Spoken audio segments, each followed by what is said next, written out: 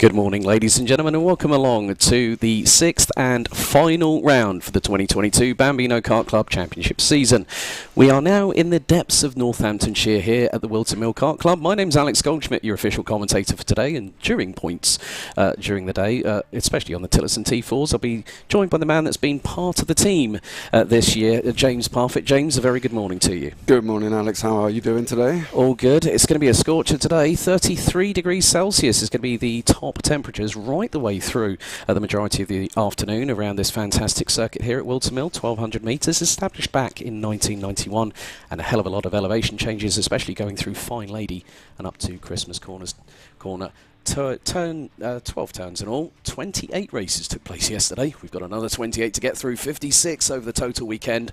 Qualifying about to come to its inevitable conclusion as T4. The Tillotson T4s are out at the moment, the juniors and seniors, where we have a combined grid of 21 drivers. So James will be joining me on commentary. So there you can see there are going to be some broken clouds across the first forays of the morning up until midday today. But also a bit of jocularity last night with the team endurance race, which was one to watch. I mean, especially the practice session, it got a bit elbows out, let's put it that way. And as race director Dan Ashton said to me yesterday on an interview that you'll be able to catch up with a little bit later on, that today, on the final day of the season, as Run DMC said, it's tricky to rock a rhyme, it's tricky. That's the key word today, tricky. And it's in terms of the conditions. Also, one of the biggest things, James, I found out yesterday, times were dropping off in the latter stages of the day. The temperatures really rocketing up. It was so bad. I mean, on the driver's briefing this morning, Dan Ashton, our BKC race director, actually said, I walked on the tarmac, I could feel the heat through the floor. That says a lot of how the tyres are going to be put through the ringer today. Yeah, absolutely, and I think we're going to see about a second drop as the day goes on with the heat as it rises constantly. It's going to be a hot one, and I think that these guys are going to have to stay refreshed all the way through, make sure the carts are all working correctly, you know, look at the tyres and see what they can do with them. It's going to be a tough day for these drivers today. Yeah, we're not that far away, I think, probably for the first race of the day, which will be IAME Bambino. Coming into the sixth and final round of the championships, the GP plate, Ansel, who was running with another 96 earlier on the season, just has a slender 7-point lead ahead of the UK plate of Freddie Baker. And what's more, Ansel had a bit of a difficult final yesterday afternoon, finishing in P12, whereas Freddie Baker managed to close the gap with a third, 2 wins and a second. The most important one was the final yesterday afternoon. For those wondering, the format for today here at the Bambino Kart Club, as chat is flooding in. Good to see. Good morning to the other part of Fairclough Racing. Hello, Will, and hello, Bella. Over at Three Sisters competing this weekend. Yeah, Alice had a great finish to yesterday's proceedings. She took a 4th place finish and ended up with a nice little trophy to boot as well. Good to see Ian Hartley wishing Daniel all the best in Mini. Mason Gray saying good luck, Jensen O'Neill. So keep your chat flooding in. If you haven't already managed to subscribe to the Alpha Live YouTube channel, why not? There's plenty of content coming up, especially with Whilton hosting the next round, the next event of the Vera Tools Motorsport UK British Kart Championships next weekend. So George Townsend and Emily Ackett's, 2 of the junior drivers, 6 in total here this weekend, have well, they're effectively putting it on the front row, 27,000 separating them. But James is going to join me for the Tillotson T4s throughout all 3 races. So each of the 3 heats will be 7 minutes plus an additional lap. And then the finals later on today, which kickstarts at around about 3 o'clock this afternoon, will be 10 minutes plus an additional lap. And a big thank you also to the team here at Whilton Kart Club. The marshalling crew have really been they always step up to the plate. It's a fantastic track. It is difficult. It is technical. There are elevation changes. And as you can see on your screens, what we've got there, that is the run from Fine Lady all the way up to Christmas Corner. And Christmas Corner, infamous that if you go 3 wide, normally it's the person on the outside that ends up grass tracking and doing a bit of a Valtteri Bottas and mowing the lawn. You can see that normally the usual hue of green is very much, looks like a bit of scorched grass there, James, doesn't it? It's been like that all over the country. Yeah, I think everybody's having a bit of a dry spell at the moment. I'm sure we've got a hosepipe ban coming in at some point as well, but it's a very warm one, and it is causing a lot of the scenery around kart tracks to be very brown almost. Yeah, well, our stream director, Adam, actually, producer Adam, showed me a picture of the British Touring Car Championship currently competing at Snetterton. It looked like it was Valencia as opposed to Norfolk, which was quite funny. Good to see that a lot of you already engaging the chat. Please put your comments in. We are also live, not just on the Alpha Live YouTube channel, we're also live on the official Bambino Kart Club Facebook page as well. So thank you very much for everyone tuning in. Brilliant sunshine up ahead, and hopefully everyone's probably hearing us on the PA systems as well. Stacey Coop was saying good luck to Ethan in IAME Bambino. Stay cool. That's one of the key points today. Sun cream. Plenty of factor 50, plenty of fluids, and that's going to be the same for us here in commentary, even though we are just in the mill, literally just off of Dan Holland Racing, Time Racing Engines and KKC. Everyone should be able to hear us, and there are our first set of drivers getting readied up onto the grid itself, which will be the first of 7 initial heats. So heat 1 will be IAME Bambino, which will be the all-electric championship. First came across this a couple of years ago, and great to see that electric racing.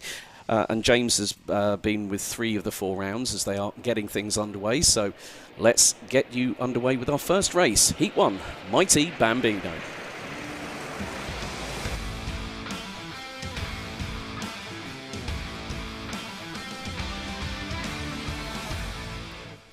So, ladies and gentlemen, let's take you through the grid for heat number 1 for IAME Bambino here at Whilton Mill.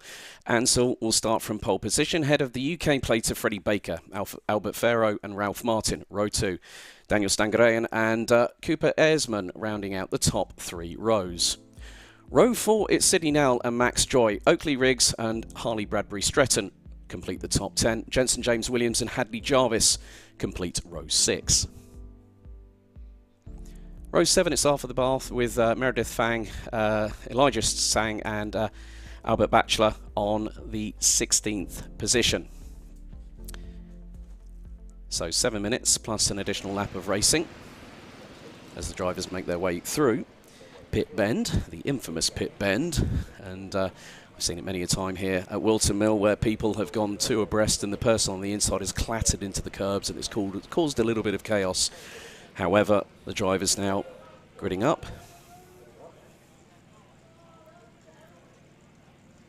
And we start things off with the 6th and final round of the championship season, which started earlier on this year. Started at Rowrah in Cumbria, then GYG for round 2, Clay Pigeon in the West Country, round 3, and then Fulbeck in Lincolnshire, not too far away from the home of British karting, Paul Fletcher International in Lincolnshire. With 28 races completed yesterday, it's brought us to a nice little way to conclude the season here in the Bambino Kart Club. Green flag waves at the back, red lights on the gantry, 7 minutes plus an additional lap on the timer. And the lights are out. We're underway for the first of 3 IAME Bambino heats.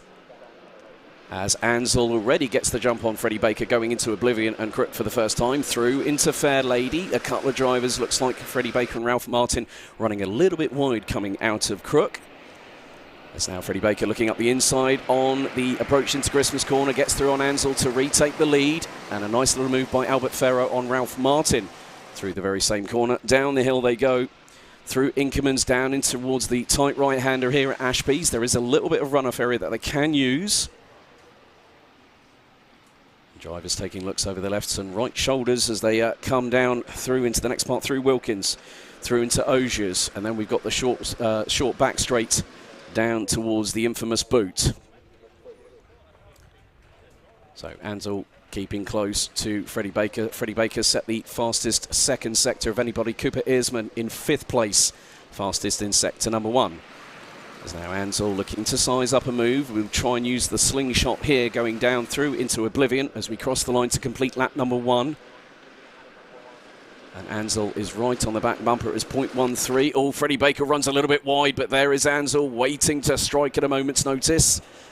He's got the slingshot going into Christmas Corner, but Freddie Baker neatly cuts off the door there as they head their way down. Cooper Ersman running in 5th position. Behind Ralph Martin in the 32 and Albert Farrow in the 42. Elijah Sang has made up 3 positions up into 11th place. Oakley Riggs up into 9th now. Sydney Nell up into P6 as they come through Osiers through this little chicane that brings them back down the back straightaway in towards the boot once again. Freddie Slater once again purple in sector number 2, but Ansell seems to have a very good approach into the boot. Over the crest, down the hill, into the right-hander at pit bend. Lap 2 about to be completed by the drivers. Good to see we've got viewers from Cape Town as well. Good to see Carol Mooring getting involved in the chat, so wishing Sydney all the very best of luck. That will be Sydney Nell. As, a little bit of a bump over the curbing on the outside of Fine Lady, and Ansell up the inside. They're side by side heading into Christmas Corner, and the GP plate gets through to retake the lead before we hit the halfway point of lap 3. Freddie Baker back on the counter-offensive through Inkermans. Now down into Osiers as Freddie Baker's looking up the inside, now retakes the lead. Runs a little bit wide. They're nearly clashing side pods and sidewalls there, but they managed to keep out of trouble.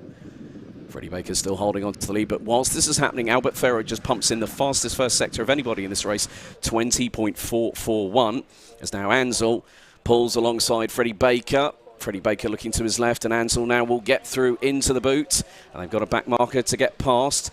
Ansell gets on the inside. Freddie Baker goes around the outside and does a bit of an M&M there, through into the approach into the boot, but Albert Farrow keeping in as, there's been a warning flag showing to the UK plate of Freddie Baker, who now, through oblivion, does a brilliant howitzer of a move up the inside of Ansell to now take the lead.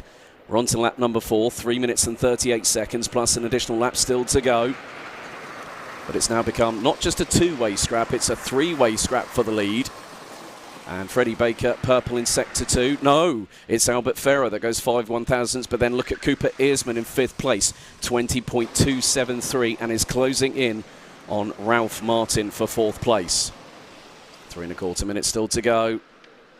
So the running order at the moment, it's Freddie Baker from Ansell in the GP plate, Albert Farrow closely behind. Top 3 were covered by just under 6.5 tenths on the completion of lap number 3 as they head into the boot. What's going to be the 4th time coming to a conclusion of the 4th lap. So well past the halfway point of the counter, timing down to 0. As Ansell and Freddie Baker have moved away slightly from Albert Farrow. And Freddie Baker, fastest lap of the race, 1 minute 1.185. Cooper Earsman is consistently pumping in 20.2s as now Ansell's got the run through Fine Lady up in towards the right-hander, and they've got a back marker just up ahead, and Freddie Baker and Ansell both go around the outside. That was the number 42. Well, that's Albert Farrow, actually. There was a driver that I was keeping an eye on a little bit further back, and that's the number 22, and that will be Hadley Jarvis, running in 14th position. Top 3 very much line astern. They're having to deal with back marker traffic, trying to keep an eye on these drivers. Blue flags are being used at the circuit, which gives the drivers that need to sort of understand the optimum side of racecraft, as Carol Moore goes, come on Ansell. So cheering for multiple drivers, so come on, put your comments in the chat, tell us who you're supporting today here at Whilton Mill. And it's getting very close. It was 0.172 between the top 2, it's 0.235. A minute and 3/4 still to go. Ansell was quickest in sector 3, 14.319, and again looks like the crossover might happen. There was a little bit of a touch, front to rear bumper, no harm no foul there, but Ansell's going to look up the inside through into Christmas Corner, and Freddie Baker parked it on the racing line. Nice and neatly done there from the UK plate. And they have dropped Albert Farrow by a considerable rate of knots. The gap was over 1.1 seconds after 5 laps of racing. A little bit further back, Ralph Martin is being closed in on by Cooper Earsman for 4th place. The gap last time around was 0.2 of a second, and that gap is dwindling fast. Just over a minute to go, plus an additional lap. It's been great dueling and dicing from Freddie Baker and Ansell, who are still leading the way as we get under the final 60 seconds, plus an additional lap of this first of 3 IAME Bambino heats here at Whilton Mill. And again, Ansell gets a good run coming out of pit bend, looking towards the inside through into oblivion. Does the GP plate make it through? He nearly does. They are side by side and hangs it round the outside. Ansell through, and what's more, he also set the fastest lap of the race, 1 minute 0.929. The first driver to dip under 1 minute 1. So we're on to the penultimate lap of this race, and Ansell, with a brilliant move, he gave Freddie Baker a taste of the old medicine. as in boot on the other foot, so to speak. So from that perspective, it just goes to show the amount of racing respect that has been shown by both Freddie Baker and Ansel between the pair of them, especially yesterday, where Freddie Baker was able to close that gap up in the championship. As they're now making their way through into Osiers once again. This is going to be for the penultimate time.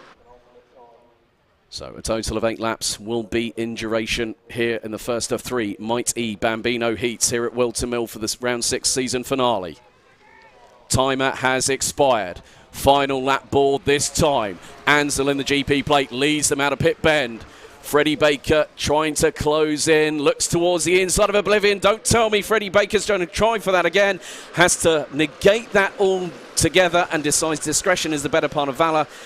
There might be another opportunity.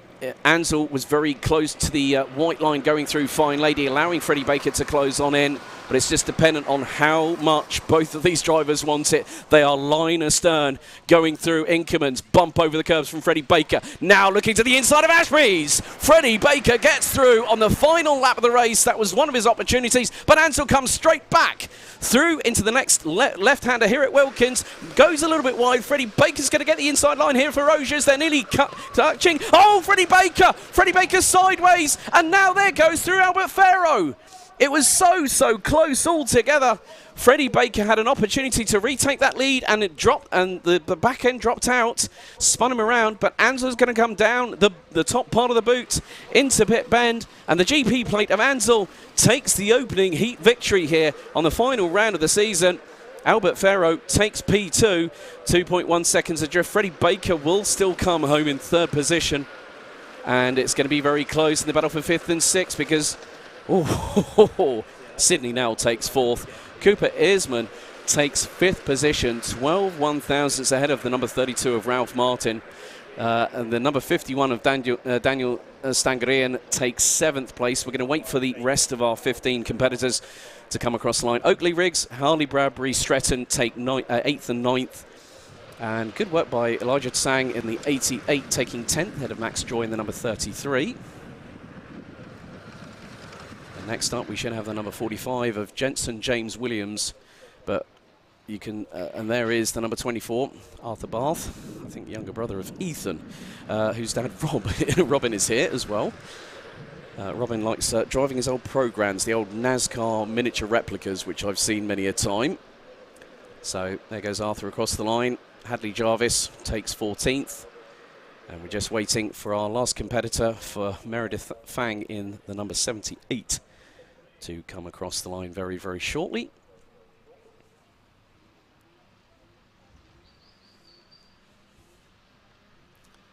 So the drivers make their way into pit lane as Meredith Fang now crosses the line as we speak, and will take the checkered in 15th, but well, actually finished in 15th position. So that concludes Mighty Bambino. Up next, it's the first heat for IAME Bambino.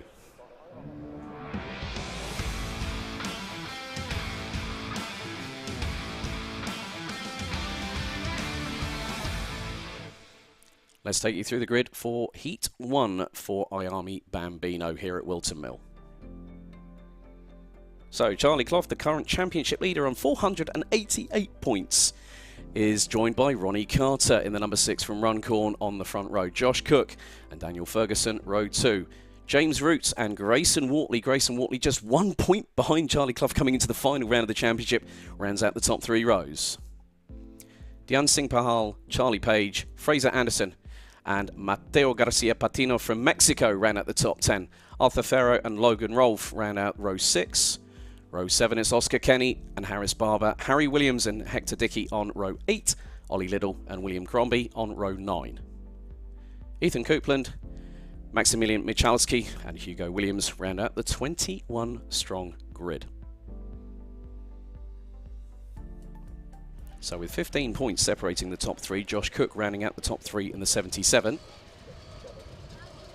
So now releasing the carts from the dummy grid, just getting the IAME engines fired up. I still remember the days when C50 Coma Bambino used to be time trial back in 2018, and that quickly changed because everyone wanted to go racing.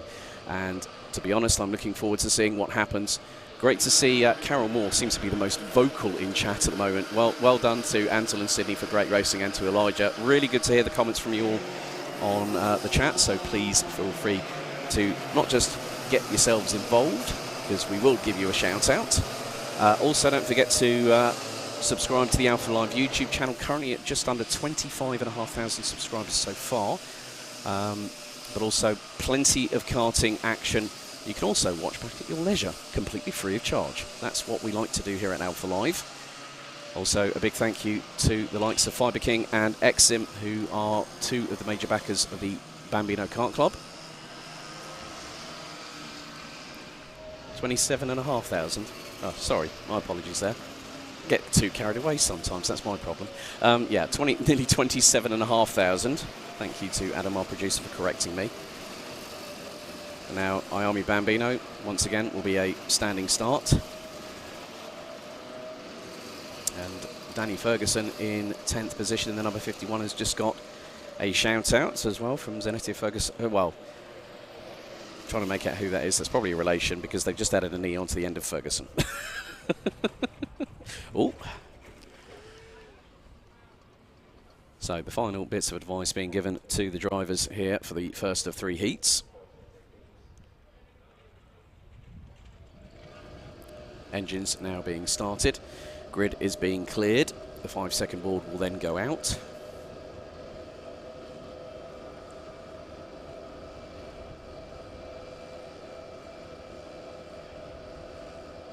And Edward Haynes being the champion last year, we're going to have a new name on the honour roll, because we are waiting. The red lights will be going out momentarily. There they go, they're off and racing, and everyone's jumping up and down in the seats. Ronnie Carter trying to go side by side with Charlie Clough, who gets the initial advantage into Oblivion and Crook. So now go through into Fine Lady, and a little bit of a slow getaway for the 21.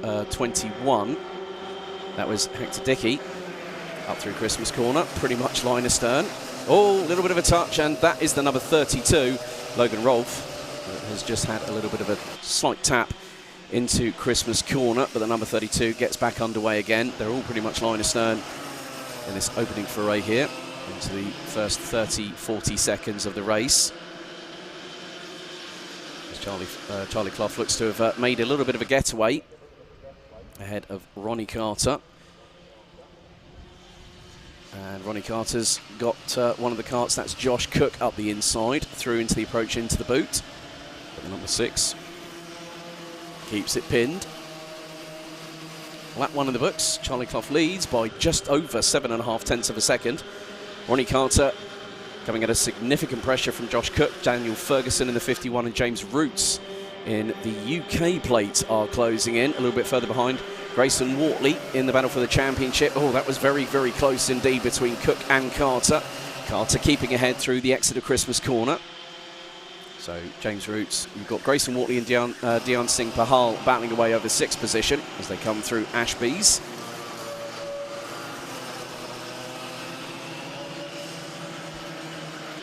So a minute and a half of the race already completed. Just over 5 minutes and 20 to go.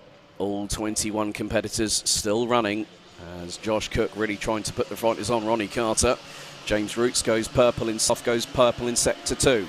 Carter has now got Cook in the wheel tracks. Out of pit bend as they run towards Oblivion. Just 2 minutes of this 7-minute race completed so far as Cook is looking left, looking right. Ronnie Carter goes wide, coming it through Fine Lady. Cook's up the inside, they're side by side, up the hill, up the bank and into Christmas Corner, and Cook has made the move, and a nice move there from James Roots on Danny Ferguson. So that's a change for 2nd and a change for 4th in the very same corner. Got to keep their eyes on stalks because Grayson Wortley is trying to close in. Wortley last time was about 3 tenths behind James Roots, as now Ronnie Carter trying to get back on the counter offensive with Josh Cook in the number 77. 4 minutes and 20 still remain.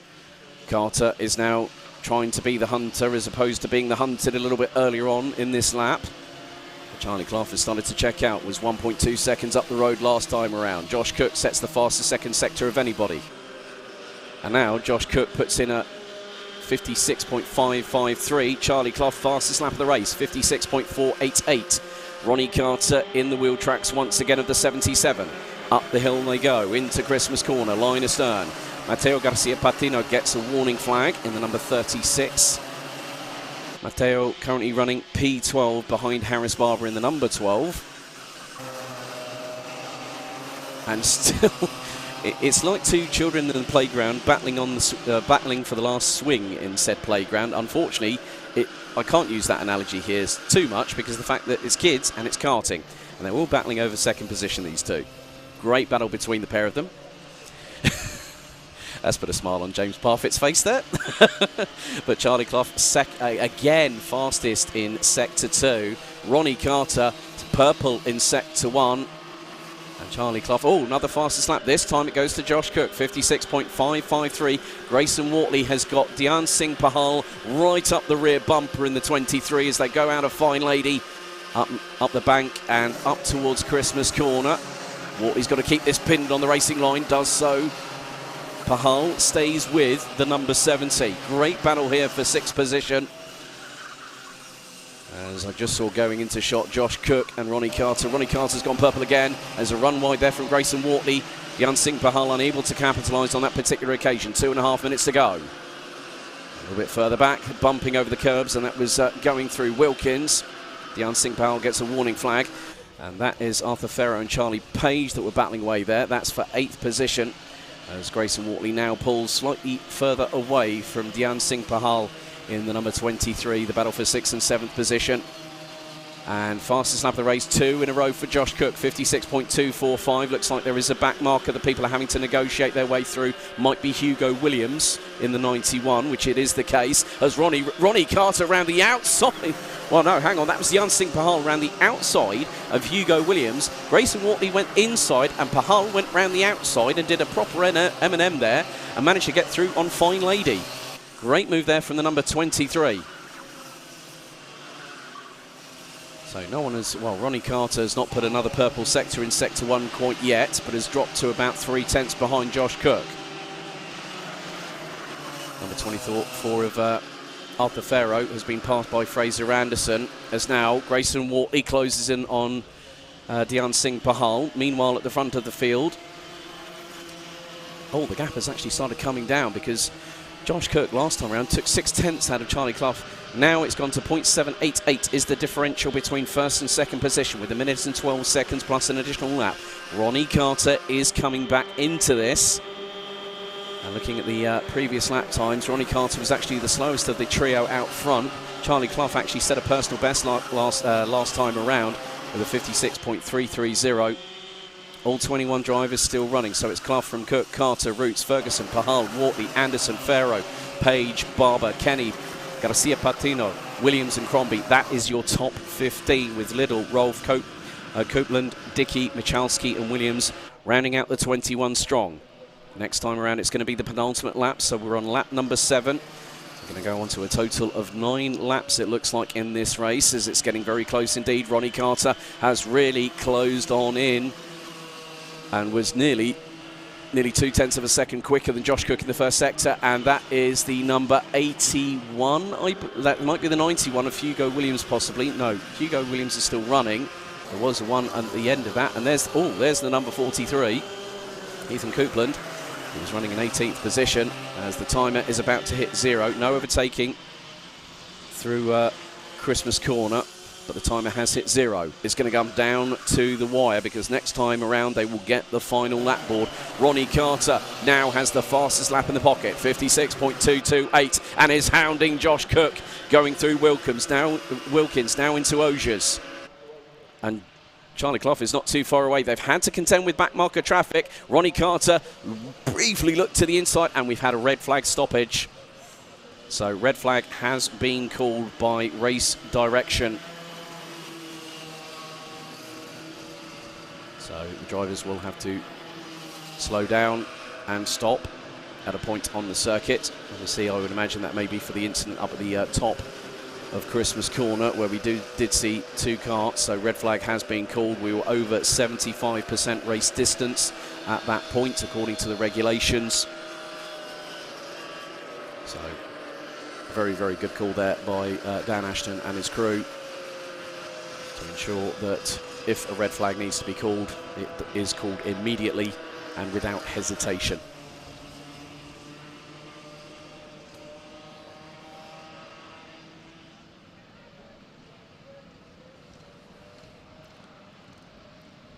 So effectively the provisional results, pending any changes through live timing, and that is the number 91 Hugo Williams.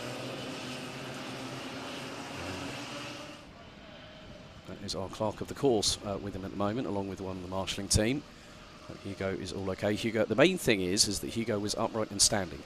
For me, that's the biggest thing. So Charlie Clough provisionally is considered, or will be considered, as your race winner, because he was leading on the end of the previous lap ahead of Josh Cook, Ronnie Carter, Daniel Ferguson and James Roots, rounding out the top 5 when we had a red flag stoppage on literally 7 minutes and 23 seconds of the race. So we were about to go on to lap 9, but we were on lap 8 at that point. Jan Singh Pahal and Grayson Wortley, top 7. Fraser Anderson, Arthur Farrow and Charlie Page ran at the top 10 ahead of Harris Barber, Oscar Kenny, Mateo Garcia Patino, Harry Williams, William Crombie, Logan Rolfe, Ollie Liddell, Hector Dickey, Maximilian Michalski, Ethan Copeland and Hugo Williams rounding out the 21 strong. So we might have a slight delay on our hands, folks.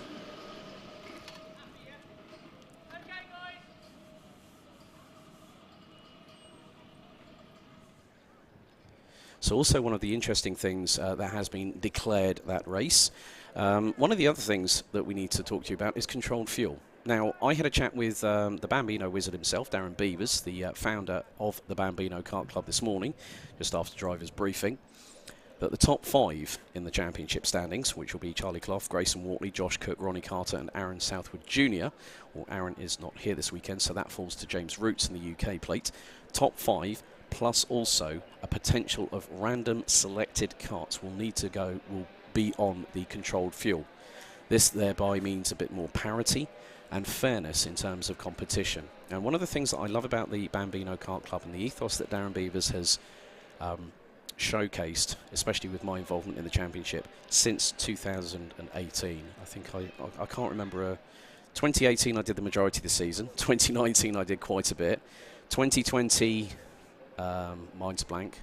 It's probably because I don't know what happened there. That year was one to forget, I think, for a lot of us, pretty much all of us there. 2021, I actually did the opening round of the championship at this very circuit in April of 2021. And, well, you know what? Whilst we've got an opportunity, whilst there's a little bit of a clear up, James Parfitt, let's bring you back in, buddy. Some really good racing there. Charlie Clough, Josh Cook and Ronnie Carter. Ronnie taking the fastest lap of the race. Some great battling there, wasn't there? Yeah, absolutely. And in terms of the championship, that's massive as well for Charlie Clough, because obviously he's ahead of Grayson Wortley. And not got a whole lot of points between the two of them. I think, you know, at the end of the day, there's 1 point between Charlie Clough and Grayson Wortley. So it's definitely a battle that is going to be materialising as the day goes on, and it's going to be absolutely massive for the championship. Yeah, definitely, definitely.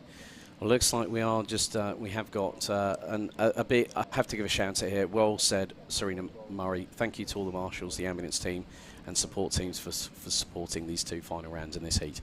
We have to give a big shout out to the men and women in orange here, the marshals, who do a fantastic job. They love motorsport. They're crazy about it just like we are, but they are an integral part of grassroots motorsport, especially here at a circuit like Whilton Mill. But, ladies and gentlemen, we're about to get underway with our next race, and it is Heat 1, Honda Cadet.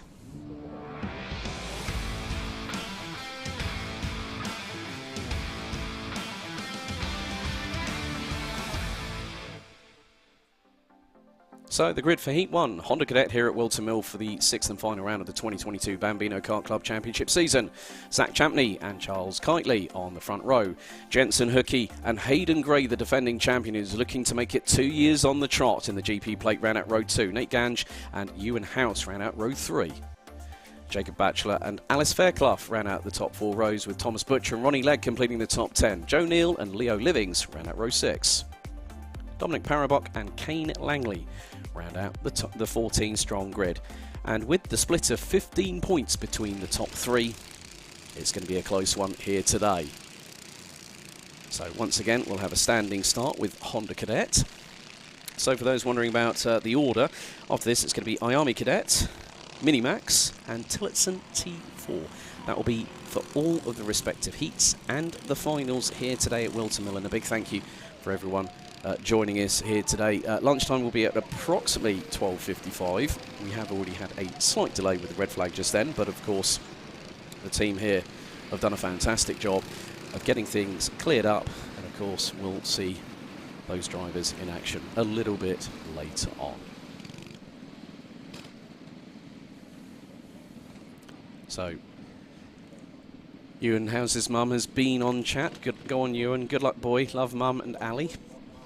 So, really good to see the chats coming in. A lot of support from the families unable to attend the race here at Whilton Mill. So, the grid has been cleared ahead of 7 minutes plus an additional lap.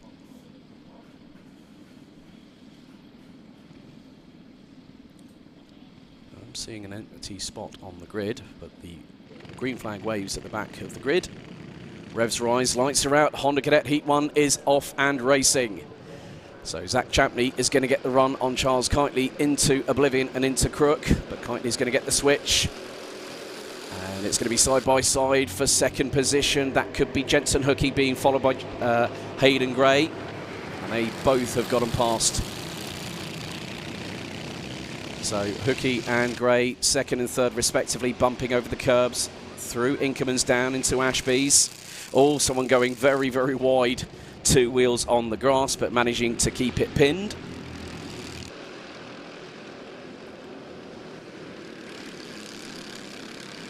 Honda Cadet, always a fantastic class. Quite a few drivers have raced in this particular championship, the likes of Kasper Tomilewski, JJ Sherwood amongst others, who have competed in this particular championship, as it's 3 line astern. As Charles Kitely leads the way, Jensen Hookey in second, Hayden Gray fastest lap of the race, 56.964 from the GP plate and the defending champion. Gray looking for a move now up into second, up through the inside of Hookey. That's opening the door there for Zach Champney, who goes side by side with Jensen Hookey, but Hookey keeps it pinned, stays in third on the back bumper of Gray, going down the hill into Ashby's.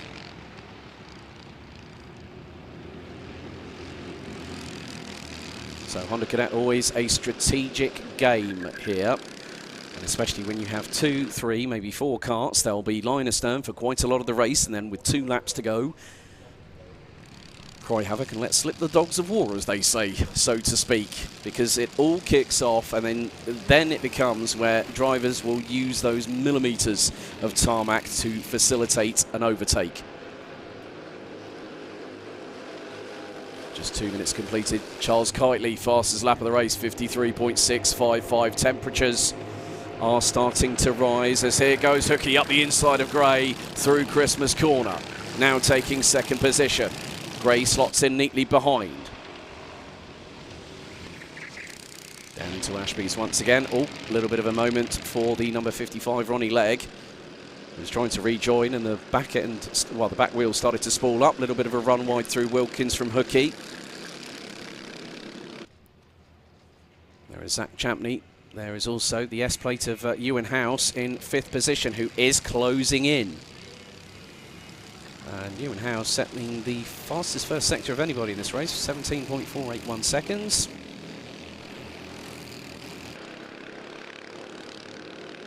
Gap between first and second now is just under 1.2 seconds. Hayden Gray right on the back bumper through Fine Lady on Jensen Hookey.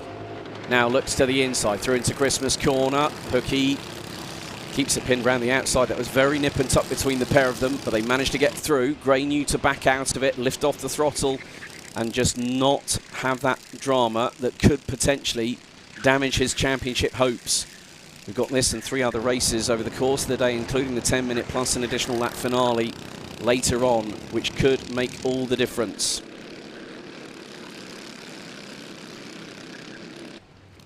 And a big old train starting to emerge a little bit further back. And that will be with the 89 of Nate Gange, who's got Alice Fairclough not too far behind in the number 30. Jacob Batchelor in there as well in the number 12, was looking briefly up the inside of Alice Fairclough, who went purple in sector 1 out of anybody. Charles Kitely, another fastest lap of the race, 53.403. As Gange right on the back bumper of Butcher in the 54. And now, Nate Gange up the inside. Gets neatly through on the 54 of Butcher, and it's all getting concertina behind Leo Livings. The only novice plate in this particular class is right up there with them, so is Alice Fairclough and Jacob Batchelor. So that is 7th to 10th position. Make that 6 carts. And that's going through into Osiers. Very, very close indeed. Into the boot once more. Alice Fairclough trying to see if she can get past Leo Livings in the number 95 just up ahead. It's proving to be a little bit more difficult than she might hope it to be as she goes up the inside. Alice Fairclough tried to do it, and then all of a sudden Leo Livings wide coming out of Fine Lady. That could give Bella Fairclough the opportunity she needs, and that's going to allow Jacob Batchelor to get through as well. No, Batchelor does not get through. Had the opportunity, was side by side with the 95 of Leo Livings as we head into the final 2 minutes of the race, plus an additional lap. Some great, and first one I spotted today, the good old tap the side of the head, as in think. That's what karters sometimes do to motivate themselves, not to distract anyone around them. I think Alice Fairclough might be going for another opportunity of a move. She's just gone faster than anybody in the middle sector. 23.0 flat from the number 30. Batchelor up the inside of the 95 of Livings. Oh, that's close coming out of pit bend. Number 12 was looking up the inside of the 95. And a line astern. I think they've got Dominic Parabok with them. Yes, well, that's just coming up the hill now. Here they go, a little bit of grass tracking there, and that was from the W plate of Joe Neal. But Charles Kitely has checked out. Over 2 seconds ahead of Jensen Hookey. We now reconcentrate our efforts on the battle for P2. These are the two that are really pushing in terms of the championship standings, because it's 11 points in favour of Hookey. 45 seconds to go. Charles Kitely now goes on to the penultimate lap of racing. On to lap 8, out of 9. Gray was slightly slower than Hookey, but now needs to start getting on with it. Runs a little bit wide coming out of Fine Lady. Could this give the GP plate the run he needs up the hill, up through Manuel's Bank and into Christmas Corner? Not on this particular occasion. And there is Ewan House, who's been absolutely flying. The S plate took over 2 tenths. There's all little look of a lunge there from Hayden Gray up the inside of Jensen Hookey through Ashby's. I'm sorry, there was no room in the inn on that one, Hayden. You've got to try and do it again. But you'll have one more lap after this to do so. So the timer has expired. 7 minutes have elapsed. One more lap of this 1,200 metre circuit here at Whilton Mill remains. Kitely now will be out of pit bend and crossing the line as we speak. Now last lap board is out. Gap between first and second now extends to 2.656 seconds. As House, a little bit of a run wide there from Hayden Gray. House is looking up the inside, 2 wheels on the grass from the S plate, and manages to pull alongside Hayden Gray up the inside through Christmas Corner and takes 3rd position from the GP plate. That's going to extend the advantage to Jensen Hookey to 13 points to count after this race. Charles Kitely is not that far away. Zach Champney, unfortunately, we lost on lap number 4 with the retirement, so still 13 competitors running. Jensen Hookey looks over the left shoulder to see where Hayden Gray is and finds, to his surprise, that Ewan House is there. But the checkered flag waves, and it's Charles Kitely in the number 64 who wins comfortably by 3.175 seconds ahead of Jensen Hookey. Ewan House with a fantastic move up the inside of Hayden Gray on the last lap going through Christmas Corner takes P3. Gray has to settle for 4th position. Nate Gange and Alice Fairclough ran out the top 6 places ahead of Jacob Batchelor, with Thomas Butcher, Leo Livings and Dominic Parabok rounding out the top 10 places. Joe Neat in 11th, Kane Langley in 12th, and Ronnie Legg now crosses the line to finish in 13th. And unfortunately, on lap number 5, we lost Zach Champney in the number 61. But there is your race winner, Charles Kitely winning comfortably. It's a one-off appearance for the number 64. As now the drivers will make their way through into Parc Fermé and into scrutineering. So that is 3 of the first 7 heats to go were completed. Next up is IAME Bambino.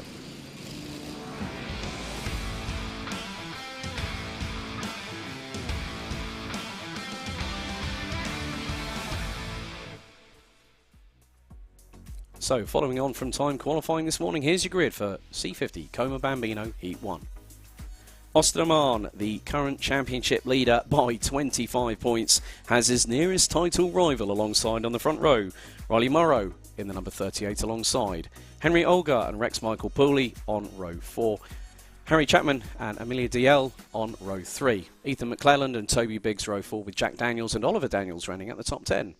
Harry Reid and Harper Das ran out the top 12 positions, with Jack Mellon and Bertie Clark, who were excluded post-qualifying, rounding out the 14 strong on the grid.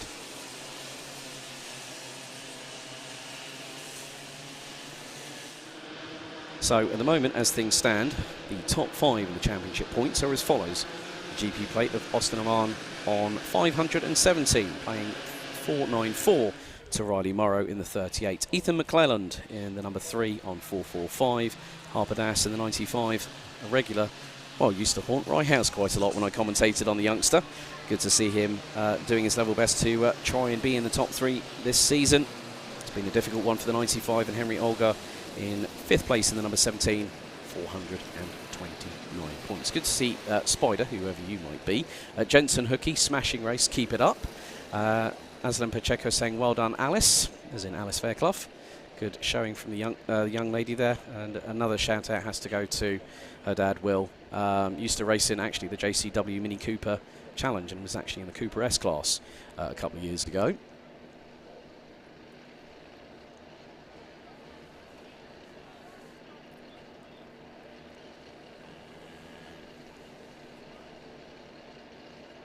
So the grid is being cleared once again. Air temperature currently 27 degrees Celsius, and it's going to get hotter.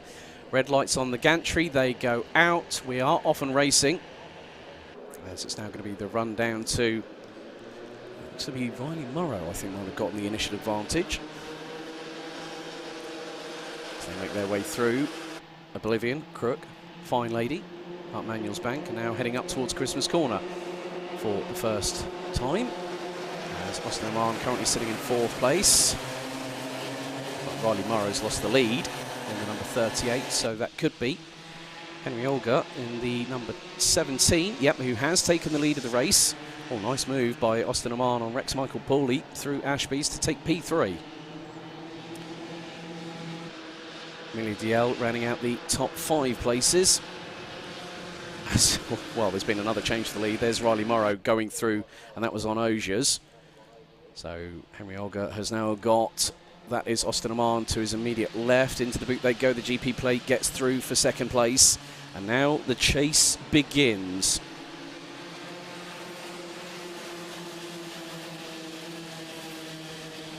So top 7, make that top 10 nearly about to cross the line. Austin Oman, fastest lap of the race, 1 minute 6.451. Went purple in sector 3. Amelia DL closing in on Rex Michael Pooley. Here we go. It's the 2 championship protagonists side by side up into Christmas Corner.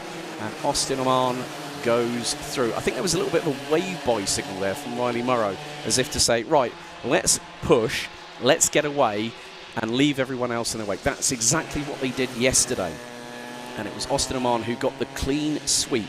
Now, Austin Oman has done that twice this season, did that at round 2 and did that at round yesterday. So, in many respects, so that was round 2 at GYG and round 5 here at Whilton Mill.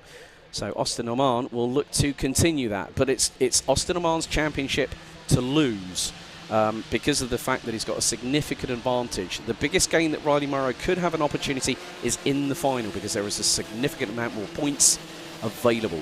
It's 55 for a win, 52 for 2nd. Austin Oman keeps the lead by 33 thousandths of a second ahead of Riley Morrow. Henry Olgar is well, nearly, but it's just a fractionally over a second behind. They've started pulling away with the top two in the championship. And then it's 2 by 2 hurrah. So you've got the likes of Harper Das, Emilia DL, who now drops to, well, that was fifth, that was sixth place, that's now seventh, because I think I've just seen another driver go through. That might have been Harry Chapman in the 32 that's just gone through. As, oh, a little bit of a bump over the curbing there. That's actually Ethan McClelland, who is showing down, well, is showing a lap down, but I would think with Ethan McClelland being third in the championship, might be a little bit higher up than that. 3 minutes completed, 4 to go. And buenos dias to Benjamin Coy Garcia on the chat. It's getting a bit close here. That's Ethan McClelland battling away. That was with Rex Michael Pooley. Harper Das in the slipstream. 40 thousandths separate Oman and Morrow. And they're 7 1,000ths within each other. Oman's just putting in the fastest lap of the race. This is McClelland on Pooley. And there's Harper Das. Harper Das has also gotten through. A little bit further behind. Oh, a bit of a ding-dong battle between 3 drivers. Jack Mellon, Harry Chapman and Bertie Clark. That's the battle for P7. Well, what I would hazard a guess is going to be P8. As we've gone past the halfway point of the timer, counting down to 0. Some great racecraft from the C50 Bambinos here at Whilton Mill.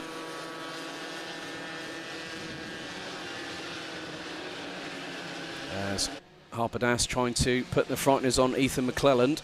It's easier said than done. And now Harper Das is going to look to the inside into the boot. The 95 goes through. As Austin Oman and Riley Morrow will be crossing the line imminently. And they do so. 36 thousandths now separate them. And Riley Morrow was quicker than 4 1,000ths. And the gap between them and Henry Algar is 4.3. Need I say any more? Austin Oman and Riley Morrow now know that they are battling each other. They've forgotten about the rest of the field and just gone off on their merry way.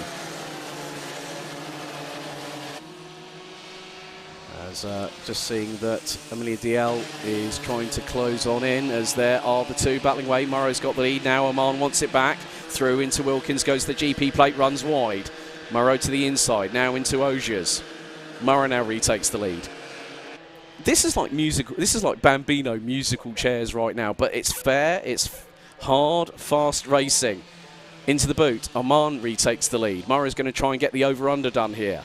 And looks to take the tighter line through the top of the boot. Does so. The 38 goes through pit bend, leading the way with 1:45. And they're side by side across the line. What's the gap between them? 2 100ths of a second, folks. Round the outside through into oblivion. Now into the inside of Crook. Runs a little bit wide, does Austin Oman. Riley Morrow right behind them. And still, the game of chess continues. Morrow now up the inside. On Oman through into Christmas Corner. And Oman using weight transfer. Just look at the way that Austin Oman is pivoting into the corners. And now retakes the lead through Ashby's.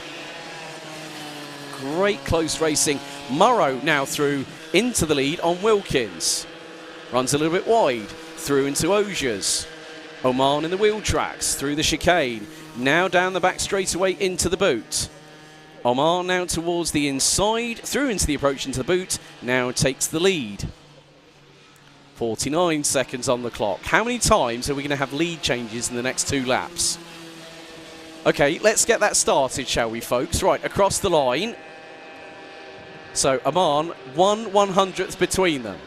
Oman leads, going into Crook. Now Morrow to the inside. Through Fine Lady, up Manuel's Bank they go. Morrow's going to have the inside line going into Christmas Corner. So that's 1 positional change, 1 lead change. Down the hill, now into Inkermans. Oman to the outside of Morrow. Down in towards Ashby. Ashby's, now it's going to be 2. And behind, Harper Das and Henry Algar are battling away over P3. 3rd lead change. Here we go. Austin Oman. This is a textbook display between these two. Timer hit 0. So 3 lead changes so far. 1 more lap to go after this. And we still have a majority of the field running through into the boot. Oman still leads, so 3 lead changes on that lap. Make that 4 now, because Morrow's going to go with the inside and lead. Oh, there could be a switch back here from Oman across the line. That's the 4th lead change onto the final lap. They are side by side, going through into oblivion, into Crook. Oman retakes the lead. Morrow right in the wheel tracks, looks to the outside, going through Fine Lady, up Manuel's Bank. Do not try. Oh, that was a little bit of a touch there. Ever so slight, but a little bit of crossover between front and rear bumper. Oman has got the measure at the moment. Now going down into Ashby's. Right, that's 5 lead changes in the last lap and a half. And they've got the 73, that's Harry Reid just up ahead. It's going to be close. And they both go around the outside, coming out of Wilkins. Brilliant stuff there by the 2 leading drivers. The 2 battling it out for the spoils in C50 Coma for this season. Into the boot for the final time. Morrow has got the lead. Is Oman going to do the over-under? It's going to be close. Morrow goes defensive into pit bend. It's going to be a run to the line. Oman takes the title line outside. I think it's going to be close. Who's going to get it? It's Morrow by 81 thousandths of a second. That is the winning margin after 8 laps of racing. I love it when karting provides this. There's one word, James Parfitt, I'm going to talk to you about, because I need to bring you on the mic for this one. Unpredictable, that race, wasn't it? Especially at the front. Absolutely unbelievable race in there from Riley Morrow and Austin Oman. I know me and Alex were both jumping around in the booth here, not standing still. It was incredible. I thought you were going to be like a cat sinking its claws into the ceiling at one point. I think I've done my steps just in that one race, mate, to be honest. That's the problem with these mobile phones, these smartwatches. You know, when you're up and down on your feet in one static position, it doesn't take into consideration. But you know, they have been the standout drivers of this championship. I mean, you still have to give a shout out to Henry Algar, Harper Das. They finished P3 and P4. Great result for Amelia DL in 5th place. Obviously, Ethan McLaren, I wasn't too sure if there was possibly a transponder issue that might reflect in a manual count later on, but was in the thick of things. Jack Mellon, Harry Chapman, Bertie Clark, Rex Michael Pooley and Toby Biggs round out the top 10. Provisionally as things stand, Toby Biggs being the top novice in this. Jack Daniels, Oliver Daniels and Harry Reid round out the remainder of the novices. But that display, 6 lap lead changes on the last 2 laps. I think we're going to be seeing more of that, especially in the final. Absolutely. We were both stood here counting with our fingers, just counted along, and many times these guys have swapped positions, and it was just absolutely unbelievable racing. Fair all the way through, gaps left when needed, contact bare minimum. It was just incredible. Yeah. Sebastian Penner says, exciting ending. Of course, it's what you want. But however, we go on to our next of the heats. Next up, IAME Cadet.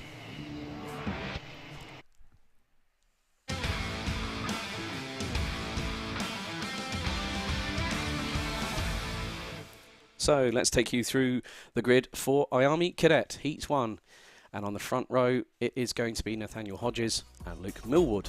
Then Colby Patterson and Rossi Costello on row 2. Alfie Davidson and the winner in yesterday's final, Jensen Chalk, ran out the top 3 rows. Enzo Butarazzi and Harvey Bacon, row number 4 with Jack Holmes and George Swire, row 5 completing the top 10 with Leighton Kelly and Jacob Nairn rounding out row 6. Liam Welsh, Jensen Short, Maximilian Aberhart, Rhys Davis Richardson and Freddie Denton showing up on the grid. Jesse Phillips, who has also competed in the Bambino Kart Club in recent years, was actually here yesterday competing. Took all 3 heats, then got a penalty post-race in the final for jumping the start. Okay, the GP plate basically means you are the Grand Prix winner. Here we go, revs rise. And the lights, I think, might have gone out. I haven't seen a false start flag out. So they are underway. Up the hill they go for the first time of asking. It's 3 abreast towards the back part of the field.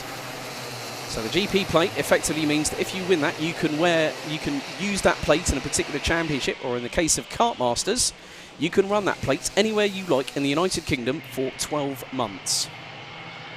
Nathaniel Hodges or leading the way. Luke Millward in second position. Colby Patterson rounding out the top 3 as things stand, as they make their way out of Osiers, down the short chute, in towards the boot.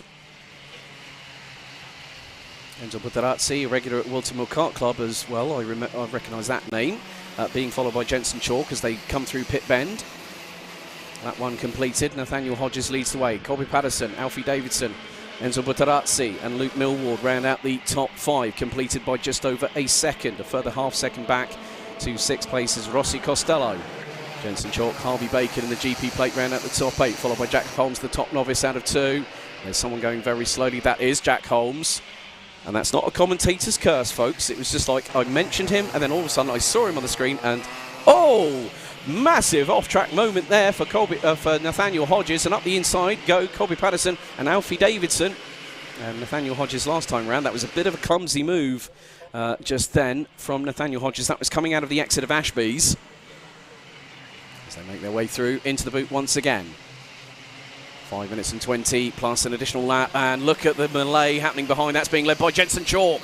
Chalk has made up several places, and that puts him in 5th and puts in the fastest lap of the race, 53.013 seconds.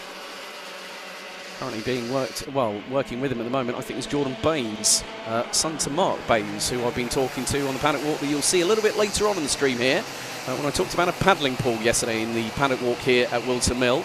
Nice little charge there from Freddie Denton. That was round the outside of Jensen Chalk going through Christmas Corner, as that's another position gained by Jensen Chalk, I believe. That could be. The number 18 is up another place. As they're all fighting tooth and nail. Harvey Bacon definitely very much in the trenches. And it's 34 points that Harvey Bacon has ahead of Luke Millward. And Luke Millward currently sitting in P8. 4.5 minutes to go plus an additional lap. Here comes Nathaniel Hodges up the inside before they even hit the apex of pit bend. Through on Alfie Davidson to retake second position. And Jensen Chalk, another fastest lap of the race. Warning to Maximilian Abrahart in the number 61. Currently sitting in 15th position. So Jensen Chalk is catching the quartet out in front. And so is Harvey Bacon. Move coming here. That was probably on the inside. Might have been Jacob Nairn on George Swire. So 25 on 82 through Christmas Corner.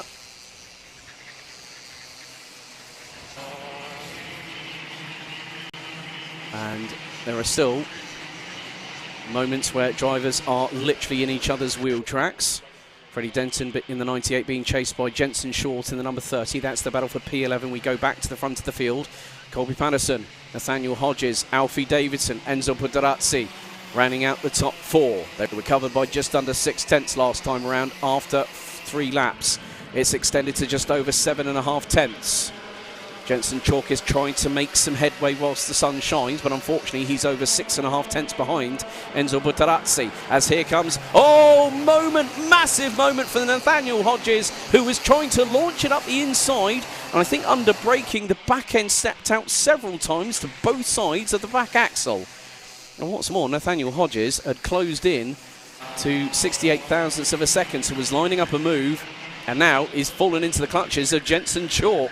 So that dropped Hodges from 2nd to 4th at the drop of a hat. And if he bumps his way through the curbing coming out of the chicane from Osiers, that could really compromise 4th position. Well, 4th position for Nathanial Hodges. And there is Jensen Chalk. And Harvey Bacon has closed in on the number 18. Here we go, folks. It's going to be a 3-way scrap for 4th place. So Hodges from Chalk from Bacon. So 2 battles have really emerged. The top 3 and those from 4th to 6th place. 2.25 minutes still to go. And Colby Patterson now has a lead of just over 3.5 tenths of a second in front of Alfie Davidson. With Enzo Butarazzi in the number 20 rounding out the top 3. Jensen Chalk. Now, he doesn't know what he needs to do at the moment because he's a little bit far behind Nathaniel Hodges to battle for P4, but he's got right on his back bumper Harvey Bacon, the GP plate. Nathaniel Hodges currently sitting 3 points behind Luke Millward in the overall top 3. Nathaniel Hodges, fastest lap of the race, 52.152. Leighton Kelly down in 13th gets a warning from race control. as we head into the final minute and a half. And Hodges is already closing on Butarazzi a little bit further back. We have got, that is the 73 of Rossi Costello, who's just got past Luke Millward in the 38. And I just spotted Hodges trying to go up the inside. That would have been through Wilkins or Butarazzi for third place.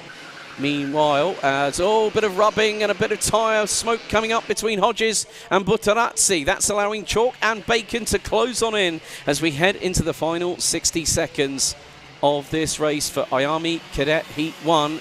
And Hodges keeps it round the outside, coming from the tip of the boot, the top of the boot, through into pit bend. Now up into third place goes the number 93. Jensen Chalk and Harvey Bacon will make this a four-way scrap for third place as Colby Patterson and Alfie Davidson battling it out for the lead with 35 seconds on the timer remaining. You can't put an A4 sheet of paper between these three. Move from Chalk up the inside of Butarazzi. And that also allowed Bacon to get through as well. That was going through Ashby's. Butarazzi went a little bit wide, and it opened the big barn doors open for the two behind to get through. 10 seconds plus an additional lap, so we're on lap number 8, and the timer will expire before Patterson and Davidson cross the start-finish line. Timer expires this time. Final lap board is out. Here we go. Top two covered by just over a tenth. Chalk, Bacon and Butarazzi have been dropped by Nathaniel Hodges. As Davidson going defensive on, Davidson's ahead of Patterson now, so there has been a change for the lead. That might have happened coming up towards the approach onto Christmas, or maybe through Oblivion and Crook. Chalk going defensive on Bacon and Butarazzi. Hodges took over 2.2 tenths of a second out of Alfie Davidson, is now up the inside. That is Colby Patterson through on Alfie Davidson to take the lead, and there is Nathaniel Hodges. Down the back straightaway into the boot one final time as Nathaniel Hodges round the outside into the approach into the boot on Alfie Davidson for second position. But it's going to be Colby Patterson, the number 23, that comes out of the final corner and takes the victory by just over 9 tenths of a second ahead of Nathaniel Hodges, who takes second place. Alfie Davidson takes P3 after that dive bomb a dive bomb round the outside by Nathaniel Hodges going into the boot. Jensen Chalk, great work by the number 18 to finish in fourth place ahead of Harvey Bacon and Enzo Butarazzi in the GP plate, and the number 20 that round out the top 6. Good work by Rossi Costello in 7th ahead of Luke Millward. Jensen Short and George Swire round out the top 10. There's Jacob Nairn, who actually finished, according to the timing, in 11th place. That's on the outskirts of Auges there, ahead of Leighton Kelly, Liam Welsh, Freddie Denton, Maximilian Abrahart, Jack Holmes, Reese David Richardson rounding out the 17 that all made it to the checkered flag after 9 laps of racing. So how do they win it? Well, the thing is, with multiple different championships, and a big thank you for James Parfitt, for me to give a little bit of story time before short story time, because we haven't got much time until the next race, which will be coming up next. But the GP plate, the Bambino Kart Club, hosts a GP plate of its own every single year. Now, I would understand it, I'm not 100% sure, it might have been at the second round of the championship at Glanny Gores, where a GP plate might have been secured. I'm sure that someone might be correcting me if I'm wrong, but we have that with Kart Masters every single year. IAME Cadet, shout out to Riley Cranham, who took the Kart Masters Motorsport UK British Kart Grand Prix IAME Cadet GP plate this year. Also, the champion of IAME Cadet last year, Max Haller, is also racing this weekend and could make it 2 different championships in 2 different classes in successive years. But up next, folks, we funnily enough go to that race. Next up, it's Heat 1 Minimax.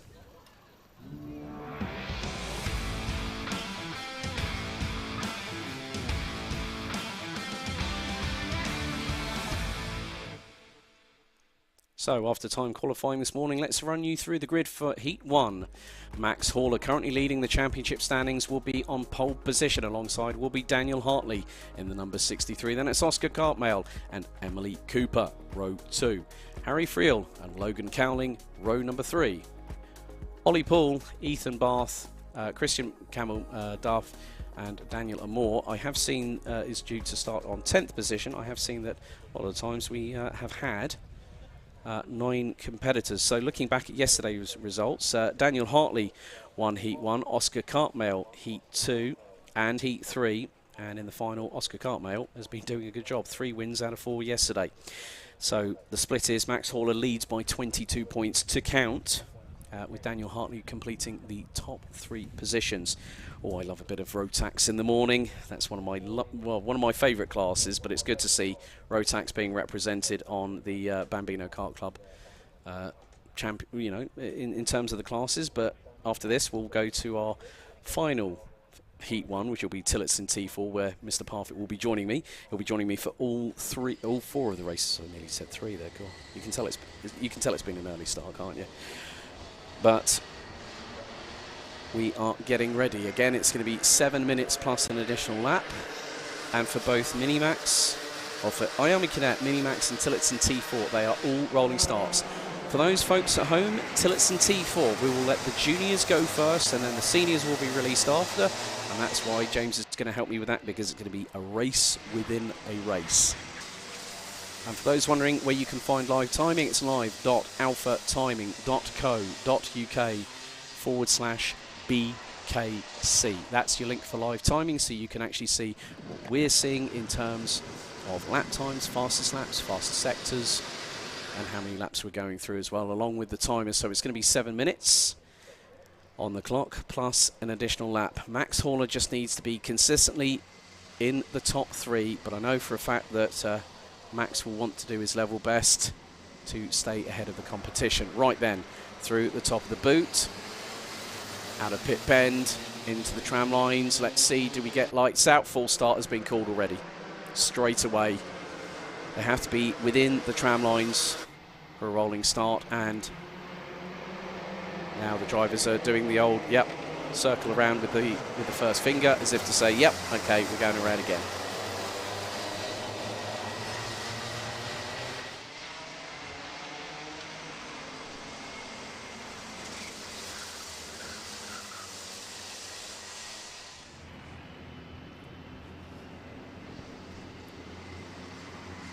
Making their way through Wilkins and into Ogiers. So looking back at yesterday's results, Oscar Cartmail, a 4th and 3 victories. Daniel Hartley, a 1st, a 4th, a 3rd, a 2nd. Max Horler, not placed outside of the top 3 all day yesterday, 2 seconds and 2 third-place finishes. Right, we're going to give this a second time of asking folks, ahead of 7 minutes, plus an additional lap of racing. It's Horler on pole, Hartley alongside. Through pit bend they go. This looks is this going to be as tidy as it was? We're going to be, this time, can't see a full start on that particular occasion, because the timer is counting down. And Max Horler leads in the number 36. Oscar Cartmail in 2nd. Nearly 3 abreast, a little bit further back, with the likes of Christian Campbell Duff battling away with Ethan Bath and Ollie Poole. Good to see Ollie's dad Ross here as well. Caught up with him briefly yesterday. It's Max Horler leading the way. Cartmail 2nd. 3rd, it looks to be Hartley in the 63. As they come through Ogiers. Up the short chute, heading towards the boot. Cartmail was briefly looking up the inside, but Max Horler has got the measure of the number 80 thus far. Down the hill, and right, okay. Looks to be Emily Cooper is in 3rd place. Good going from Emily there. She's currently running 4th in the championship and running a solid P3. Logan Cowling battling away with Harry Friel, as Hartley was looking very much towards the inside into Christmas corner, but Emily Cooper managing to keep it pinned and shut the door very, very firmly. So Horler, after the first lap, did have a slender lead over Oscar Cartmail. 3 wins out of 4 for the number 80 yesterday. It's nearly 0.3 of a second.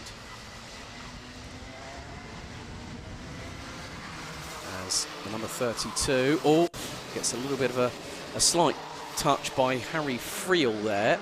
That's Logan Cowling. He's dropped behind Ollie Paul in the number 94. Harry Friel running the Charles Leclerc chassis. As up the inside of Horler goes Cartmail through on Christmas corner. Good room given by both drivers. Cartmail put in the fastest lap of the race, 47.688. Logan Cowling gets a warning.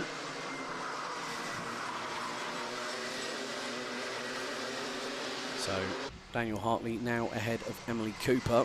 And Hartley has just gone purple in sector 1, 15.413. That was over 0.4 quicker than Max Horler last time around.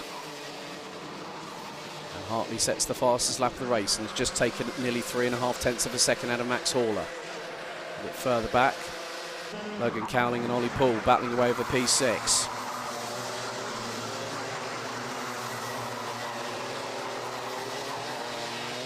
Way down the hill into Ashby's, and Emily Cooper has just gone purple in sector 1, 15.280 as she chases down Daniel Hartley to try and regain third position.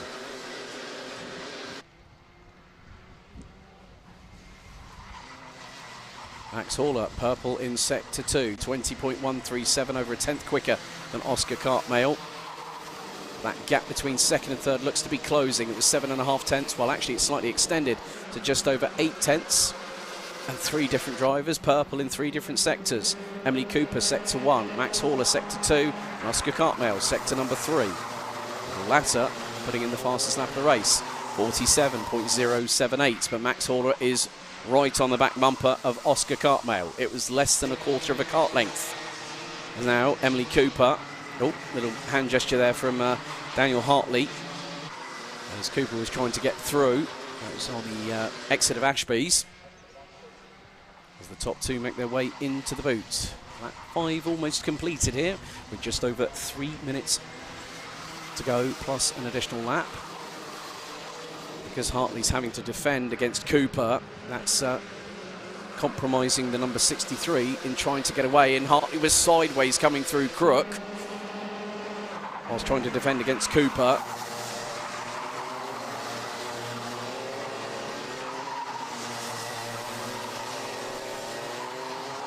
And Cooper still putting the pressure on Hartley. Hartley is not... I think Cooper went for the move through Ashby's, and Hartley shuts the door. Now into Wilkins. And they've got, that is the 84 of Harry Friel. Harry Friel closed in to Emily Cooper by just nearly 0.4 of a second on the previous lap. So this gives Harry Friel, who's on the crop promotion chassis, an opportunity, maybe not even of just third place, as again Hartley has just gone ultra defensive on Emily Cooper.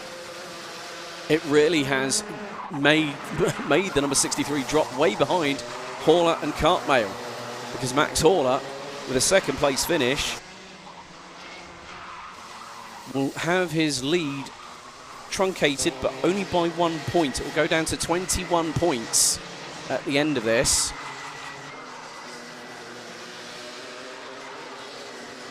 And they were just under 0.3 of a second apart. Now there is Harry Friel. Cooper has been trying everything in her power to get past Daniel Hartley, but the number 63, little bit of assist from behind, because Hartley braked for going into the boot. Cooper tried to get through. Now Cooper gets through on Oblivion, on Hartley, and now Friel trying to get through. Now I'm wondering, and Harry, Daniel Hartley has just been pointing forward. One of the things you need to do, don't gesticulate, just get on with it. You're here to race, come on. That's the thing. Even these youngsters have hot heads. The red mist comes in, and all of a sudden you can't do anything about it. You try and tell the driver, look, this is the game plan.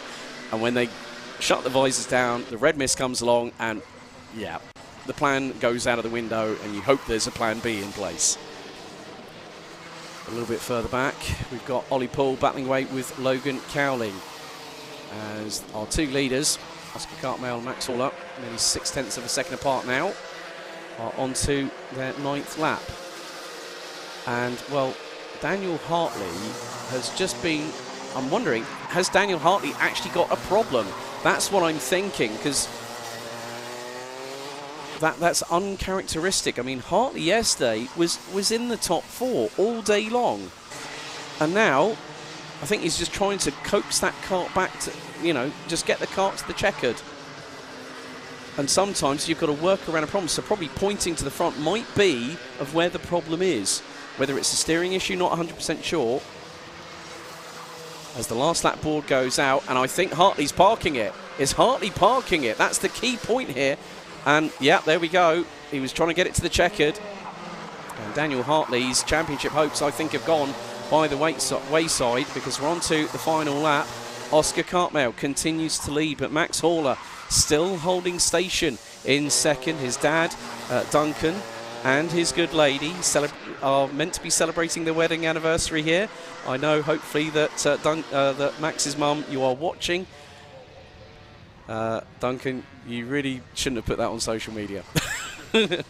But the last lap board came out last time, and after 10 laps of racing, it's Cartmel taking the top honours. Max Haller just a couple more steps away from gathering another crown in BKC Roll of Honour history. Emily Cooper takes a well-deserved P3, despite a real disaster, unfortunately, with a technical issue for Daniel Hartley. So Emily Cooper finishes ahead of Harry Friel. Logan Cowling, Ollie Paul rounds out the top 6, with Christian McCampbell Duff and Ethan Bath being the last of the 8 out of 9 classified finishers that finished all 10 laps, with Daniel Hartley unfortunately retiring with 1 lap remaining. Okay, so folks, we have one more heat out of the first set of heats here today at the Bambino Kart Club. Let's get to it. Tillotson T4, Heat 1.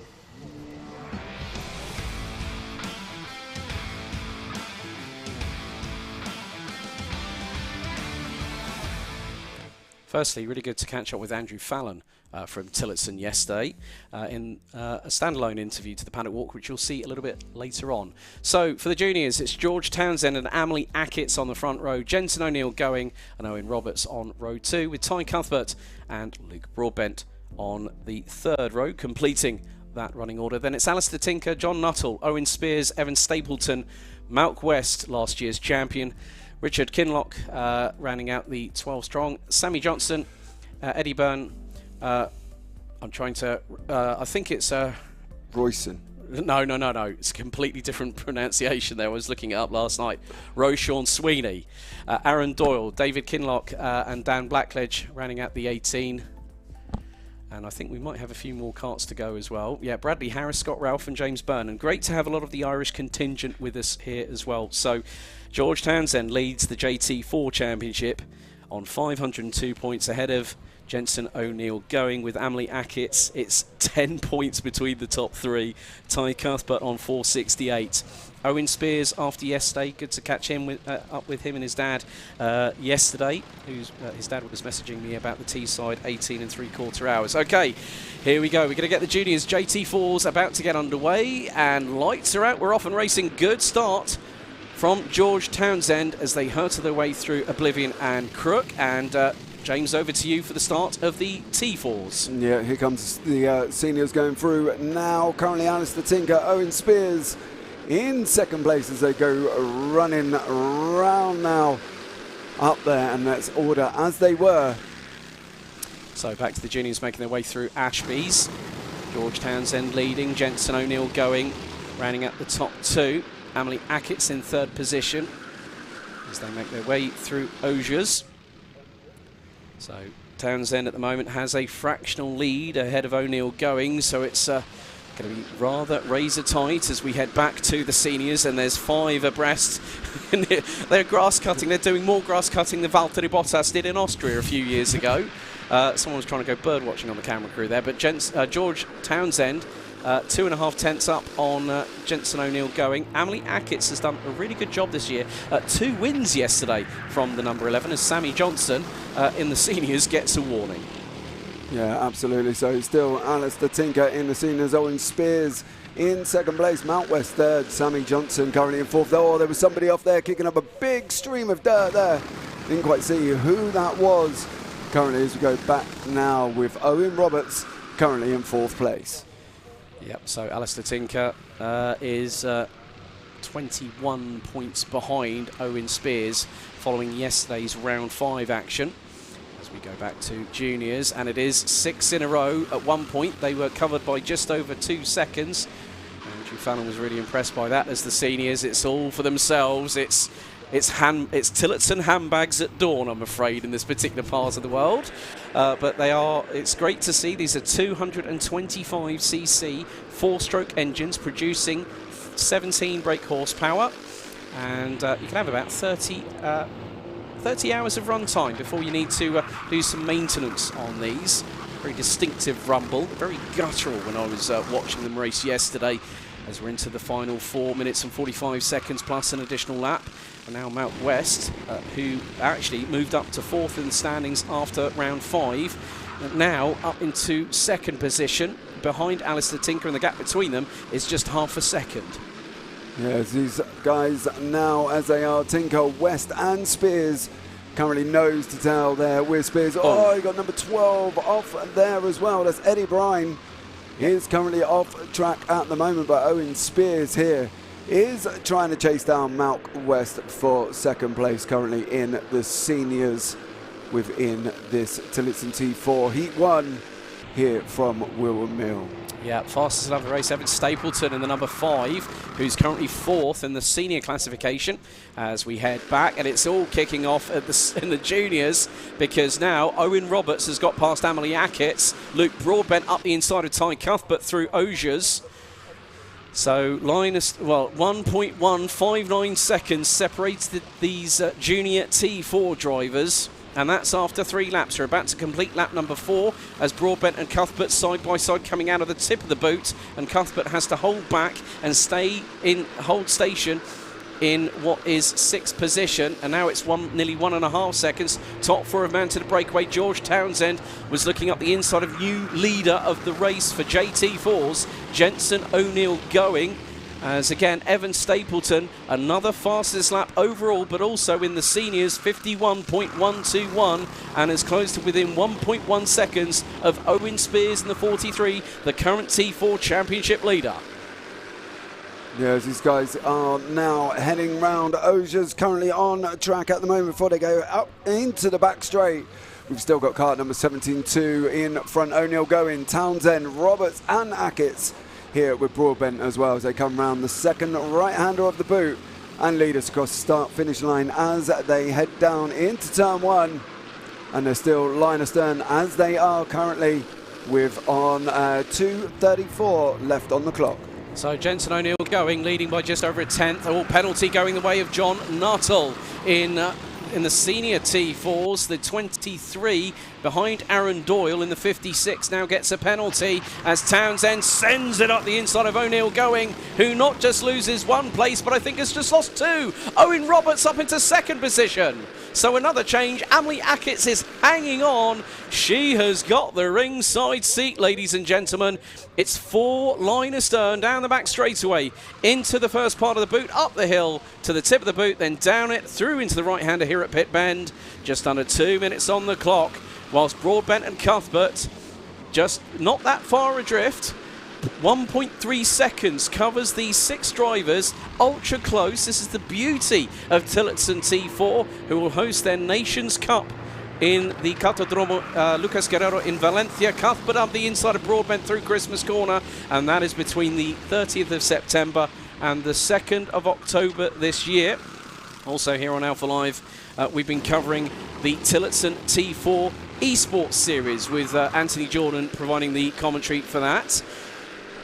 So 1.25 minutes still to go. Townsend is leading the way in JT4 and hoping to extend that championship lead, because that's going to go up by another 2 points come the end of this race. Into the final minute we go. JT4's about to cross the line. 7 laps in the books. Total field covered by just under 1.6 seconds. And if Jensen O'Neill going clobbers the curbs through Crook like he did just then again, Amelie Ackett's will be up the inside quicker than you can say the word jump. Yeah, absolutely. Ackett's is not going to need a second invitation if that happens again for O'Neill going, as these guys are now 34 seconds on the clock, coming round Osiers before they head out onto the back straight. And we've still got Townsend, Roberts, O'Neill going, and Ackett's 25 remaining. We're going to have this one, then one more will be the last lap of the race, as these guys will be coming to the end of their Heat 1 action currently at the moment. And then we go back into the seniors. We've got Tinker, West and Spears. And then we're back up front with the juniors. Evan Stapleton, only driver in the seniors, going sub 51, 50.726, as George Townsend fending off the significant pressure cooker heat from behind, courtesy of Owen Roberts, who also goes sub 51 on that lap. Ty Cuthbert also does so. The temperature is extending, well, is getting hotter on the track itself, but a little bit of a lunge from Stapleton on the inside of Spears. Thought better of it. Discretion is the better part of valour. One more lap after this, and then we get to the checkered. But the way things stand at the moment, George Townsend looking to keep that slight, minute advantage over Jensen O'Neill going, as the juniors now make their way through. Well, that was actually the seniors there. So Tinker, West, Spears, Stapleton.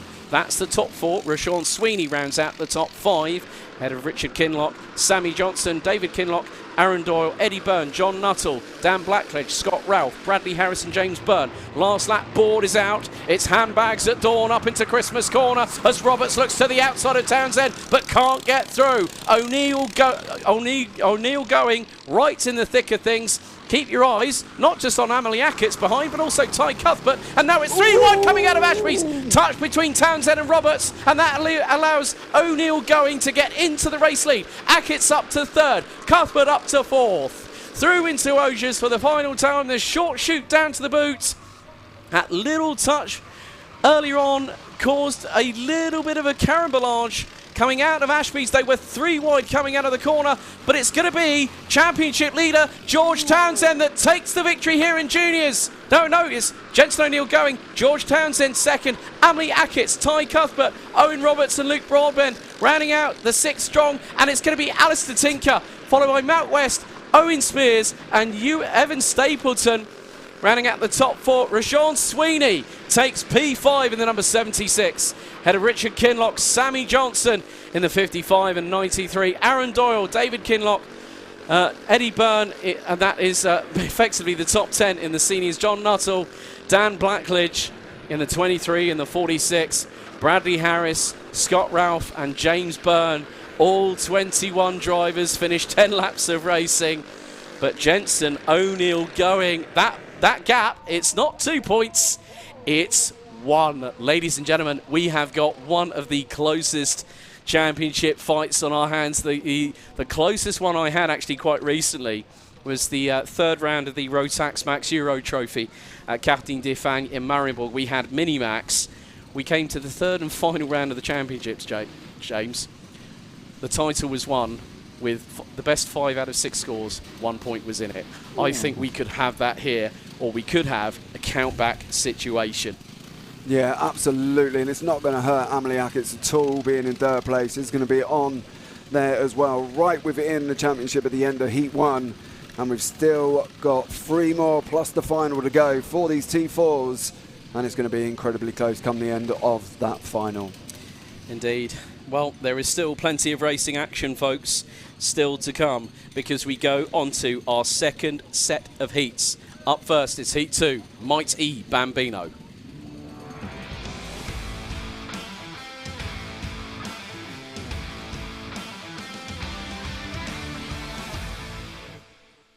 So let's take you through the grid for IAME Bambino Heat 2. It's going to be Ansel in the GP plate. Alongside will be Albert Farrow. Now this is based on the results of Heat 1 earlier on today. Freddie Baker and Sydney Nell on row 2. Cooper Earsman and Ralph Martin, row 3.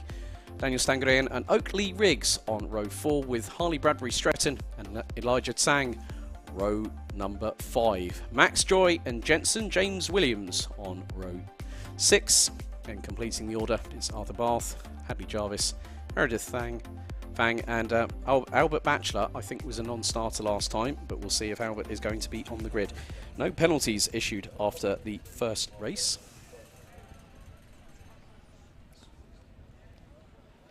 So some great racing. We have had some results also come through. Charlie Clough was declared the winner. Harry Williams actually got a post-race penalty, dropping the number 44 down to 16th at the finish for gaining an unfair advantage. So the top three, Charlie Clough, Josh Cook and Ronnie Carter. Ronnie Carter taking the fastest lap of the race in that one. C50 Bambino, Riley Murrow and Austin Oman, 81 thousandths adrift at the flag. And Austin Oman having the fastest lap of the race. Henry Algar, Ethan McClelland and Harper Das rounding out the top 5 overall, with Amelia DL rounding out the top 6 in that race. IAME Cadet, Colby Patterson taking the win by 9/10 ahead of Nathaniel Hodges, who also took the fastest lap of the race. Alfie Davidson, Jensen Chalk and Harvey Bacon took the top 5. No penalties issued post-race. And then Mini-Max, Oscar Cartmail, Max Haller, Emily Cooper rounding out the top 3, followed by Harry Friel and Logan Cowling. So a bit of a difficult first race for Daniel Hartley, who needs to start fighting in the next 2 heats and also the final. Also, big thank you to everyone that has been involved on the chat. And it's really good to hear from you all who you're cheering on. And we know that it's great that you might have a favourite driver, but then there's also people that have multiple favourite drivers. And the good thing about the paddock here in the Bambino Kart Club, everyone knows everybody. And great to see that there are over 100 people watching the stream so far. And what's more, whenever you like, you can come back to this stream here on the Alpha Live YouTube channel at any point. Even if you're watching the Bambino Kart Club Facebook page. Hello and welcome everybody. Good morning, good afternoon, good evening, wherever you are in the world. That's normally a usual thing that's said either by myself or my good friend who's in the Bahamas at the moment. Hello, Mr. Henry Baudet, who's having a nice bit of time over, not just getting some sunshine, but also Henry's helping out Team Bahamas with regards to the forthcoming FIA Motorsport Games this year, which will take place at Le Castellet at Circuit Paul Ricard in France later on this year in late October. Last week of October, matter of fact. So there, for those watching at home, you can see that is Robin Bath having a chat with BKC race director Dan Ashton, who I had a good catch up with, and always good to see people in the paddock having general conversations.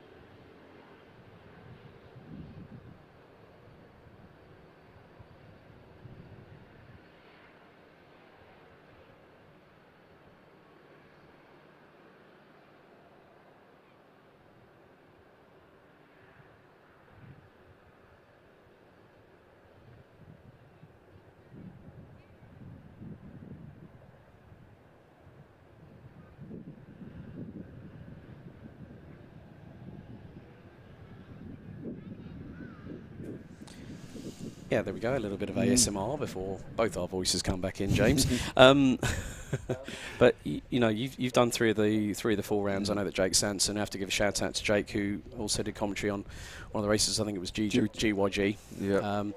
But this championship's been ultra competitive this year. I mean, who've been the standout performers for you in a couple of the classes this season?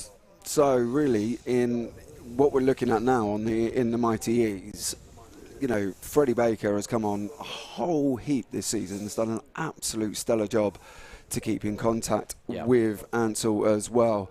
Grayson Whitley's done amazingly as the season's gone on as well. Emily Ackett's performance at Clay Pigeon was just absolutely unbelievable, taking the win, lapping pretty much 3/4 of the field there in a very rain, sun, all sorts of weather day up in down in sunny Dorchester, near where I am. It's been an absolutely incredible season so far. I still remember going to down to Dorset, down to the West Country. I haven't been there in many a year, but it was my first trip.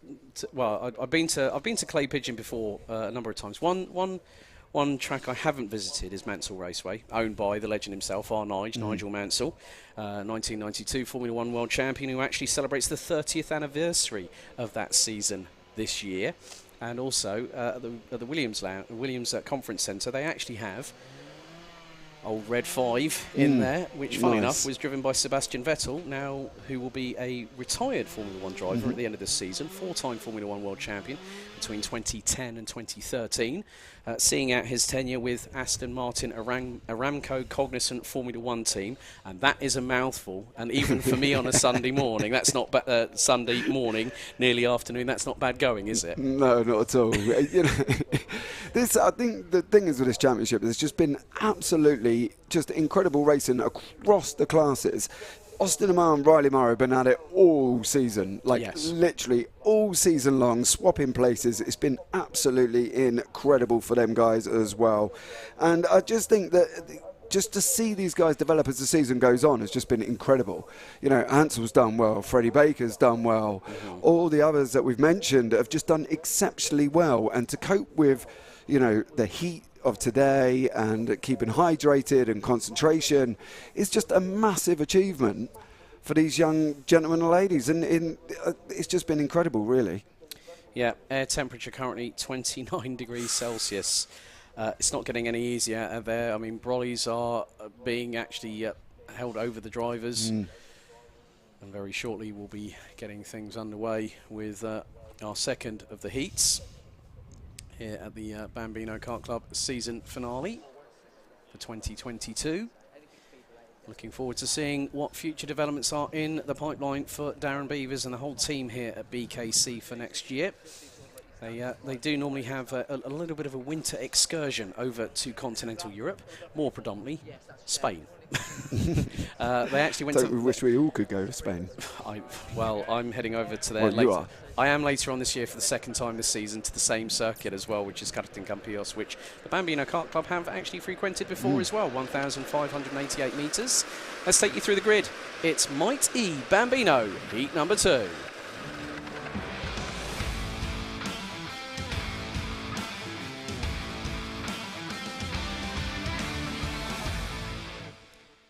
So, IAME Bambino, Heat 2. It's going to be Ansel in the GP plate alongside Albert Farrow, Freddie Baker and Sidney Nell. Sidney Nell will be on row 2. Cooper, Earsman and Ralph Martin, row 3. Row 4, it's going to be Daniel Stangarean and Oakley Riggs. Harley Bradbury Stretton and Elijah Tsang will be on row 5, completing the top 10. Max Joy, Jensen, James Williams, Arthur Bath, nearly said Avabath there. I hope, Robin, you didn't hear that. You probably will, because they can hear us at the PA. Hadley Jarvis and Meredith Fang will be rounding out the 15 strong, and then also Albert Batchelor looks to be on the grid this time, as the kart has actually pinged the timing beam as it went out of the dummy grid. So the good thing is, it's going to be an interesting day. We've already had Ansel picking up one win. Can we have somebody else, like maybe say Freddie Baker and Albert Farrow might be having an opportunity of doing so? It's all about a case of how these drivers cope, especially in these not these wet weather conditions, but as long as everyone is keeping hydrated, which myself and James. The thing is, it might be 29 degrees outside, but in a commentary box where we actually do have the luxury, and it's a very, very minute one, it is a fan. It's doing something. I don't know whether it's being 100% effective, but however, the adrenaline keeps us going through. Green flag waves at the back of the grid. IAME Bambino, heat number 2, about to get underway. We're waiting for the red lights to go out, and they do so now. Slow start from the number 22. And that's Hadley Jarvis as they make their way through Oblivion and Crook for the first time of asking. Through Fine Lady, up Manuel's Bank and on the run towards Christmas Corner. There's the number 12 of Sydney Nell, getting very close towards Ralph Martin. Oh, now Sydney Nell has just pulled to the left-hand side. I'm not too sure if the motor or the battery have just failed on the kart, but Sydney Nell will not have an opportunity to close in on the rest in front, and that's a real shame for Sydney, who was starting at the sharper end of the grid, as now they make their way through Wilkins into Osiers, and it's Ansel leading Albert Farrow in the top 2. Third, it's Freddie Baker. Fourth, it's Ralph Martin in the number 32 as they go into the boot for the first time of asking. So down the hill into Pit Bend. Farrow is the meat in the sandwich of a GP piece of bread on the top part and a UK piece of bread at the bottom part. Freddie Baker puts in the fastest lap of the race, 1 minute 3.587. Farrow in the wheel tracks of Ansel. Now Baker looking towards the inside. Don't try and tell me you're going to go 2 for 1 at the same time through Christmas Corner. Freddie Baker slots in between Albert Farrow and Ansel and could have had a buy one get one free on the spot at Christmas Corner. My goodness, Freddie Baker. That electric motor must be doing the Watusi roundabout now. The amount of momentum that Freddie Baker got out of Fine Lady in Oblivion and Crook really showcased that if you tee it up nicely, that is going to happen. And now Baker up the inside of Ansel into the boot, takes the lead on lap number 2, coming through the final few corners. But these three were at loggerheads. Freddie Baker had that massive moment coming through Osiers on the final lap of the race whilst battling away with Ansel. Top 3 covered by less than a quarter of a second through Oblivion and Crook and into Fine Lady. And behind them, Ralph Martin and Cooper Earsman are battling away. Here comes Ansel up the inside of Freddie Baker through Christmas Corner. Now retaking the lead through the first half of lap number 3. 4.5 minutes still to go, plus an additional lap on the timer.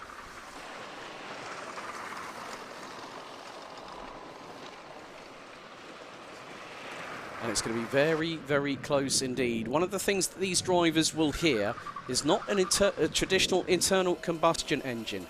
They'll hear the whine of the electric motor. They'll feel what the kart is doing. They'll hear bumps. They'll hear noises. They'll hear when they hit the curves or go off onto a runoff area.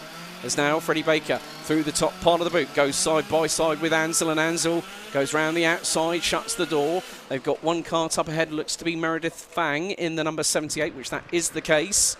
They get through rather neatly there as Freddie Baker has got Albert Farrow closing in very, very quickly indeed. So now they head up towards Christmas Corner, up Manuel's Bank, nearly halfway through the time so far, as they're going to make it 3.5 minutes to go, coming through Inkermans and down on the run towards Ashby's. They'll have Hadley Jarvis just up ahead. Freddie Baker up the inside of Ansel to retake the lead, and Albert Farrow nearly had a chance. Blue flags are being shown, so nice spatial awareness there from Hadley Jarvis to get out of the way. He knew that faster traffic was coming, and then we'll have Ralph Martin and Cooper Earsman running at the top 10. It's Oakley Riggs, Harley, Bradbury, Stretton, Albert Batchelor and Daniel Stangarian, with Elijah Tsang rounding out the top 10. Albert Batchelor from last on the grid, halfway through the field, and we're over halfway through the timer. Meanwhile, Freddie Baker leads the way. Ansel, last lap around at a 1 minute .644. And it's close between the two. Ansel was looking up the inside of Oblivion. Freddie Baker did that move last time, so did Ansel on that previous heat. Very, very close opportunistic overtake. Ansel looking up through Manuel's Bank, side by side with Freddie Baker, through into Christmas, retakes the lead. They've now got the number 24 of Arthur Bath just up ahead as it's side by side between Baker and Farrow through Inkermans. Farrow backs out of it, discretion the better part of valour, stays behind and waits for another opportunity, because there's still going to be another few more laps to go. 2 minutes and 20 plus an additional lap still remaining on the counter. can hear the tyres squealing for mercy right there coming through Auges, like literally as they're bouncing up and down. And having driven the Rotax Project E20 myself personally, it's a very different sensation to having the noise of an internal combustion engine. You're actually feeling a bit more connected to the kart and what you can hear. And if you hear if there's a problem, or if there is something, you know, like whether there's you'll feel all the bumps through your coccyx. You'll hear all the noises, all the wind rushing past you. Run wide there from Freddie Baker, right on the wheel tracks of Ansell. That could have nearly given an opportunity for Albert Ferro to get through. Freddie Baker was putting a nose up the inside of Ansell, going through into Christmas corner. Thought better of it. 1.5 minutes remain on the counter. Ansell just looking ahead, not looking over the left or right shoulders. Ralph Martin and Cooper Earsman are within pretty much earshot of each other for fourth place, as we've had a little bit of a moment for the 31, that's Oakley Riggs, and the number 51 of Daniel Stangarean, which means that Harley Bradbury Stretton might be up into a genuine 7th place as the top novice. Coming into the boot once again, a minute on the clock remains, ladies and gentlemen. So after this particular lap, we'll get the final lap board out. We're on to lap 6, about to start lap 7, as that's number 78 of Meredith Fang again being passed, as side by side, Freddie Baker again. That little cheeky move up the inside through Oblivion, getting the inside run for Crook. Ansell's now going to try and counter-attack here into Christmas corner. Gets through, retakes the lead. Albert Ferro has had the ringside seat probably for more than he would probably like right about now, and would want to hope to get an opportunity to get through past the pair of them. I mean, Freddie Baker nearly got 2 for the price of 1 earlier on in this race as we head into the final 20 seconds. Fastest lap of the race is by the race leader Ansell, 1 minute, 0.644 seconds. As they head through into Auges. Down the back straight away one more time. This is going to be the penultimate time of asking, as Freddie Baker very close on the back bumper of Ansell, going through into the boots. Baker not able to do the over-under on that particular occasion, but gets the slipstream coming down the start-finish straight. Last lap board is out this time. Ansell sets the fastest lap of the race, 1 minute, 0.622. Freddie Baker was jumping up and down in his cart, runs wide, coming out of Fine Lady. Albert Ferro is in the mix for this one. Freddie Baker looking towards the outside, and he's actually measuring it. Can he get something done on that particular occasion? Did not have the run, but now looking towards the outside. Don't tell me you're going to try and do the over-under through Inkermans. Nearly did that, did Baker. Ansell going defensive into Ashby's. This is going to be close. Ferro is there or thereabouts. Baker switching to the outside, heading into Wilkins.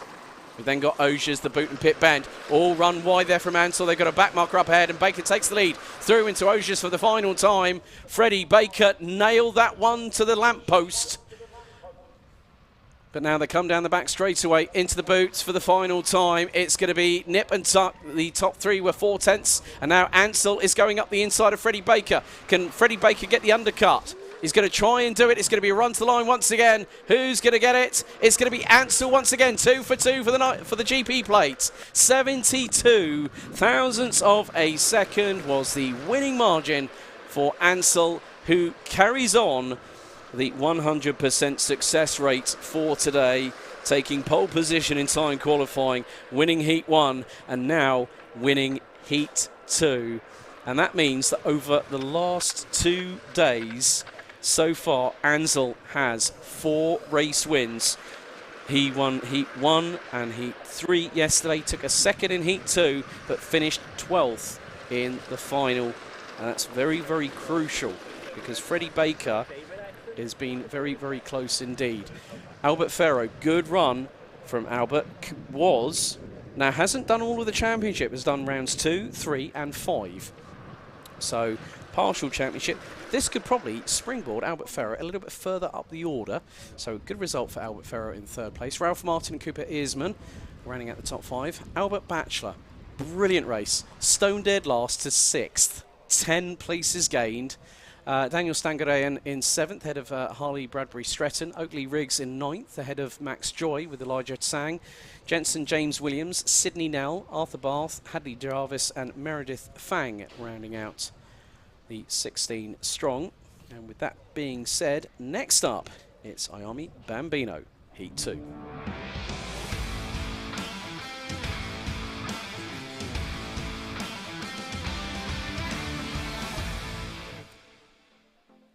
So let's have a look at your grid for Heat 2, IAME Bambino. Charlie Clough, the GP plate, starts on pole position. Ahead of Josh Cook, Ronnie Carter and Daniel Ferguson, row 2. James Roots and Dhyan Singh Pahal ran out the top 3 rows on the grid. Grayson Wortley, Fraser Anderson, Arthur Farrow and Charlie Page complete the top 10 ahead of Harris Barber and Oscar Kenny, who complete row 6. Mateo Garcia Patino, William Crombie, Logan Rolfe, Harry Williams, Ollie Little and Hector Dickey ran out the top 18, with Maximilian Michalski, Ethan Copeland and also, I think that was, Hugo Williams. Producer Adam, wait until I've said the name before you take the grid off. And I get a nice little apology. Thank you very much indeed. You see, even commentators are not the only ones that get it wrong. But once again, we're going to have a standing start. So, the way things stand, Charlie Clough is has pretty much, at the moment, got a battle. Grayson Wortley has got an upward mountain to climb. I had a brief chat with the youngster yesterday, which you will see on our paddock walk. Grayson Wortley, driver, a few words, likes to do the talking on the racetrack, and that's the best way to be.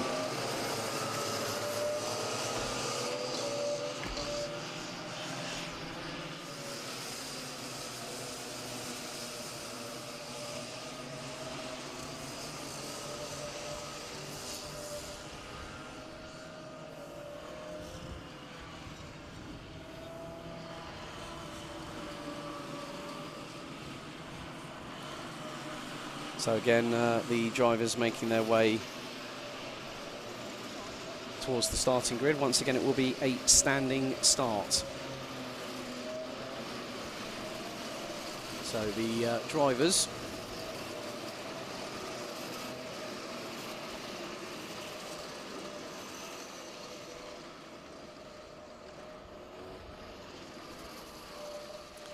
You know what, it's really funny how a race director gets time to post, and he said, yes, it is rather warm. You're definitely right, Mr. Ashton. Good to have David Manchester, who is our official clerk of the course. Both very good, good guys and great individuals to work alongside. Grid has been cleared. Ahead of that. Oh, there we go. Mateo Garcia and Ty Cuthbert. Social media mad, those kids are. Right, lights are out for IAME Bambino Heat 2. Drivers jumping up and down in the seats. Now through Oblivion Crook for the first time. Charlie Clough, like he did last time, gets a good start. Everyone else jockeying for position. Up through Fine Lady. Up Manuel's Bank, it's 3 wide. On the inside of that is Grayson Wortley, who manages to get through on a few drivers. Like include the likes of Fraser Anderson. Charlie Clough already has got a little bit of a lead. Josh Cook and Ronnie Carter ran out the top 3. Danny Ferguson running out the top 4. And I think, just keeping an eye behind, Dhyan Singh Pahal is behind Grayson Wortley. So Grayson Wortley has made a very, very quick start indeed. And that's exactly what the number 70 wanted. Top 3 going into... top 4 going into the boot. James Roots in the UK plate has set the fastest first sector of anybody, 21.254. First lap completed, 1 minute completed. Across the line we go. Grayson Wortley's made up 3 places up to 8th place. Up from 8th place up to 5th. It's getting rather close at the front. And then you've got a gaggle and a half behind. Great move there from Danny Ferguson and Fraser Anderson through Christmas Corner. That was a positional change for 8th place.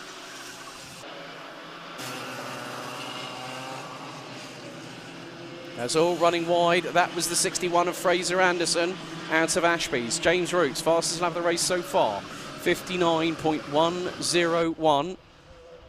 We're over a minute and a half through this race so far.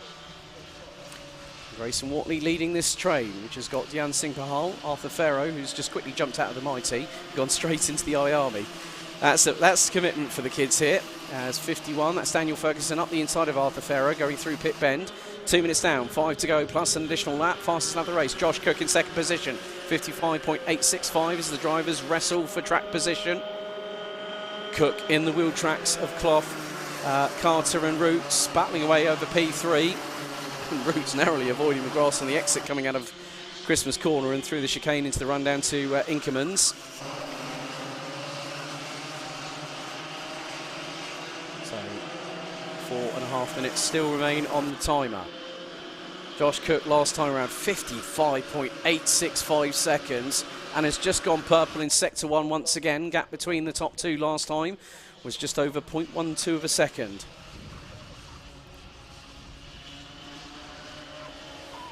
Down the hill they go once again, and it's line astern between the top two. Charlie Clough versus Josh Cook. Gap 0.126, and it's Charlie Clough that takes the fastest lap of the race, 55.824. Battle here now for P5. Wortley, Pahal and Danny Ferguson. And Ferguson trying to keep it a little bit tighter through Fine Lady. So that battle is really heating up, the battle for 5th, 6th and 7th position. So we've got a breakaway for the lead. Oh, Ferguson's lost a little bit of time to Dhyan Singh Pahal and also Grayson Wortley. So it's 3 2-kart battles at the moment. First, actually, thank you. Albert Farrow was in the previous race. It's Arthur Farrow, so it could be that there's a bit of a family connection there, as in brothers. Thank you very much for that, James Parfitt. Right, okay, 3 minutes and 15 seconds plus an additional lap still to go. Bit of a difficult race for Mateo Garcia Patino. I'm not too sure if the Mexican is continuing this race.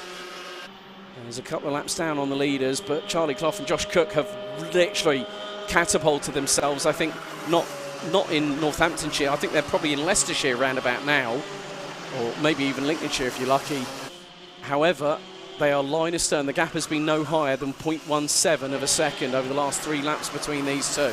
They are matching each other on pace. Ronnie Carter and James Roots going into battle again for 3rd position. Grayson Wortley and Dhyan Singh Pahal. That's a battle for 5th and 6th respectively, and joining them now, Danny Ferguson has caught up to them once again. 2 minutes and 25 seconds plus an additional lap. Charlie Clough doing exactly what he needs to do, looking to make it 2 on the bounce. So Heat 1 winner, looking to make it Heat 2 winner as well, along with pole position going the way earlier on to Charlie Clough. So effectively clean sweep so far. Grayson Wortley is hanging on to 5th by a thimble thread at the moment, because the fact of the matter is Danny Anderson up the inside of Dhyan Singh Pahal. Is that move going to happen through into Christmas? No. A bit too much curb taken by the number 51 causes a loss of momentum, and thereby it means that it straight away, you know, karting's all about rotation and momentum. If you clatter into the curbs and catch the inside sidewalls of the wheels, that is going to cost you time, and that can be very, very costly indeed.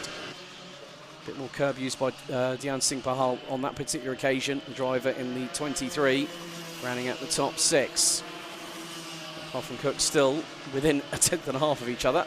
Here comes Danny Ferguson again, looking up the inside of Dhyan Singh Pahal through into the boot. Ferguson backs out again. Best sometimes not to do that. Arthur Farrow gets a warning flag from race control. The 24 currently running down in 16th ahead of Hector Dickey. I just saw Carter and Roots go flying through Christmas Corner. 2 for the price of 1. Danny Ferguson, take a bow, good sir. And Dhyan Singh Pahal is ahead of Grayson Wortley. Now, I did see a little bit of movement in the left rear bumper of Dhyan Singh Pahal's back bumper there, and there was a little bit of a tuck between the pair, but there is a little bit of, looked to be just a little bit of a nudge. Warning there for Dhyan Singh Pahal for the number 23, still holding station in 6th place. We're going to go on to our penultimate lap here for IAME Bambino, heat number 2. Charlie Clough at the moment is only 63 thousandths ahead. I'm just wondering what is going on with our leaders right now, because they have been nip and tuck the whole race long, as Grayson Wortley now trying to go through on Dhyan Singh Pahal. There are our 2 leaders through Christmas Corner. It's been nip and tuck between Ronnie Carter and James Roots a little bit further back for 3rd place. Timer is going to hit 0 as they make their way into Ashby's now. And Charlie Clough still holding on to the lead of the race, and what's more important, the lead in the championship. Timer has expired. Through Ogiers for the penultimate time.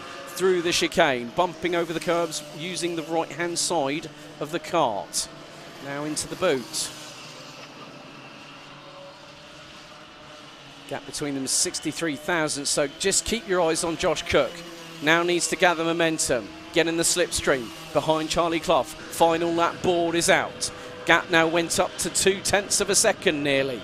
A little bit sideways there from Josh Cook, a little bit of Tokyo drift through Oblivion and Crook, and now he's pulling alongside. Josh Cook alongside Charlie Clough into Christmas corner, and the number 77 takes the lead on the final lap of this race. But ladies and gentlemen, we've only just begun. Now Cook is going defensive. Carter going defensive en route for P3, heading into Ashby's for the final time. But Josh Cook teed it up nicely, got the run out of Fine Lady up Manuel's Bank and through into Christmas corner. But Charlie Clough has got a couple more opportunities into the boot and out of pit bend. Cook has gone straight to the inside to defend onto the racing line. Through the top of the boot we go for the final time. Lap 9 out of 9. Let's see, can Charlie Clough get the run coming out of the final corner? It doesn't look like it's going to be enough, and the streak has been broken. Josh Cook wins ahead of Charlie Clough by just 74 thousandths of a second. And the battle for P3, it goes the way of the UK plates of James Roots by just under 0.13 of a second ahead of Ronnie Carter in the number 6. Danny Ferguson takes P5 ahead of Dian Singh Pahal. Grayson Wortley, he was up into 5th. It didn't work out quite well again, I'm afraid, for the number 70. Finishes P7. Charlie Page, Fraser Anderson and Oscar Kenny rounds out the top 10. Oscar Kenny being the top novice in this race, ahead of Harris Barber, William Crombie, Logan Rolfe, Ollie Liddell, Ethan Copeland and Arthur Farrow rounding out the 16 strong. We're waiting for a few more competitors. Mateo Garcia Patino unfortunately retiring on lap number 3. Hector Dickey takes 17th ahead of Harry Williams by just under 0.3 of a second, and Maximilian Michalski rounds out the 19 strong that completed all of those laps, 9 of which in total here at this particular circuit. So with IAME Bambino completed, we now head on to race number 17 of the meeting. Here on round 6, it's Honda Cadet Heat 2.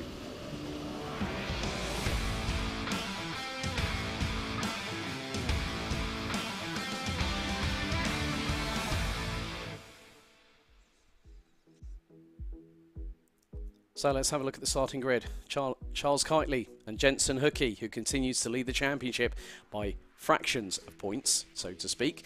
Line up on the front row. Ewan House and Hayden Gray, row number 2, ahead of Nate Gange and Alice Fairclough, who complete the top 6.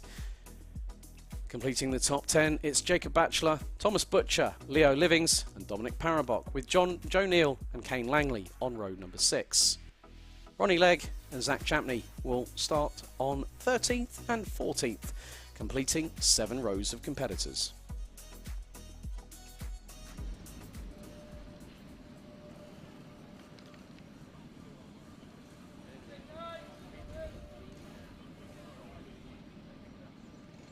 So I can officially tell, ladies and gentlemen, you all at home, I know that everyone's having to contend with this heat wave before we're due to have a deluge of rainfall, I think, rainfall over the next few days. 30 degrees Celsius apparently is the temperatures here. Highs due to hit 32 degrees Celsius here today at Whilton Mill. 29% humidity. Feels like 30 degrees. If you're in a shaded area, sometimes you do get a little bit of a welcome breeze, but there's hardly any shade that I can see, apart from if you're in an area where there is a little bit of shelter. So drivers making their way out onto the circuit ahead of their second heat. After this we'll have 4 more races before we go onto the official lunch break here. And on the Alpha live stream you'll see the nice little paddock walk I did yesterday afternoon, bumping into some characters. Mark and Jordan Baines, no exception. Had a good chat with Andrew Fallon from Tillotson T4 and also race director Dan Ashton from yesterday. So you'll be able to see all of that on the stream during the lunch break, but also you'll be able to see that on the Alpha Live YouTube channel. So please don't forget to subscribe, hit the notification bell. You'll be informed on everything that's going on. Plenty of events happening this weekend I know that earlier on this year, Alpha Live were 5 for 5 this week, on many a weekend. I'm actually going to have a look and see how many events there are currently on Alpha Live. Thank God for smartphone technology. Well, we currently have us here live at Whilton Mill, and the Cadet Kart Championship currently underway at, as my good friend Henry Baudet would say, the global centre of world motorsport, Landau International Raceway in South Wales, not too far from the Isle of Barry. Or the traditional pronunciation is Llandau. I've got cousins in Penarth, so I can't speak Welsh. Henry can. Right, green flag waves at the back. Revs rise, and Honda Cadet Heat 2 is underway. They'll make their way through into Oblivion and Crook for the first time. A little bit of sunlight gleaning out off of some of the Nassau panels at the back end of the field, as Charles Kitely leads the field, followed by Jensen Hookey. It's getting a bit close for comfort. Look at that train and a half. Hayden Gray is behind Ewan House. Alice Fairclough is battling away, of all people, with Hayden Gray for position. That's for 4th place, into Ashby's for the first time. Very, very close between all of these drivers, all 14 of them, as they make their way through. It might have been Kane Langley might have tried an opportunistic move through Wilkins, but thought better of it on that particular occasion. Down the back straightaway, into the boot we go once again. So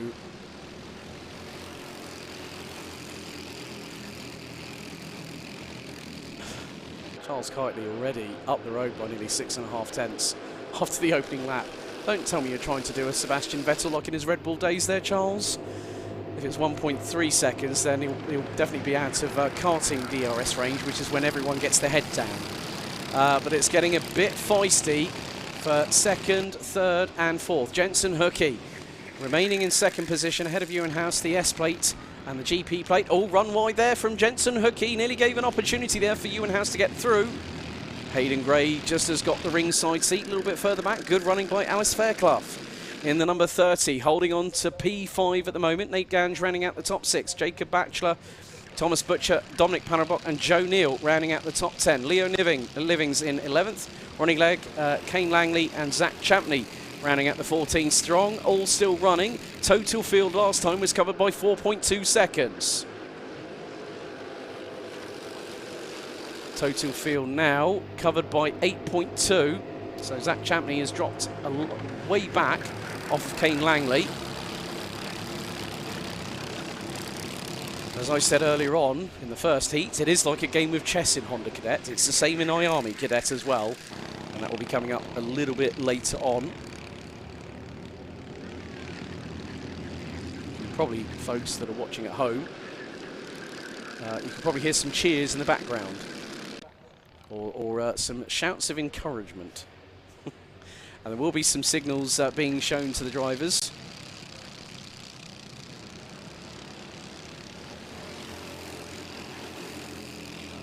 So Charles Kitely has the number 64 put in a fastest lap of the race. No, Jensen Hookey this time around has done.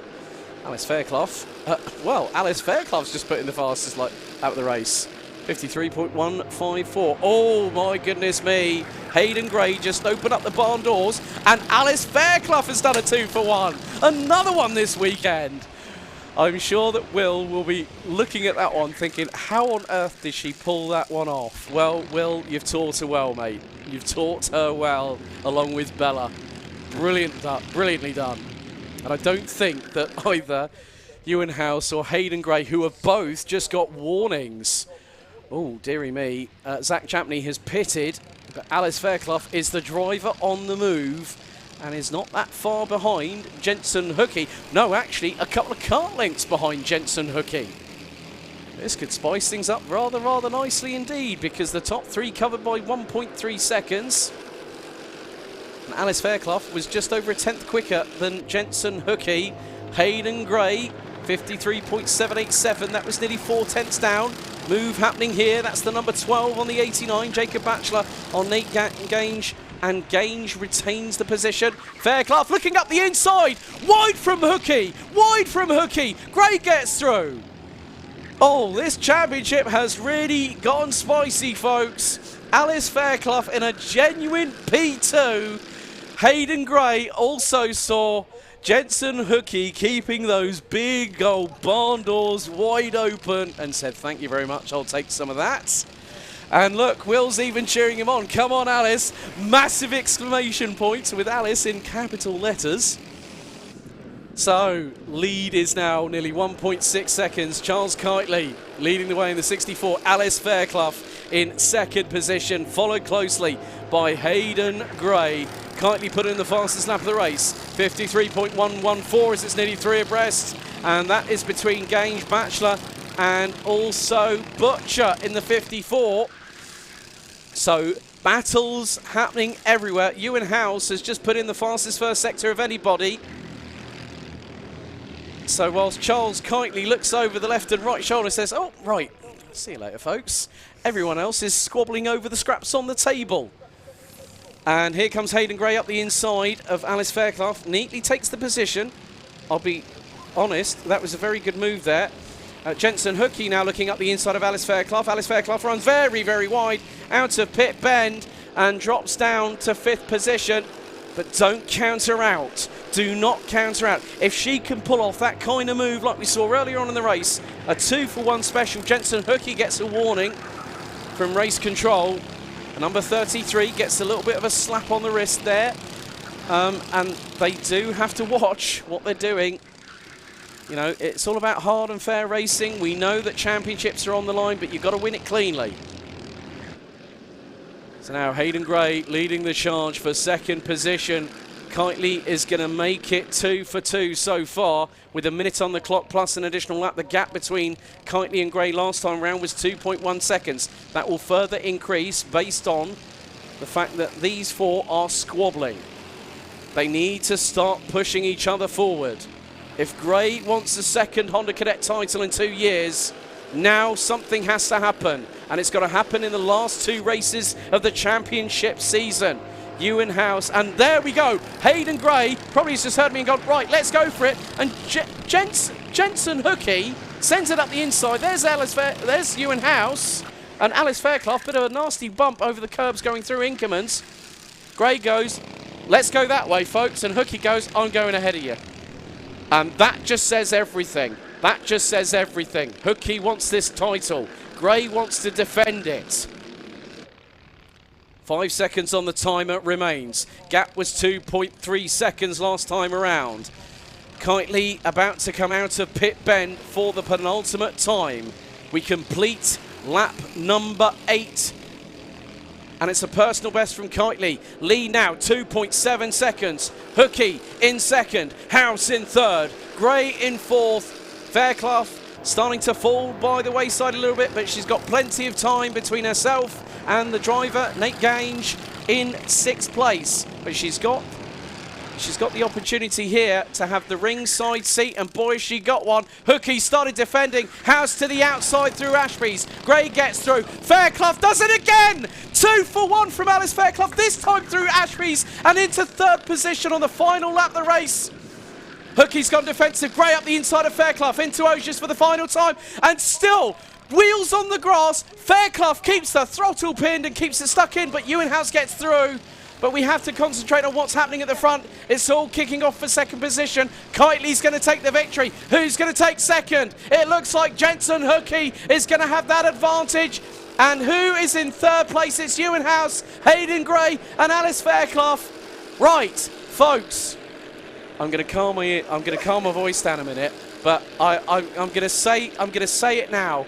Alice Fairclough has done 2 overtakes where she's taken 2 drivers, once at Christmas Corner and once at Ashby's. And I have never, in my commentary time here at Whilton Mill, ever seen that in one race.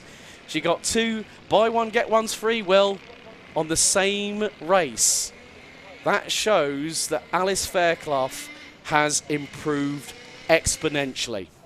Charles Kitely is your winner by nearly 4.7 seconds after that one. Ahead of Jensen Hookey, who keeps a narrow championship lead ahead of Hayden Gray, who finished 4th behind Ewan House, and Alice Fairclough. Genuine pace to possibly have been in 2nd position at the end of that. She takes P5 ahead of Nate Gange, Joe Neal, Thomas Butcher, Dominic Parabot finishes 9th, Jacob Batchelor finishes in 10th ahead of Ronnie Legg. The only novice in this field finishes 12th. That is Leo Livings, Kane Langley and Zach Champion. What is happening there? They are actually inspecting the front bumpers and just seeing whether they may need to check that, and if that's the case, then that's a penalty post-race. In most competitions, that will be a 5-second drop-down penalty. But after what was an absolute slobber knocker of a Honda Cadet race, unbelievable was the words that James Parford has just uttered. Next up, heat number 2 for IAME Cadet.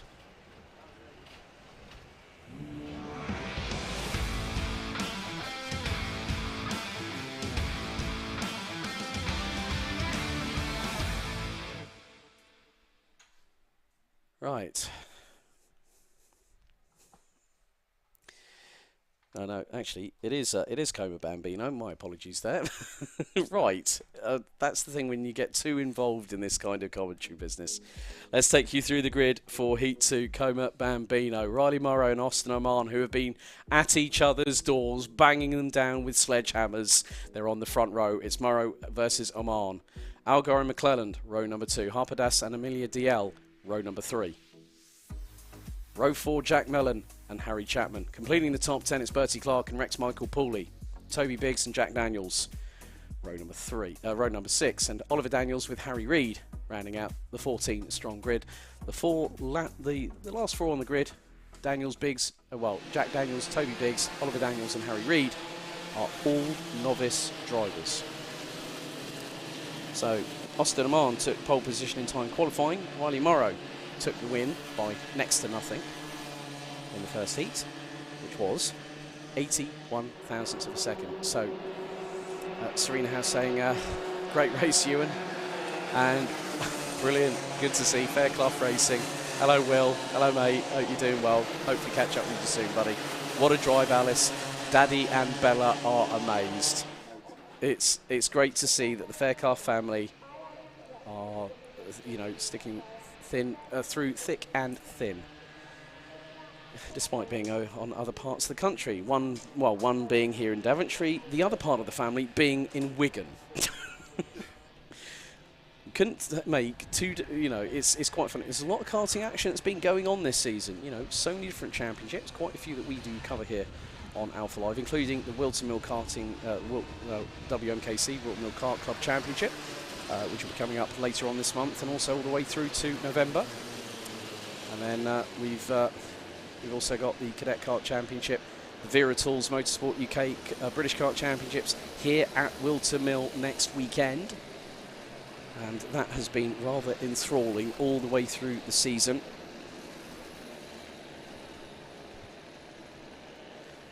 So the drivers now starting to line up ahead of their 7-minute plus an additional lap of racing. Then we will have 3 more races to go. IAME Cadet, Minimax, and then James will be joining me for Tillotson T4 race number 2 later on.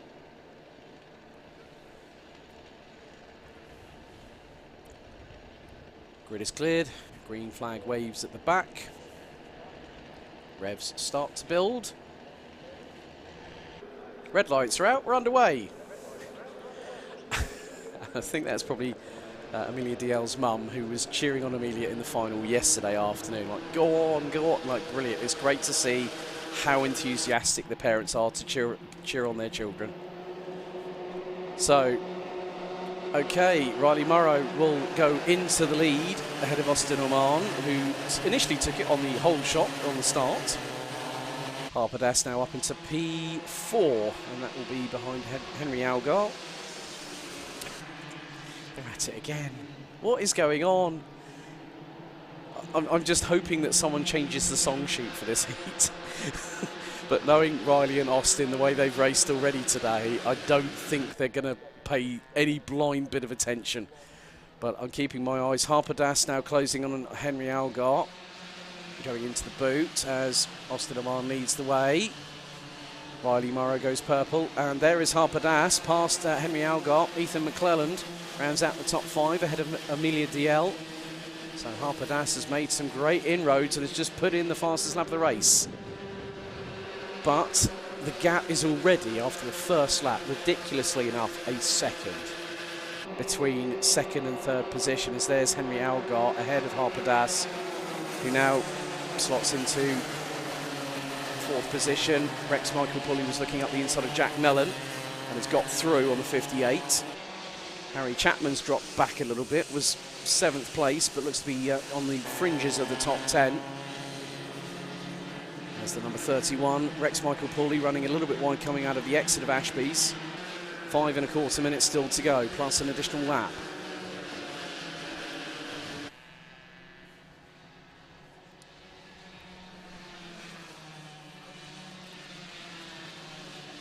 So, just having a look, well, the lap times are indicative of the fact that they haven't gone up to temperature, but with the temperatures now 30+ degrees Celsius air, that's going to be at least 45+ on the track.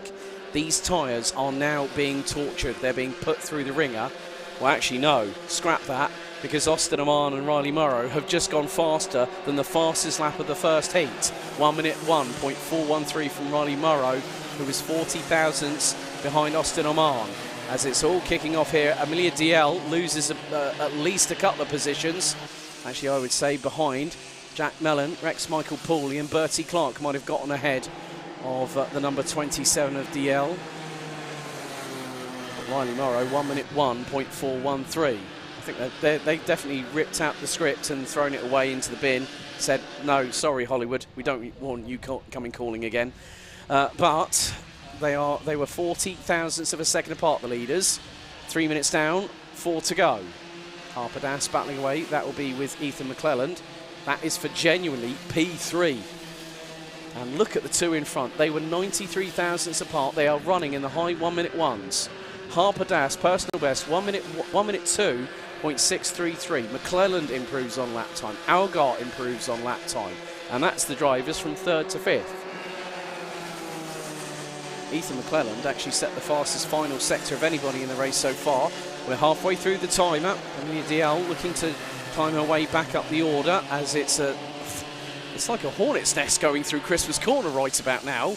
You don't know who's going to make the position, when it's going to is it going to be around the outside, is it going to be up the inside, is someone going to run wide coming out of the corner?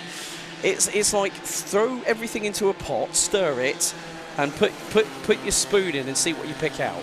Is it bones? Is it oxtail meat? What? I don't care. The good thing is they've got great spatial awareness, these youngsters. They actually give the older drivers a little bit of a comeuppance, because this is where they learn. This is where those formative steps happen.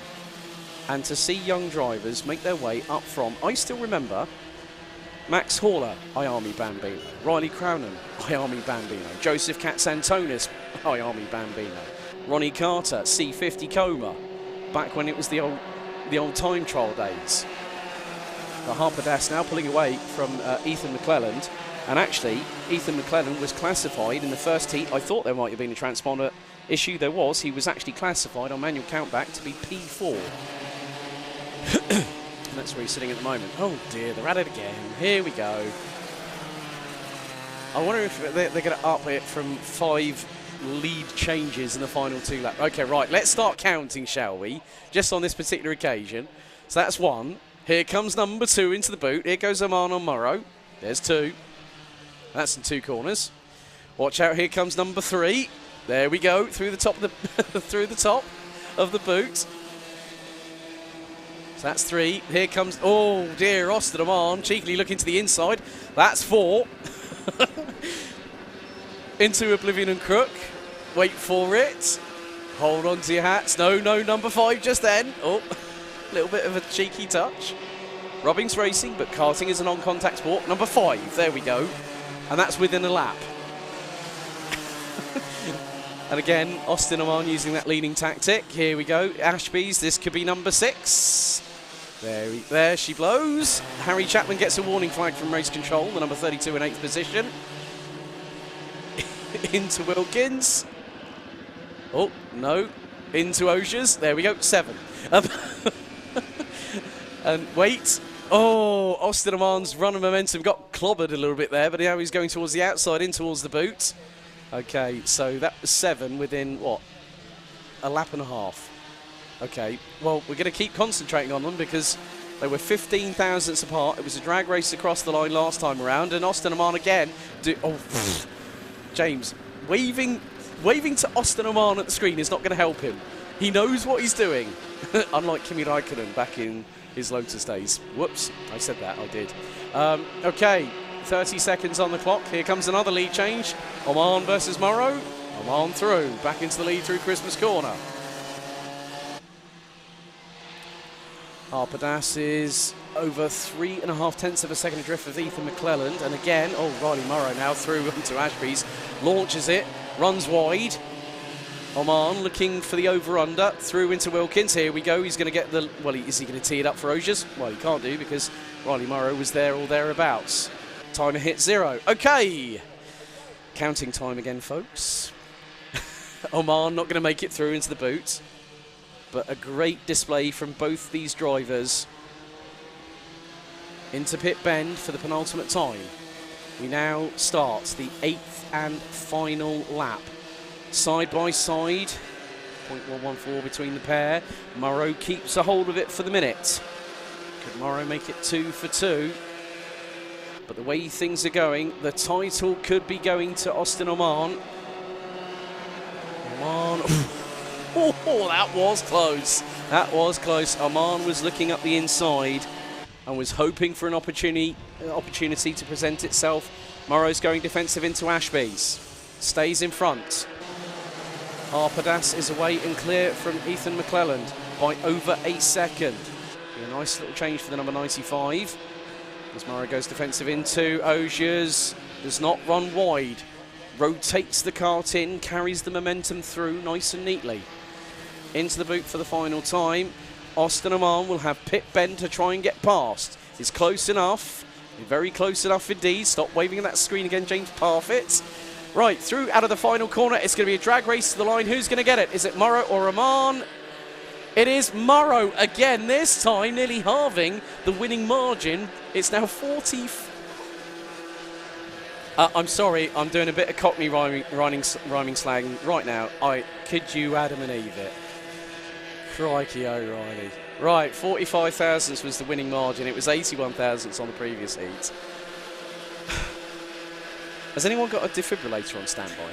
Just in case I might need... Well, actually, we've got a lunch break, so I'll be able to have a bit of a respite anyway.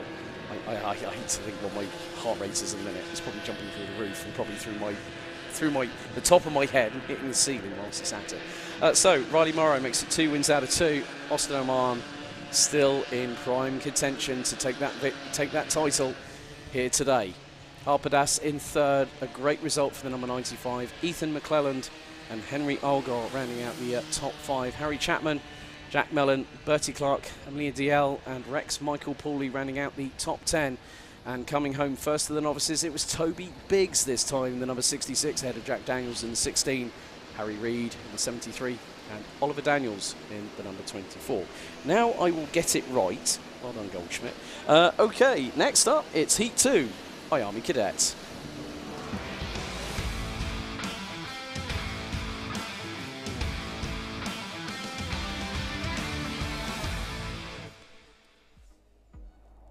So, the action is heating up around the track, and also the temperatures around the surrounding Northamptonshire area are doing so as well.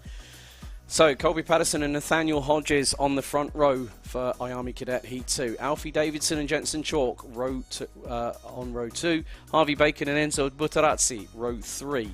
Row 4, it's Rossi Costello and Luke Millward with Jensen Short and George Swire running at the top 10. Jacob Nan and Leighton Kelly completing the top 6 rows. Liam Welsh will start in 13th, ahead of the number 98, Freddie Denton, Maximilian Abrahart in the 61, Jack Holmes in the 36, and Rhys David Richardson rounding out the 17-strong grid. With nearly 115 drivers here this weekend, over 7 different classes. So we'll have 2 more races to go. We'll have Minimax Heat 2 and Tillotson T4 Heat 2, which will take us nicely onto the customary lunch break here at Whilton Mill. And with the racing action set to get back underway at about 1:30 this afternoon, local time here in the United Kingdom. Good to see So many of you watching and so many putting their comments in chat. Please continue to do so. You will be getting a shout out by myself or James, if whoever sees it first. Predominantly it might be me because James is joining me for the Tillotson T4s, but it's been a pleasure having him alongside me. It's always good that when you have two commentators for two races within one, sometimes it can get a bit confused. I have done it many a time for Rotax Euro Trophy commentary, but sometimes it can be a bit different. Right, okay, under starters orders, first time of asking. IAME Cadet, Heat 2, into the tram lines. Revs start to rise. Are the lights out? They are. We are off and racing. A good start by Colby Patterson, who gets the whole shot. Ahead of Nathaniel Hodges. Jensen Chalk has dropped down a few places because I see Enzo Buttarati up into 4th place.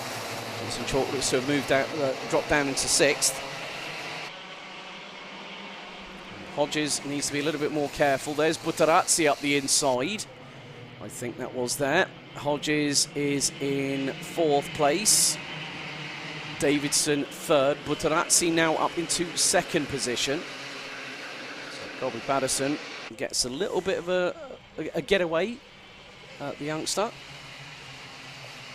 So they will make their way into the boot. Right, number 26, Leighton Kelly. Looks to be out, I'm afraid. Oh, a little bit of a run wide over the curbs. That was for Luke Millward, currently sitting in 5th place. So, looks like looks like Freddie Denton not having, Freddie Denton's still running, but Leighton Kelly out of the race, so down to 16 out of 17 runners and riders. The top 4 very, very close indeed. Nathaniel Hodges needs to be a little bit more composed, unlike the last race, because we did see the send going into Christmas Corner, and straight away controlled aggression is being case in point. Right, Davidson has just lost out to Hodges through Wilkins and Millward through Osiers. So Davidson dropping down to 5th place. 5 minutes and 20 seconds on the clock, and there's the change for the lead. Enzo Buttarati ahead of Colby Patterson for the lead of the race, and there is Nathaniel Hodges in tow. Top 3 covered by less than 2 tenths as they wrestle their way over the curbing through Oblivion. Crook now into Fine Lady. Up the hill through Manuel's Bank as Rossi Costello gets a warning from race control. Jensen Chalk is now behind Alfie Davidson. Luke Millward is piggy in the middle. Top 6 in contention for the race lead with 4 minutes and 47 seconds on the clock, plus an additional lap. Buttarati going defensive on Patterson. That's allowing Hodges. Hodges nearly had Millward up the inside through into Osiers. Chalk is waiting and biding time at the back of this gaggle of 6 drivers, all battling away, and this could allow the likes of George Swire, Rossi Costello, Harvey Bacon all the way down in 9th position. What's going on for Harvey Bacon, the GP plate? Not having a great time at the moment. Now Hodges looking on the inside of Patterson, getting the run through. This could allow Millward to get through on Christmas Corner. Jensen Short gets a warning. Oh my goodness me. Colby Patterson was leading the race, now down in 6th. Everyone else has managed to get through. Hodges, Millward, Davidson Short through like a rat up a drain pipe right there. The big barn doors open again, and all of a sudden, whoops, it happens. And that's the thing, as soon as you run wide and you've got 4 or 5 carts, you are at danger of losing your position. And Colby Patterson now has to start fighting back. The first person he's going to have to get past is Jensen Chalk in the number 18. Buttarati leading the way. Fastest lap of the race is Luke Millward, who did that on lap 3, 52.130. We're halfway past the timer, counting down to 0. And then we have that all-important last lap afterwards. 16 out of 17 drivers still running. Leighton Kelly, unfortunately, Leighton Kelly looks to have gotten moving again in the 26, so good stuff there. Change for the lead. Hodges on Buttarati. Through into Wilkins, now into Osiers. Keep your eyes on Millward in the 38. Alfie Davidson, Jensen Chalk just went purple in Sector 1. They're going to come up to the intermediate for Sector 2. Jensen Chalk is third quickest. Colby Patterson has just improved personal best in sectors 1 and 2 for the 23. 2 minutes and 35 still to go. Hodges and Butterazzi were separated by 46 thousandths of a second. Patterson, fastest lap of the race, I'm not surprised, 52.053. Okay, we're on to lap 6, 2 minutes and 20 plus an additional lap. Give or take, we've probably got 4 or 5 laps of racing. Wait until lap 8 because the fireworks will be set alight. Well, they might be set alight now, especially if your name is Alfie Davidson, who runs very, very wide, coming out of Wilkins. Did a number on Luke Millward, and Millward managed to get straight back through and retake the place. But keep your eyes on George Swire. George Swire not too far behind. Well, I'm just keeping an eye on what's happening behind. Nathan Hodges has just got a warning. And now leads by just over 1 1/4 of a tenth of a second. Alfie Davidson now finds himself down in 6th position. I wondered who would drop back, and Davidson, last lap, was a 53.3. Chalk up the inside neatly on Millward to take 3rd position. But the 2 at the front of the field with 1 minute and 20 to go, plus an additional lap. Hodges versus Butterazzi, the 93 in front of the number 20, and the 38 of Millward, 18 of Chalk. Patterson, Davidson, 23 and 46, complete the top 6 positions. Swire in the 82, Bacon in the GP, Costello in the 73, and Nairn in the 25, round out your top 10. 60 seconds on the timer remains. 3 more laps, including this one to go. Jensen Chalk going ultra defensive on Millward and also on Patterson. That is for 3rd on the road. Through Crook into Fine Lady. There are your 2 leaders. Butterazzi sets a personal best, but not quicker than the race leader, who was a 1/10 and a half up the road. It's not much in terms of karting.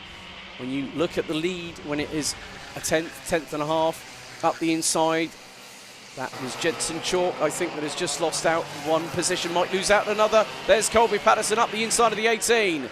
Jensen Chalk dropping from 3rd to 5th in 2 corners through Ashby's and through Wilkins. Could be tight on the timer. Oh, bit of a look up the inside through into the boot by Jensen Chalk on Colby Patterson, now trying to get the over-under through the top part of the boot, the number 18. Trying to get through. Last lap board is out. So lap number 9 underway. Top 2 were just under 4/10 of a second apart. But Butterazzi going towards the outside. I've never seen anyone do that before, where the leader goes defensive and the other person goes, right, I'm going to go as wide left as I can on the straight and swing it around into the corner. Butterazzi takes a look over the right shoulder, sees that there's a gap between him and Luke Millward in 3rd place. Cheers coming in for Rosy Costello in the number 73. But the leaders now making their way through the boot for the 9th and final time. Heat 1, it was Colby Patterson. 2nd heat, it goes to Nathaniel Hodges in the number 93. Great work by Enzo Butterazzi to take 2nd ahead of Luke Millward, who rounds out the top 3. Colby Patterson and Jensen Chalk complete the top 5. Followed by Alfie Davidson, Harvey Bacon, Rossi Costello, George Swire, Jacob Nairn rounding out the top 10. Jensen Shorts in 11th ahead of Maximilian Abrahart with Liam Welsh. Freddie Denton brings it home as the top novice in 14th in the number 98 ahead of Reese David Richardson. And Jack Holmes brings the 36 across the line in 16th. Got 1 more driver to cross the line. Leighton Kelly in the 26 rounds out the 17 strong. And that completes the 2nd IAME Cadet heat. Well done. 2 different winners so far. So Colby Patterson, Heat 1, Nathaniel Hodges, Heat 2. Next up, it's our penultimate race before the lunch break. It's Minimax, Heat 2, up next.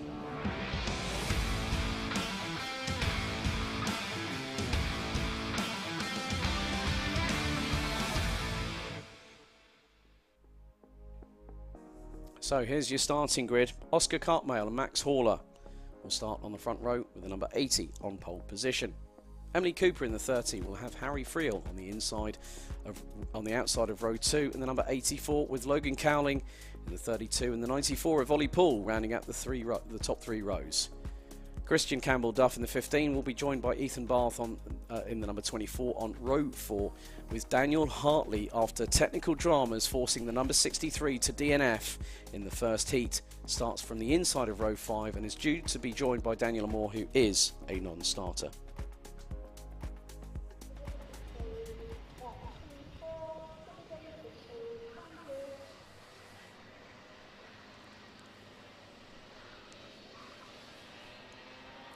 So we have had some great battles in the respective 7 classes so far. Tillotson T4, JT4s and T4s will be up next, which will bring us nicely into the lunch break. So, Mini Max. Max Hauler's doing everything right so far, keeping himself where he needs to be, which is just keep it on the road, bring it home. That's what his dad Duncan said to me last night. Let's see what happens here in Heat 2. Minimax round pit bend into the tram lines. Revs rise. Lights are out. Oh no, full start called.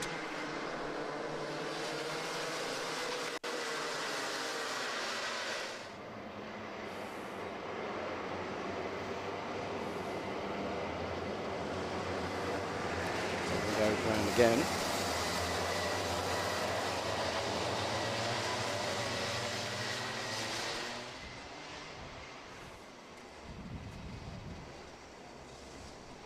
So second time around, we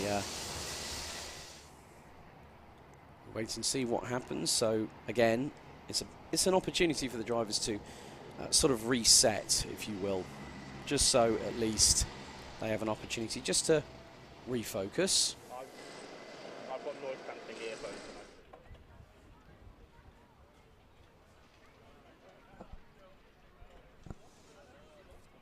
So Oscar Cartmail took the opening victory. Max Hauler put it on pole position earlier on today.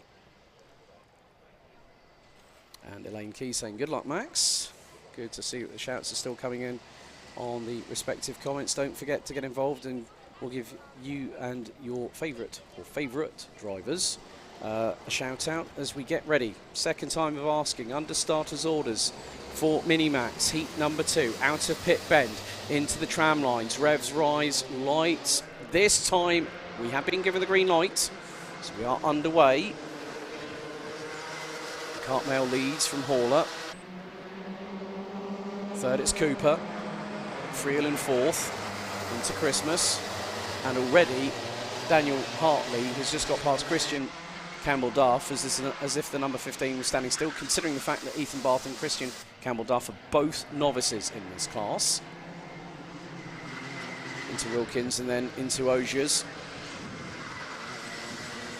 Top 4 line astern, rounded out by Harry Friel on the Croc Promotion chassis in the 84.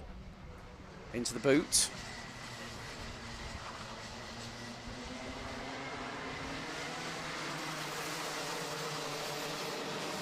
Through pit bend once again. Lap 1 completed. Cartmail and Hauler, less than 0.2 of a second apart.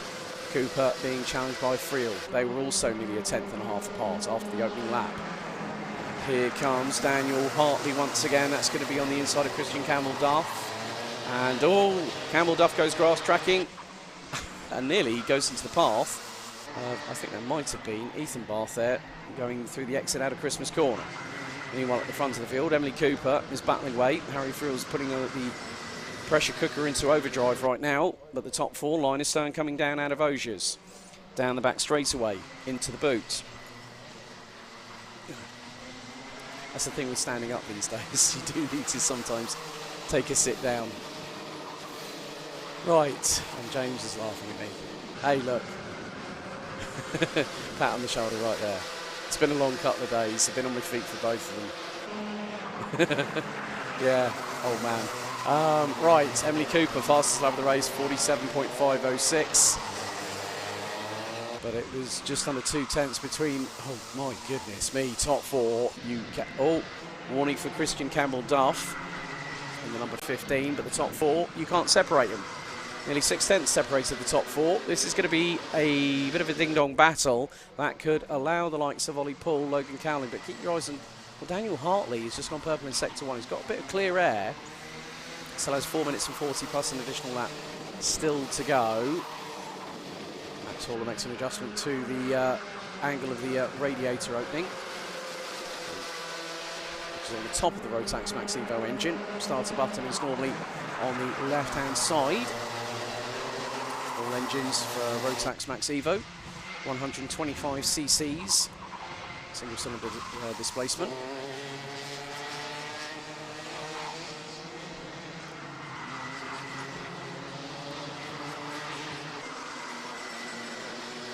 So Cartmail has been controlling proceedings thus far. With 3 minutes completed, 4 to go, plus an additional lap here in this second Mini-Max heat. Oh, mechanical black flag for Emily Cooper, and that is for the bumper. The rear bumper is sliding on the floor on the right-hand side. Disaster for Emily Cooper. Something has dislodged that rear bumper, and she's got to park it. And she looks and she sees, and now the disappointment sets in for Emily Cooper. That has given an opportunity for Daniel Hartley. Now Hartley's closing on Cowling and Poole, and that now means if he quickly gets past the pair of them, don't try and be too overzealous there, Daniel, trying to go through on Ashby's. So Emily Cooper, a great set of results for her yesterday, and a great race earlier on, and now it's disappointment time. It's a real shame. Something as simple as that can pull you into the pits, even something as significant as a missing chain guard or a loose chain guard. So we're heading into the final 3 minutes. Harry Friel was just setting a personal best. Oh, Max Hauler, fastest lap of the race last time around, 46.777. Goes purple in sector number 1. Daniel Hartley trying to get past Ollie Poole for P5 through Ashby's. Hasn't been able to make it through. Logan Cowling still holding on to that 4th place, which would have been 5th if Emily Cooper did not have that flailing right rear bumper.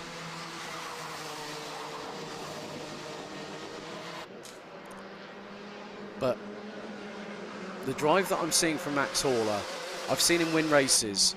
I haven't seen him win a championship. I was not around when he won the IAME Cadet Championship, but I can see how measured he is. He is not forcing anything. He's doing exactly what he needs to do, which is to score enough points. Daniel Hartley gets a warning from race control in the number 63, now up ahead of Ollie Poole. Hauler is just bringing it home. That's all he needs to do. He needs to bring it home, score consistently in the top 3 like he's done for pretty much the whole season, and wins the title. That's effectively how I see it going, because Oscar Cartmail, yeah, wants to win. Every driver wants to win. But when you want to win a championship, it's not always about having the most wins. It's about having the most consistent, strategic approach all the way through the championship season. I did just see another mechanical flag for Emily Cooper. Well, I'm not too sure. I think she might have gone and come out again. There is Daniel Hartley, who now is ahead of Logan Cowling. So we're on to the final minutes of this race. Plus an additional lap.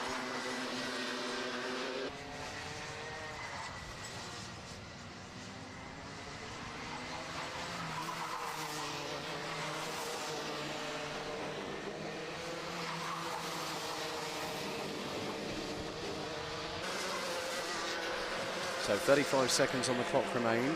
Cartmail and Hauler will be, well, they're 1.6 seconds apart. I think now that I'm not too sure what was going on there. I plead the 5th, Your Honour. Yeah, I've just ignored that completely. What? Sorry. Right. Okay.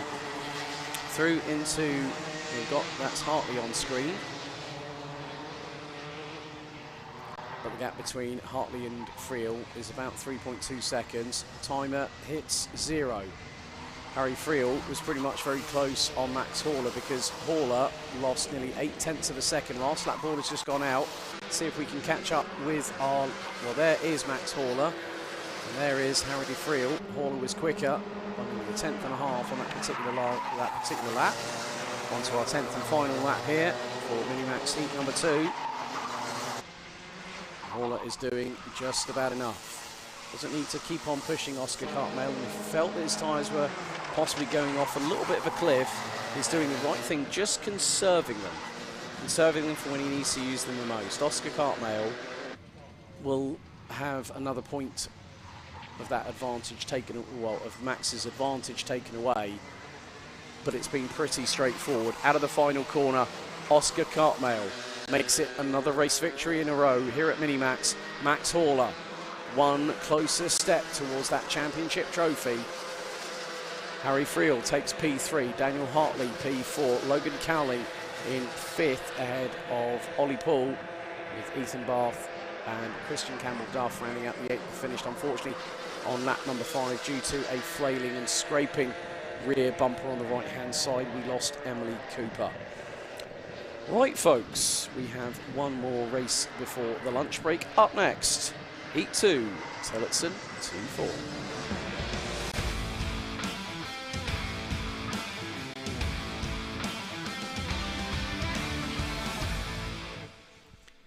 And welcome back, James Parfitt.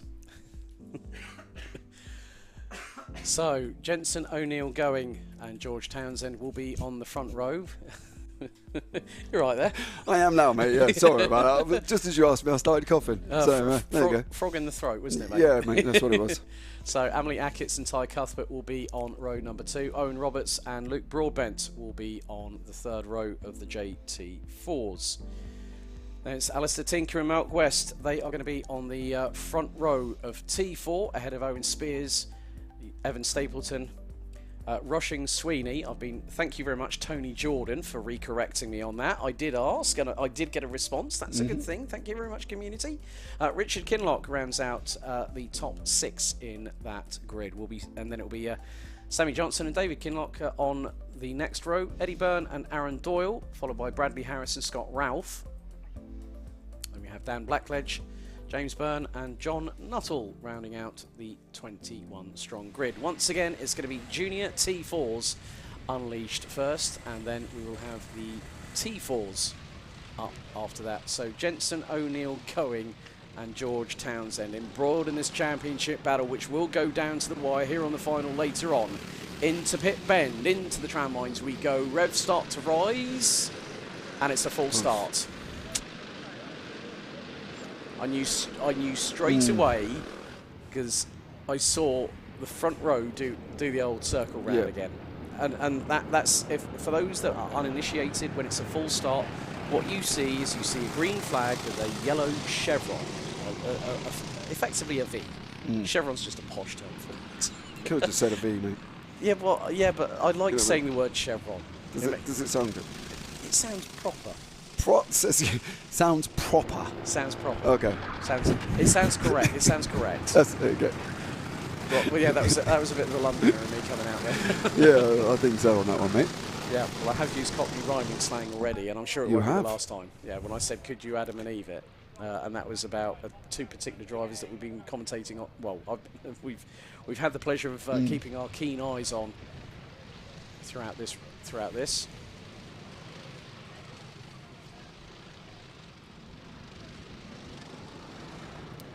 So, junior T4 about to get underway, second time of asking. Into the tram lines we go. Revs rise, lights are out this time. We're off and racing. Good start by O'Neill going. Emily Achatz, what a start from the number 11. Already up to P2 as George Townsend and Owen Roberts going side by side. As our Ty Cuthbert on the outside of Luke Broadbent into Christmas corner. And still, Ty Cuthbert instantly peeled a little bit to the left-hand side. Here go the seniors. And they've got them, I think, underway. And already, I think Alistair Tinker had a great start there. There's Mount West in all of this. Well, he started on the outside of the first row. But,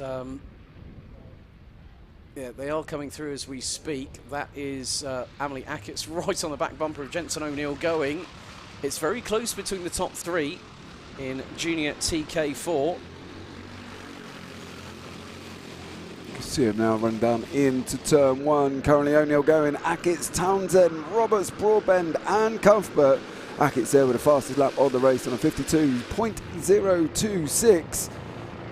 It's all getting rather tight and close, and that's also Roberts there as well coming into the back. So it's going to be making up to a 4 with Broadbent, possibly a 5-way if these guys can keep it together. We saw it in race 1 with these young gentlemen and ladies racing tightly there all the way through the heat. Just keeping an eye on the seniors. Rushing Sweeney, she's made the move up to P4 in class. So she's on the move. Mount West has dropped to 3rd behind Evan Stapleton, who's gained 2 positions in the opening lap alone and is within 8 and a bit tenths of a second off Alistair Tinker. There they are. There's Mount West in the 32, the current defending champion. Moved up to P4 after yesterday's fun and frolics here on the circuit. With 15 drivers in the T4 class, 6 in the junior T4s. And Jensen O'Neill going. Previous lap set the fastest lap of the race, 51.423. We did see some of the drivers dip into the high 50s. I think we could see that happening. Evan Stapleton sets the fastest lap in the T4 class, and actually the fastest lap overall, 51.242. Yeah, you can see Sweeney being chased down by Spears now. With Mount West in front currently. They're kind of spread out a little bit more than what we had in the last heat. There's little real pockets of battles, and you got the Sweeney and Spears battle, and then you can see the spread out behind that as well. They're kind of a bit more settled in on this one with about 4.5 minutes remaining. Spears just trying to make his way past Sweeney, but Sweeney's doing a stellar job of holding them back currently. They're trying to chase down Mount West in front at the moment. You can see there Spears just sticks his nose out coming around the boot as they head round for the pit straight, here for start of lap 4. Right, okay, couple of changes in junior T4. George Townsend now back ahead of Emily Atkins, who drops to P3. Ty Cuthbert set the fastest lap in junior T4 as Luke Broadbent got past Owen Roberts.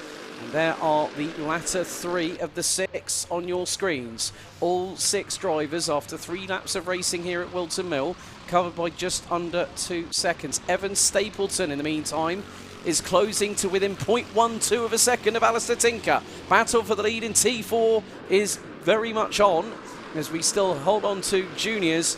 And let's see if we can cut away to Evan Stapleton. I think has taken the lead. I think Stapleton's taken the lead from Tinker in T4. Well, they're trying to pick them out, and there they are. There's Rushing Sweeney ahead of Owen Spears. So that is Evan Stapleton, who is ahead of Alistair Tinker in the 64. Let's concentrate on these guys and gals for a few moments. Very close between the pair of them as they go through Christmas Corner. It was not even a quarter of a kart length going through the apex. So 2 minutes and... right, keep your eyes on what's happening behind. Mount West, Rushing Sweeney, Owen Spears and Richard Kinlock. It's very, very close indeed, particularly from 3rd to 5th position. Richard Kinlock being at the back of that train. But, yeah, we'll see whether he can catch on to the likes of, well, that's Sammy Johnson in the 93.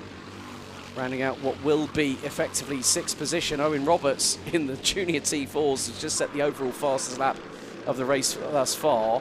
And everyone apart from Jensen O'Neill going. And I think George Townsend might have now retaken the lead in junior T4. As, Owen Spears picking up the inside of Rushing Sweeney. Not able to get through as it's getting a bit tricky, let's say, in the words of Dan Ashton. It's definitely tricky, but they are definitely cantering at a great rate of knots. 1 minute and 48 seconds still remain on the clock, and look at how close it is. This is between O'Neill going, who's leading. Townsend up the inside, sends it back from a country mile through on the 72. O'Neill going, now being collared by Ackett's and Roberts. Ackett's sticks her nose out as if to say, hello there. So unlike I'm going to mention this, the special Callum Bradshaw wave in the Senior Rotax final at Kartmasters last week. Best ever thing I've ever seen. Oh, Emily Ackett has just lost. Yeah, she's lost a handful of positions. Owen Roberts up to P3. Luke Broadbent up into 4th. Emily Ackett's now in front of Ty Cuthbert as the junior T4s go on to this, and what I would hazard a guess is going to be this plus another 2 additional laps of racing, so we're going to go to 10 laps in total.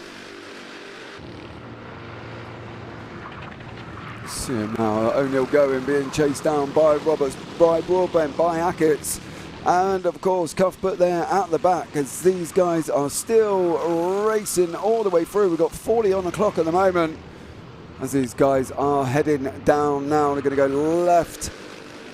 Onto the back straight we go before we come into the boot. Oh, we're a bit further back actually. We're down at Ozier's. They're coming through into the boot now. into the boot now. It's all concertinaing, isn't it? Yeah, they're all just getting blocked up from each other. They kind of need to sort of... O'Neill going needs to sort of like really sort of get on with it as he's sitting there bouncing up and down in the car. It's like he's like a jackrabbit doing yeah, that. Definitely.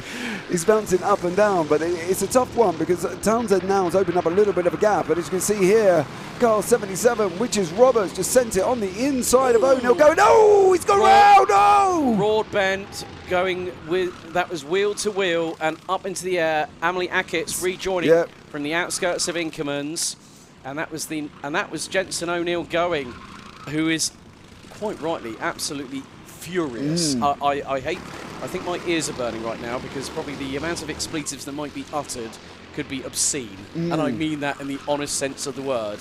But George Townsend now has a little bit of light at the end of the tunnel. Out of the final corner, last lap board is being shown and now has a 1.117 second lead over Owen Roberts. Ty Cuthbert is in 3rd ahead of Emily Ackett's. Jensen O'Neill going ahead of Luke Broadbent. But in the meantime, it is getting really close between the top 6 in T4 with Evan Stapleton was 83 thousandths. Well, hang on a second. Luke Broadbent has pitted the kart, so that's going to be a retirement. So, Evan Stapleton has got a 4/10 of a second advantage over Alistair Tinker. Malk West, Roshing Sweeney and Owen Spears running at the top 5 in the T4 class, and there are some of them coming. Well, that is George Townsend, who's going to bring it through Pit Bend and is going to take the victory in junior T4 once again ahead of Owen Roberts.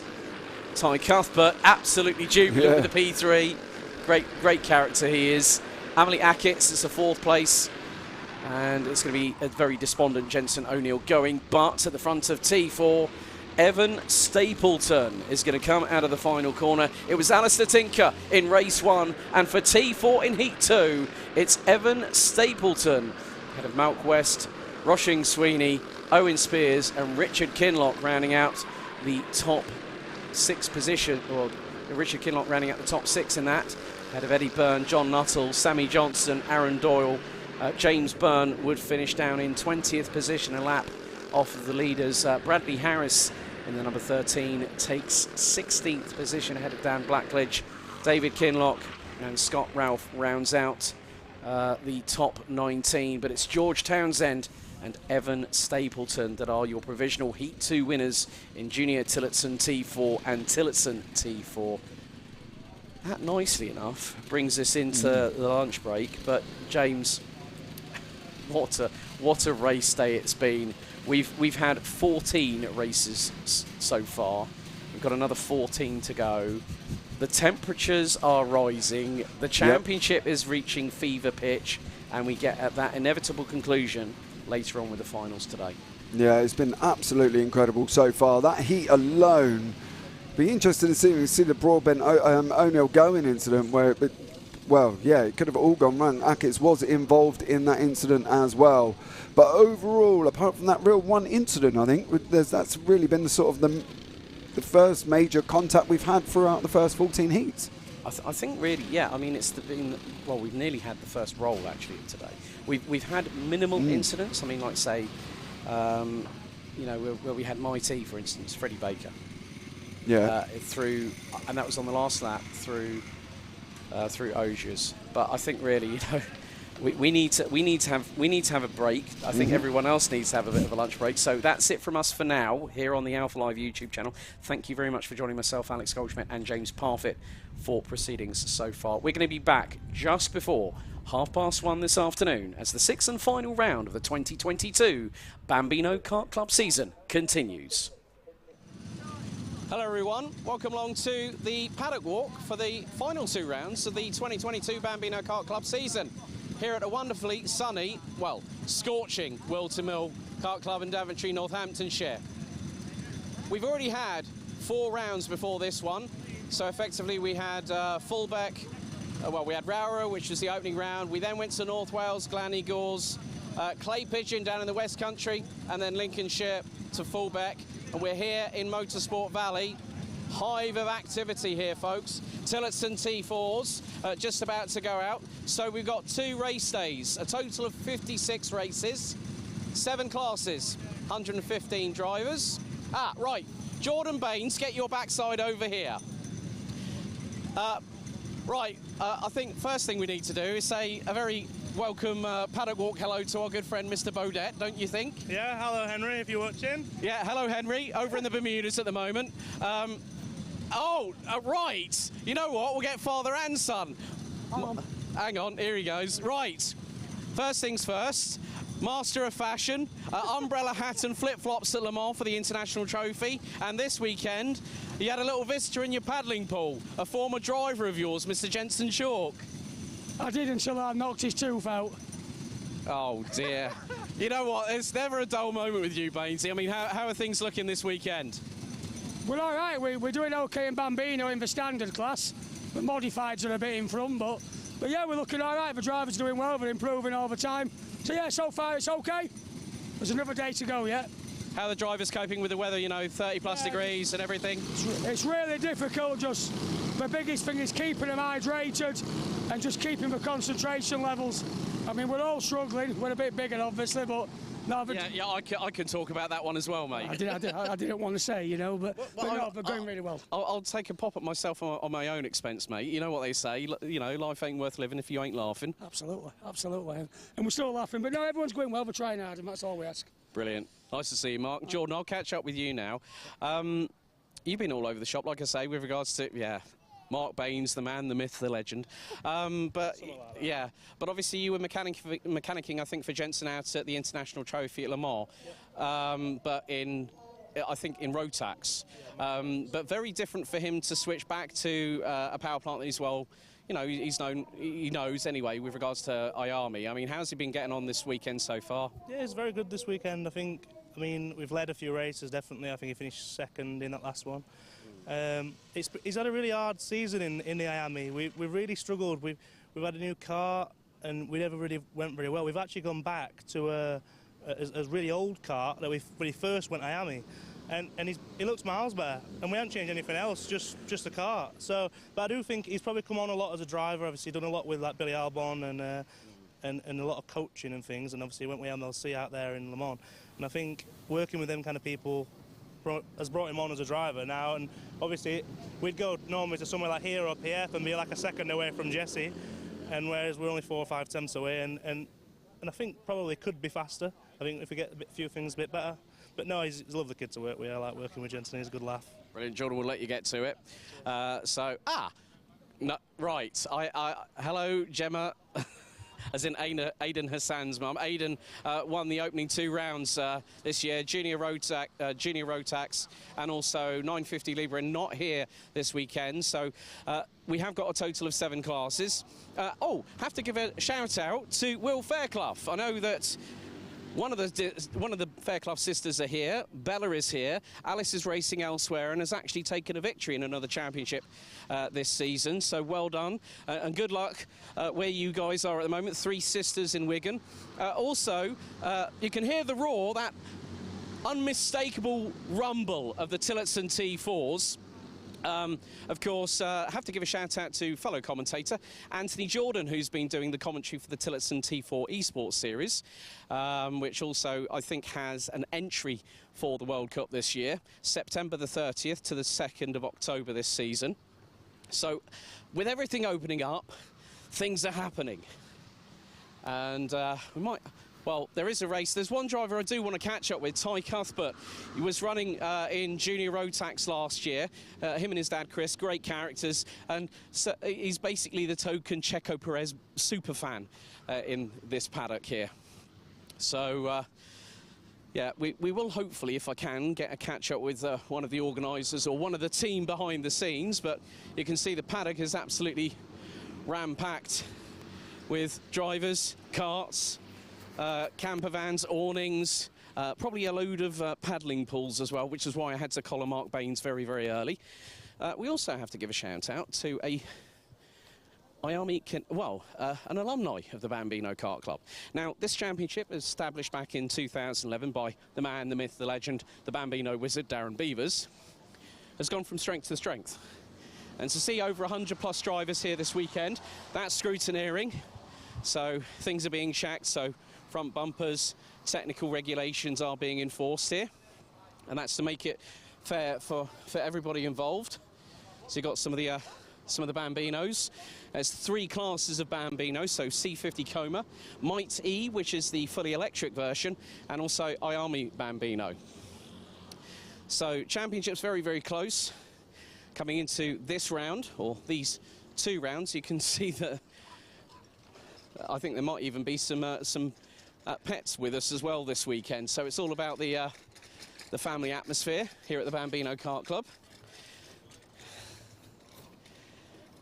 So really good to have a catch up with both Mark and Jordan Baines, father and son, if you didn't already clock that one. But I'm going to go through some of the championship standings whilst we're here. So firstly, I was coming up to a point. I was talking about a former BKC alumni, Riley Cranham. Congratulations, young man. We're really, really proud of you here at BKC for winning this year's Kart Masters, Motorsport UK, British Kart Grand Prix in IAME Cadet. He's also one that's raced. I still remember the days when I was at Rower in 2018 and seeing him race in IAME Bambino. But Kane Langley was last year's Mighty champion.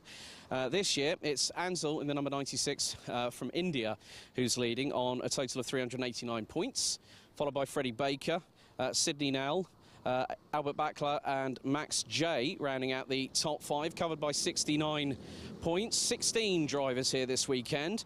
IAME Bambino, Edward Haynes was last year's champion for the Bambino Kart Club. Grayson Wortley in the number 70 is leading that one. And is that you, Mr. Wortley? Come on over. Right, funnily enough. So Grayson, how are you keeping, buddy? How's things? Good. Now, you're coming into the final couple of rounds of the championship, leading the way. It's been a tough one this year, hasn't it? Yes, it has. And which out of the tracks have you enjoyed so far? I mean, obviously, Whilton Mill's a good track in its own right, but which one's your favourite out of the lot that we've competed at so far this year? I don't know. You just go out there and race, do you? Yes. Well, Grayson, all the very best of luck this weekend. Thank you. And hopefully some more wins, and maybe that championship trophy, you might get 2 hands on it tomorrow. Thank you. So, big thank you to Grayson there for, as soon as he smiled, I thought, right, that's it, let's collar him. A bit of an open plan sort of side of things here. Actually, you know what we're going to do? Let's head over to Jam Sport Racing, because that's where they have got, well, Jam Sport Racing, known in a lot of championships, including TCR UK more recently. Shout out to Paul O'Neill, our Owie, and also Andy McEwen and Stuart Lines from that particular championship. So you'll actually see that there is one of the TCR UK cars in there. And that is for Max Hart in the number 101, the Hyundai i30N. Drivers competing in this championship include Jessica Hawkins, who's a race winner this year, Ant Wharton Eels, amongst others. So, and also the 2 Kent brothers, which includes Lewis, who is now driving the new Veloster N TCR. But this here is the Tillotson T4, devoid of wheels and engine by the looks of things, but they're currently out on track. Hopefully going to have a standalone catch-up with them as well. But you can see that a lot of people, so we've got Emily Cooper's in the running for one of the championships this year, and we can see that there is a bit of a hive of activity. So there are some specifications for the Tillotson T4. It's 225cc 4-stroke, not a conventional like, say, a Rotax engine, which is a 2-stroke. And you can see about up to 30 hours of engine life without maintenance. So we'll have a chat with them a little bit, well, when we get the chance. So let's see if we can collar somebody else, or maybe the odd occasional person. If we can, I'm going to try and catch up with BKC race director Dan Ashton, who actually last week was also at Kartmasters. Both he and David Manchester, part of Trent Valley Kart Club. And congratulations, I have to say, to Paul Fletcher, Nigel Edwards and the entire team for what was a fantastic event last week. Over 30 plus hours of coverage. Shout out to Henry Baudet, Chris McCarthy and Anthony Jordan and James and the entire team. So don't forget, if you haven't already, hit the subscribe button and also try and follow us on social media here at Alpha Live. So, yeah, T-shirt, shorts, short socks are definitely de rigueur here, and plenty of hydration. We want to give a shout out to everyone at home that's watching this at the moment. Just make sure that if you do go outside, take plenty of water or plenty of fluids with you, top up on the sun cream on a regular basis, because it's going to be hot for the next couple of days, and that's notwithstanding all the action that we've got on the circuit itself.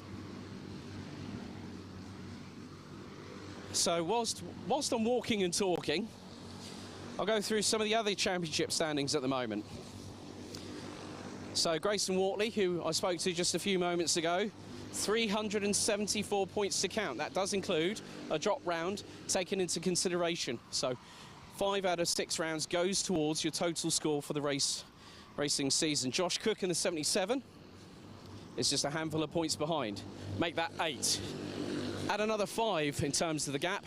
You've got Ronnie Carter, one of the youngest starting competitors in the BKC. I remember in 2018, his dad Dale decided, well, I haven't seen this man in a while. Come here, Chris. Right, this is the father of said Checo Perez superfan, Chris Cuthbert. Really good to see that Ty's had a couple of podiums, well, a couple of top 3s. I think in the last round he got a second and a third. Yeah. How's he feeling coming into this race weekend? I mean, he's out at the moment, giving it the berries. Yeah, he just really enjoys this series. You know, you can see how there's a 100th between them all. You know, well, he absolutely loves it. We had some issues yesterday, but we got it sorted out. We've got the factory team here with us, so it's really good. He's enjoying it and he's pumped for it. Put it that way. You know, one of the things now, obviously, Ty, very prolific on social media, with your assistance, of course, but just like the amount of outpouring from like the Mexican community as well, who've embraced him as one of their own, as a token Mexican citizen, so to speak, without the red tape and visas and God knows whatever else you need with that. How's that been for him as being having a further outreach to people in South America, particularly Checo's home country? It's incredible the amount of following he's got, and you know, he's speaking in Spanish to people as well now. And funnily enough, we're in the same tent as Mateo, so we've got Mateo right opposite us. So we know Mateo really well, and he's massive on social media, obviously from Mexico. Yeah. And his dad, I didn't realise this, but he's an ex-NASCAR racer, an F4 racer, touring car racer. But he's going to try and arrange us to get to the Mexican Grand Prix and actually meet Checo, because he knows him, he's a friend of his. Yeah. So he's talking to Red Bull at the moment about it, so that'd be amazing, and to stop with him as well while we're there. I think also the fact, I'm sure that Ty was jumping off up and down off the ceiling when Checo got extended for a couple of additional years at Red Bull Racing alongside Max. Absolutely, yeah. I mean, it was such a massive thing. He even did a post about it, which Checo responded to, you know, and thanked him for his support and everything, wished him happy birthday on Twitter. Yeah, I mean, it's absolutely fantastic. He's such a big fan of his. It's amazing. I think that's also really, really good about the fact that there's no divide between motorsport categories. You can be one of the top 20, you know, the 20 fastest drivers driving cars that are producing near to 1,000 brake horsepower around 22 different circuits this season, and still take time to to talk to the people in grassroots motorsport. That's quite an endearing thing, isn't it? Yeah, absolutely. I mean, there's not many other drivers out there that do kind of socially interact. But when Checo did post these messages, no personal messages to Ty, you know, that reached the Mexican news. It was on all the news channels. It was incredible that, you know, the support won from an English person outside of Mexico. But the fact that he'd actually, you know, interacted with him on social media, it was amazing. Brilliant, Chris. Good to catch up with you. Wish Ty all the very best of luck from us here, and I'm sure that I'll be commentating, mentioning his name quite a lot during the broadcast on Sunday. So good to see you, mate. Really good to see you. All's well. So we'll leave you to it, mate. Yeah, good to see you. Good. Thanks to Chris Cuthbert there. Right. What I'm going to do is I'm going to try and hopefully grab a little bit of shade so I can actually see what I'm looking at. And if people are wondering, can I still see with these sunglasses on? Yes, they're prescription, which is not a bad thing. So, last championship standings I was talking about was IAME Bambino. Honda Cadet, Hayden Gray is looking to do 2 titles on the bounce. Currently on 364 points to count. He's had 5 wins this year. He's also the current GP plate holder. And he's just 8 points behind Jensen Hookey in the 33, who's on 372. He's got 4 wins. Jacob Backler rounds out the top 3. So obviously it sounds like there's 2 brothers in this championship, one running in one championship, one running in another championship. And Thomas Butcher, who's been running consistently in the top 7 this year, 323 points for the number 54. And Josh McCormack rounds out the top 5 in Honda Cadet, covered by 57 points. IAME Bambino, the spread's a little bit further. 72 points covers the top 5. Josh Cook was last year's champion, with Austin Oman leading the way on 387 points in the number 7. Riley Morrow in the number 38, currently on 370 points. Harper Das, who I know from my days at Rye House, which I still do commentate on there from time to time once I get afforded the opportunity, of course, rounds out the top 3. He's had a 2nd and 3 third places over the course of the first 4 rounds of the championship, with Ethan McClelland and Henry Algar rounding out the top 5. IAME Cadet, Max Horler, who's gunning for the Mini-Max crown this year, took the title last season, and it's between Harvey Bacon, Nathaniel Hodges, Luke Millward, Alfie Davidson and Maximilian Eberhardt in the top 5. They're covered by 44 points. Mini-Max, Max Horler leads that championship on 340, with Oscar Cartmail, Daniel Hartley, Emily Cooper and Joshua Jarvis rounding out the top 5 in that. And then Tillotson T4, well, Malk West, defending champion, currently running P7 in the standings on 353 points, but George Townsend, Jensen O'Neill going, Owen Spears, John Nuttall and Amelie Ackitts round out the top 5. 21 drivers set to take part in this weekend. And it's not close, it's pretty close between them as well. 18 points, I think, separate the top 5. But really, that rounds out the paddock walk here at Whilton Mill. Enjoy the racing, ladies and gentlemen, and keep yourselves cool, hydrated. And if you are going outside, make sure to apply plenty of Factor 50, because this weekend, you're definitely going to need it.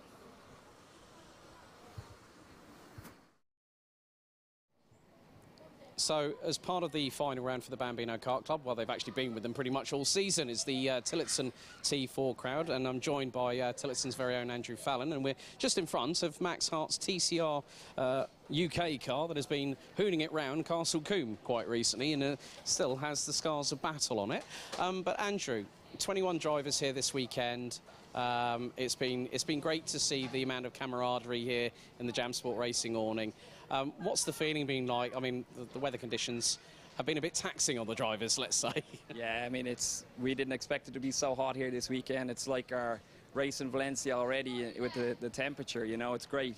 We won't complain. It's nice to have the good weather, but yeah, with the competition today, it's been fantastic. The last race, we had 6 drivers within 2 seconds in the junior class, and it was just so tight. The seniors as well. You know, it's just brilliant to see the grids growing. 21 drivers today. You know, from where we started at the start of the year, we've grown quite fast, and you know, I think it's building well into next year as well, which is great. And also the fact of the top 5 overall actually covered by just 18 points.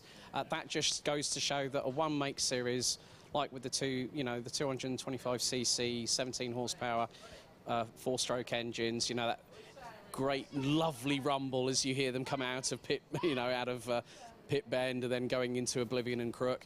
It's a wonderful noise. I mean, I remember first seeing them actually at the first round of the Bambino Kart Club last year.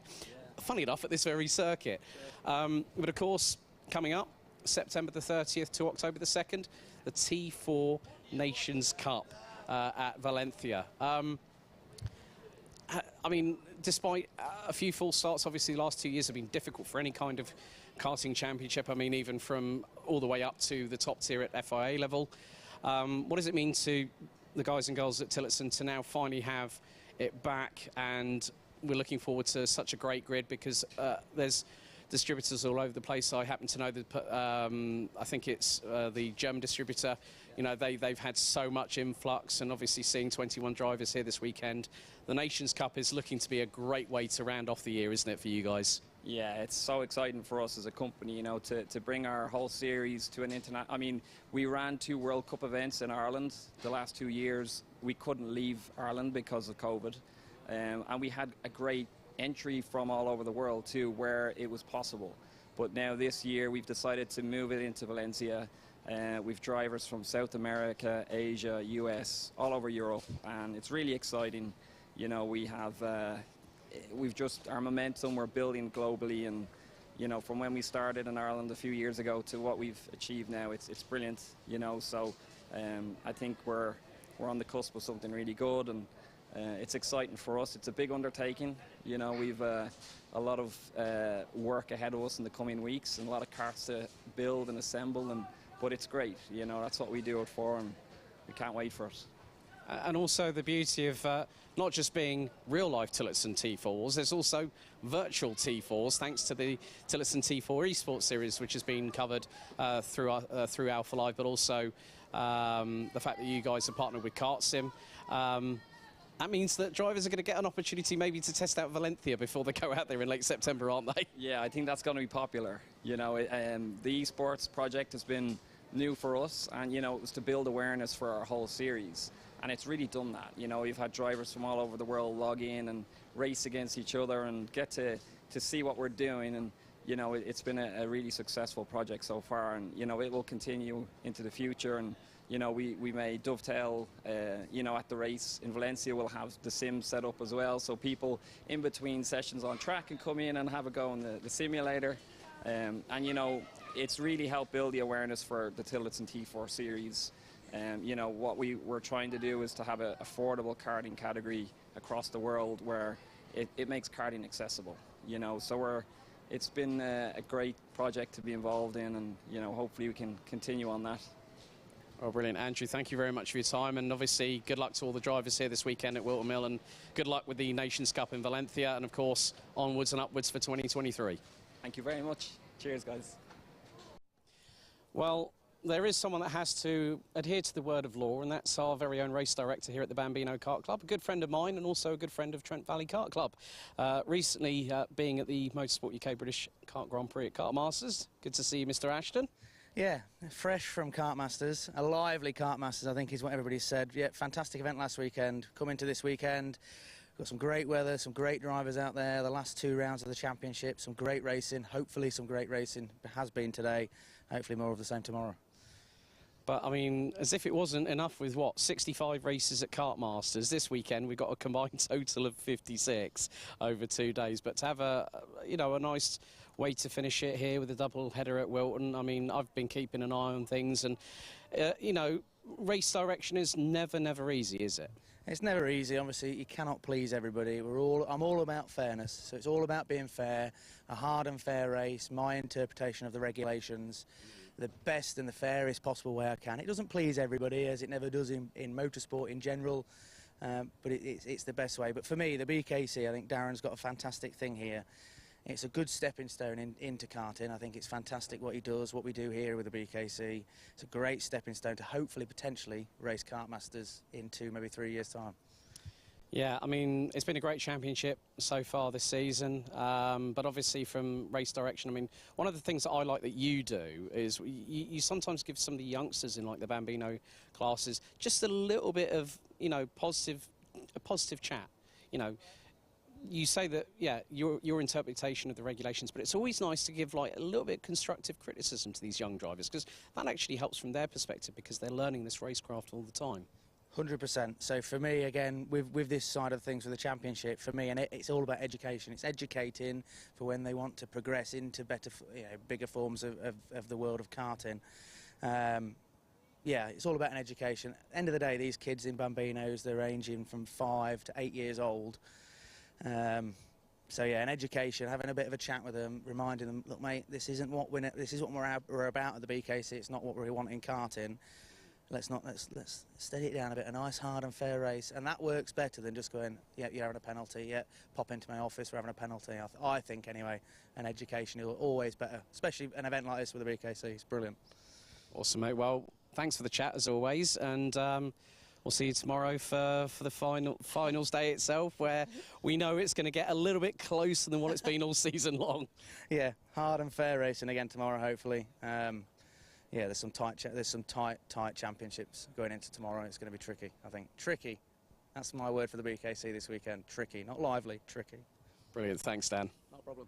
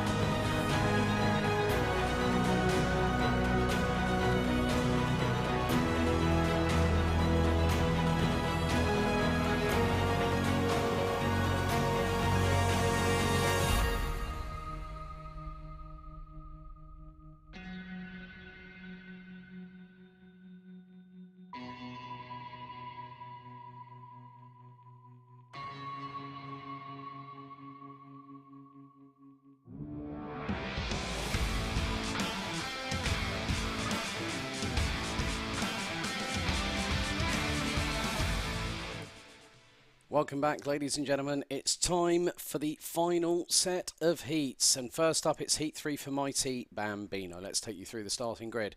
Ansel in the GP and Freddie Baker in the UK plate will be on the front row. Albert Farrow in the 42 and Ralph Martin in the 32 round out row 2 with Cooper Earsman and Albert Matchler in the 19 and the 54 rounding out row 3.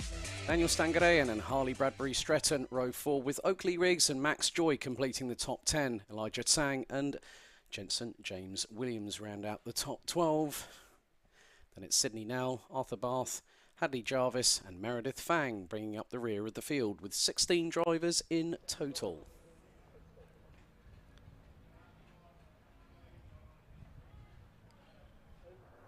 So waiting for the grid to be cleared. No, it doesn't do anything.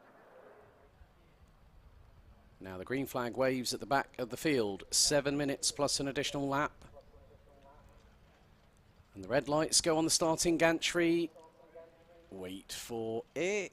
Lights are out. We're off and racing here in the third and final heat, the penultimate race of the 2022 season for Mighty Bambino. And Ansel makes a great start. Freddie Baker in second position. Ralph Martin gets the jump on Albert Farrow in the initial phases of the race as they head up their way through into Christmas Corner, up through Manuel's Bank. And they're going down through in towards Inkermans before heading into Ashby's. So there they go through Inkermans. Ansel leading the way in the number 90, well, was the 96, now running in the GP plate. So they'll be heading through now into Wilkins and down the dip into Osiers. Ansel and Freddie Baker line astern once again like they were in the previous two heats. Now Freddie Baker looking for the move up the inside of Ansel, going through into the approach into the boot and gets through. As they're about to complete the opening lap of this penultimate heat of the 2022 Bambino Kart Club season here at Whilton Mill Kart Club in Daventry, Northamptonshire. Ansel making the move, looking to go side by side, has to wait for it, can't get through there. Martin Pointner saying, come on Sydney now, position number 13 is not unlucky for some. Big shout out from Grandad and Nanny Sandra. A big thank you to those that have been getting onto the chat, so please get your comments coming in. We're a minute and a half through this 7-minute race.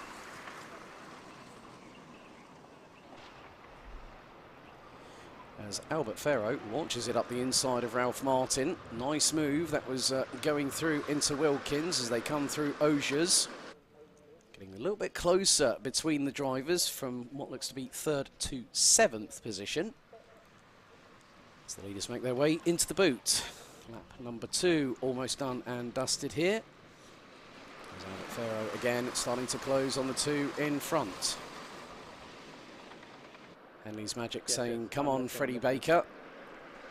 Freddie again trying to sweep wide, coming through out of, oh that was very, very wide indeed, coming out of out of Crook and into Fine Lady.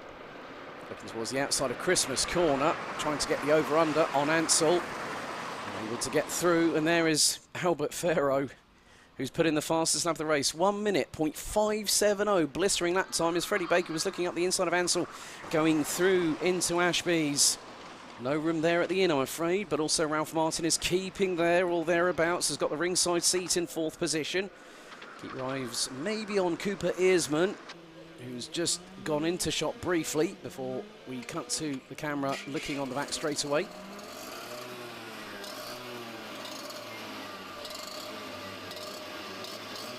Ansel still leading, 3 minutes down, 4 to go. Freddie Baker in the wheel tracks of the GP. Now looks towards the inside into Oblivion and gets through to take the lead. 18,000 separated the two leaders when they came across the stripe. Looks to be the sweet spot for Freddie Baker to find an overtaking opportunity and coming through Oblivion, threading the eye of the needle. Ralph Martin is with them. Another fastest lap of the race for Albert Farrow in 3rd place. 1 minute, .185. The track has evolved significantly. Air temperature north of 30 degrees Celsius.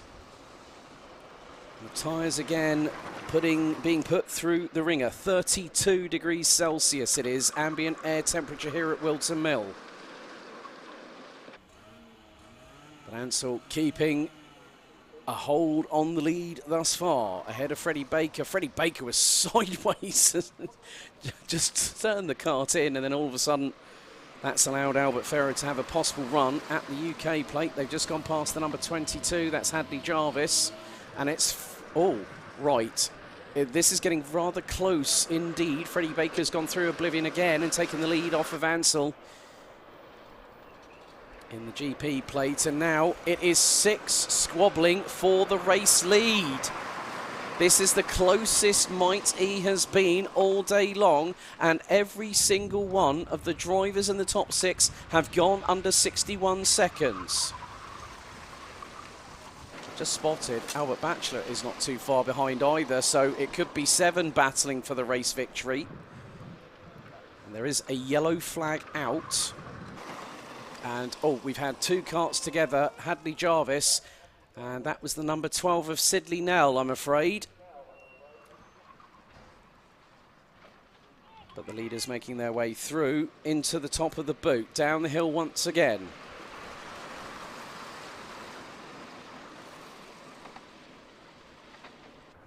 Just under 2 minutes remain of this race. Albert Ferrer defending ahead of Ralph Martin. Freddie Baker now has a 0.3 of a second advantage over Ansel in the GP plate.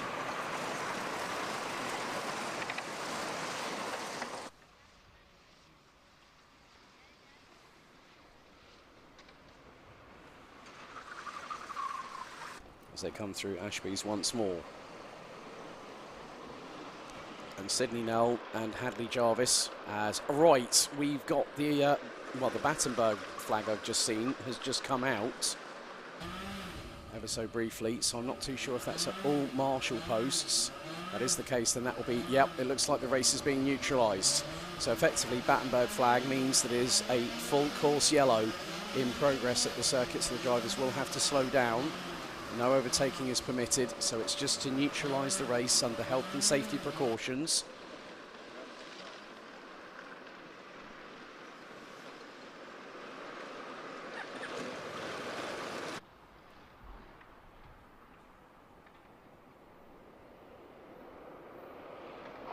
So the Battenberg flag is still being shown.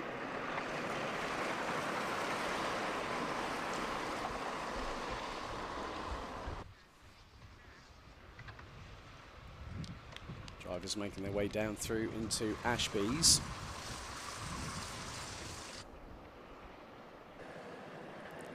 As there is Sidney Null again rejoining the circuit. And we have had our second red flag stoppage of the day.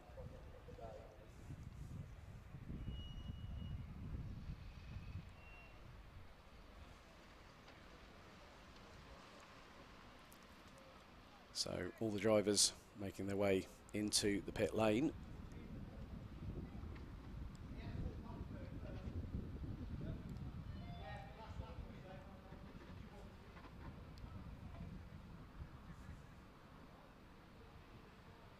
So the drivers now stopping at the, so both Freddie Baker and Ansel have both said, well, what's going on? Ansel's just basically put both hands up in the air and saying, I don't know why.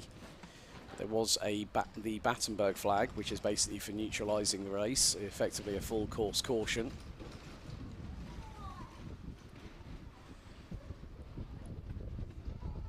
So effectively Freddie Baker on the previous tour was ahead of Ansel in the lead, well, was ahead in the lead of the race by just over half a second.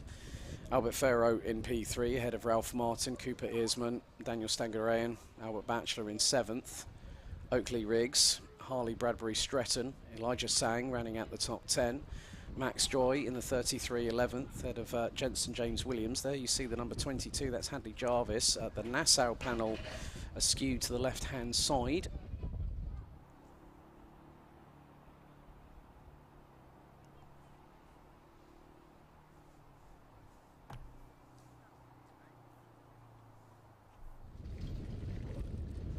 So things are getting set and ready for the next race. Next up, it's the third and final heat of the day and the final heat of the season. Up next, Heat 3, IAME Bambino.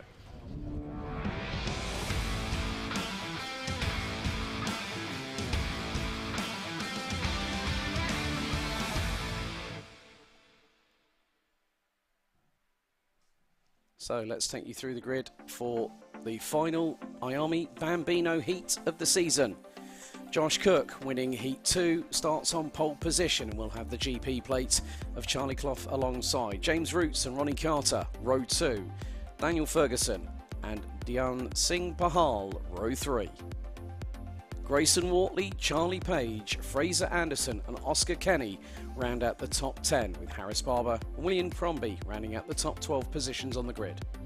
Logan Rolfe will start alongside Ollie Liddell on row 7, ahead of Ethan Copeland and Arthur Farrow on row 8, with Hector Dickey and Harry Williams on row 9.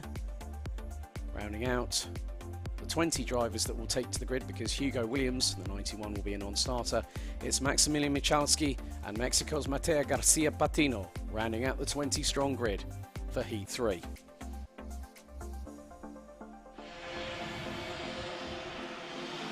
So the drivers making their way onto the circuit, and so far today it has been 2 wins out of 2 for Riley Morrow.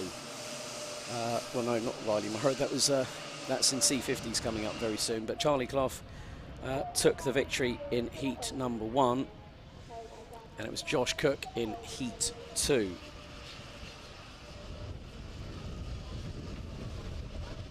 So the drivers will make their way onto the starting grid. Once again, a standing start for all drivers.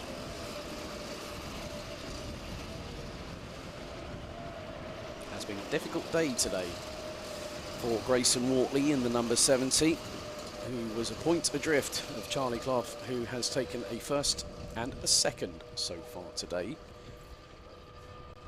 And Grayson Wortley, if memory serves me correctly, has finished 7th in both respective races, which is 19 points.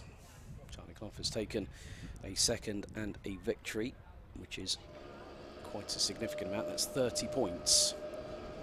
So engines are now up and running. Grid is being cleared.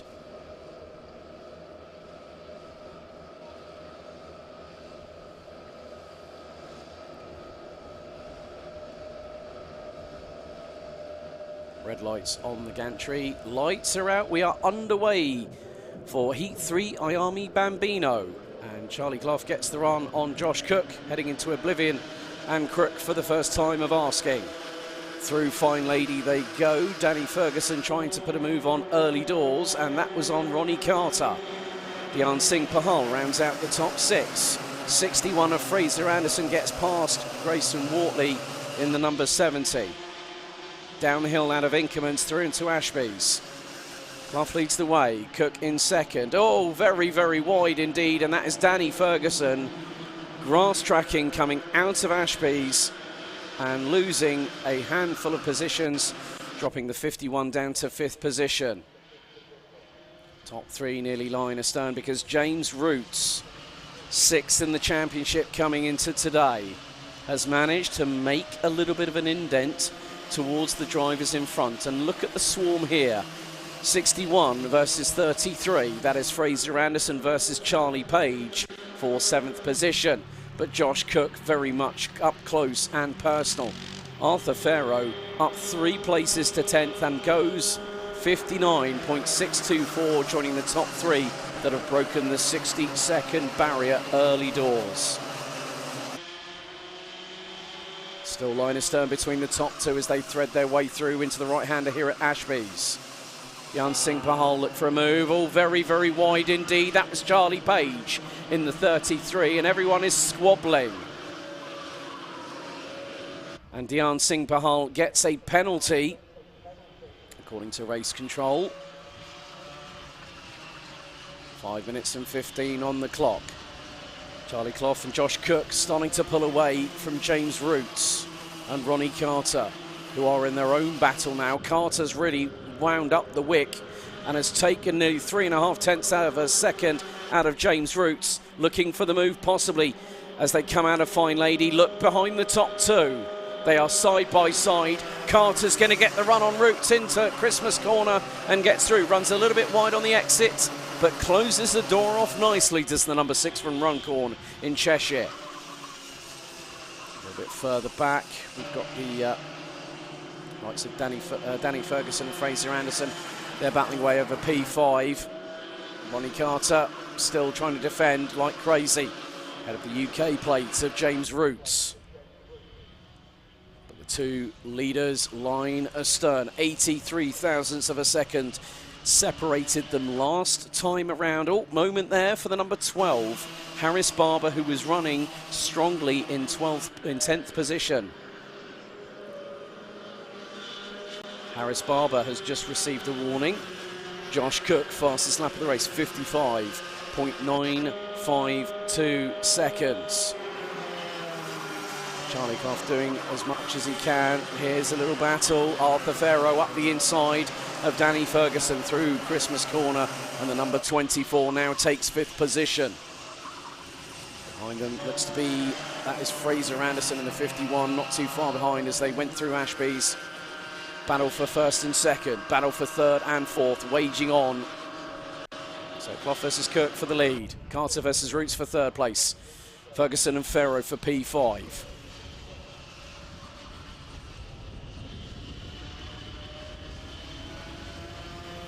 Past halfway on the timer.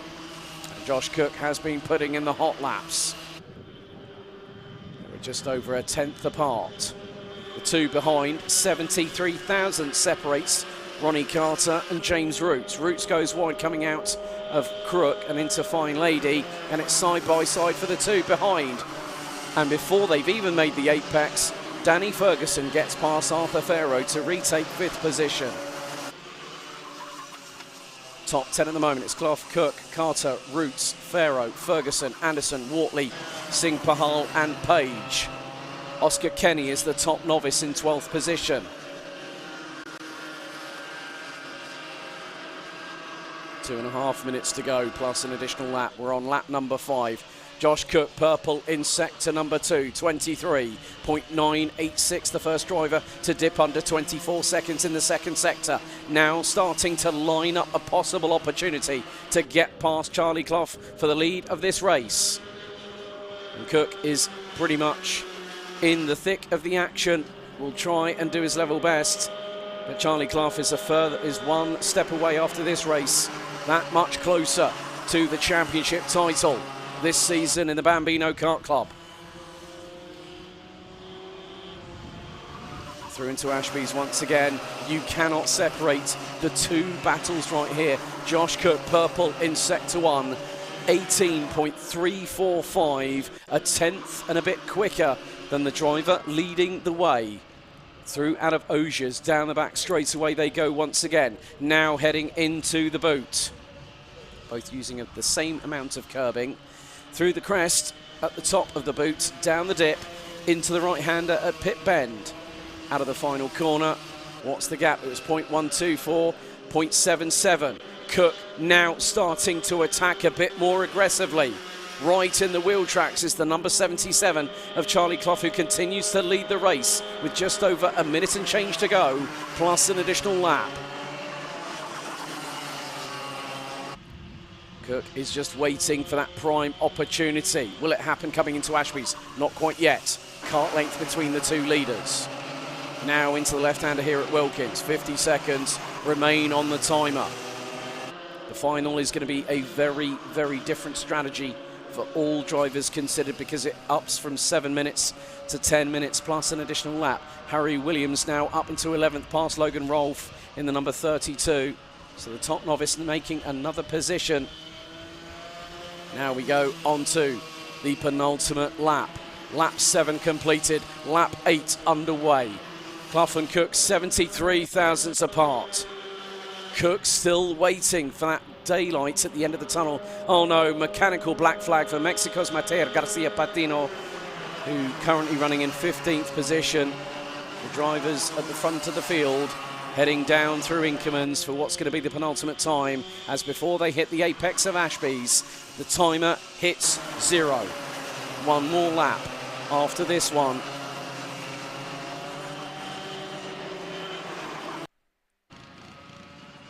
Through Ogiers, once again go the two leaders, and in the back of shot, Carter and Roots still battling away. Ferguson and Farrow are very close together as well, so battle for first, battle for third, battle for fifth.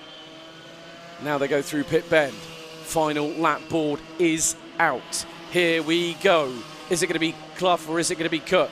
We're about to find out over the next 1,000 or so metres. Through Crook and through Cook. Through Fine Lady. Cook is looking for the inside line. He's pulling alongside Charlie Clough and into Christmas. Clough hanging it round the outside. It still keeps it through. That was brilliant driving from both drivers. Lots of racing room and respect given on that exchange behind Carter and Roots. Still in battle. Coming through Inkermans. And Roots is ahead of Carter now for third place. Down out of Wilkins and through into Ogiers for what's going to be the final time for the two leaders.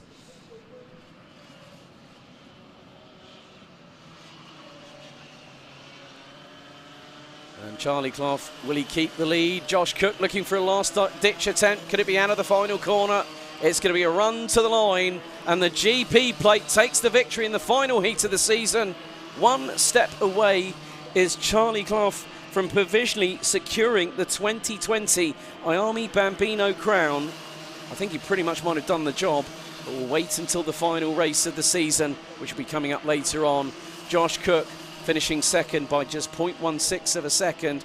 James Roots and Ronnie Carter covered by 23 thousandths at the checkered flag. It was a run to the line, so Roots pips Carter for P3. Daniel Ferguson, Arthur Farrow, Grayson Wortley, Fraser Anderson, Charlie Page and Dian Singh Pahal rounding out the top 10. Good job by Harry Williams, the number 44, the top novice of the race, in 11th, ahead of Logan Rolfe in the 32. Oscar Kenny, another novice, in the top 15, placing 13th, ahead of William Crombie. Mater Garcia Patino, still a novice in this class, but according to the timing showing as 15th, ahead of Hector Dickey, Harris Barber, Ethan Copeland and Maximilian Michalski rounding out the 19 strong as the drivers make their way through into scrutineering. Next up, it's the third and final heat, the final heat of the season. Coming up next, it's Honda Cadet.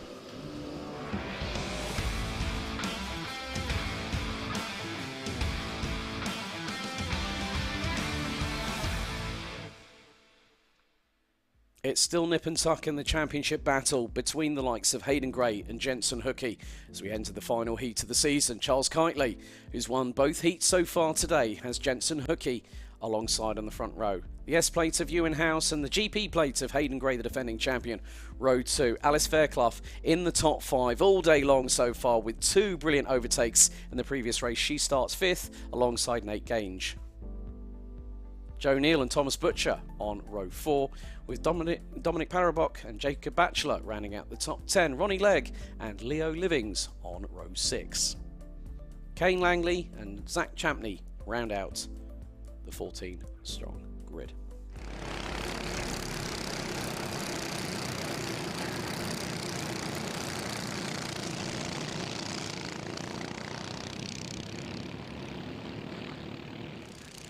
And as always, Honda Cadet provides fantastic close quarter racing.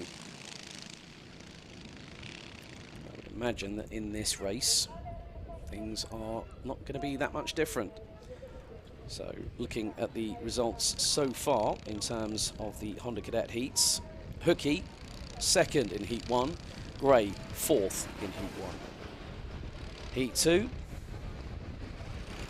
same again, 2nd and 4th respectively. Jensen Hookey needs to keep ahead of Hayden Gray to secure the title, irrespective of the finishing positions, to cap off what's been a very tough year.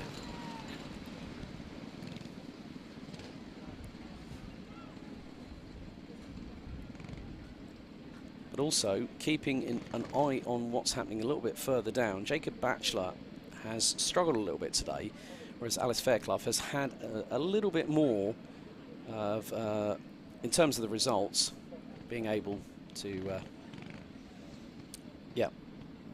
Alice Fairclough, a 6th and a 5th. Jacob Batchelor, 7th in the first heat, and in the second heat was 10th. I'm just trying to get the grid formed up. And driver, that's Kane Langley in the number 10, who will start on row number 6, apparently row number 6. Get everything into position, ready to go, as the red lights are on the starting gantry. 7 minutes on the timer, plus an additional lap. Kitely's made it 2 for 2, but it's the battle between Hookie and Gray. Revs rise, lights are out, we are off and underway here in the third and final heat of the day, and the final heat of the season before the final race of the championship later on this afternoon. As the audible hum, oh no, we've had a multi-cart incident going into Manuel's Bank. 5 carts involved, one spinning out and backwards, as now we go into Ashby's for the first time of asking. So Charles Kitely leading the way as things stand at the moment. In second, it's Jensen Hookie, and yellow flags are being waved on the approach into Christmas Corner.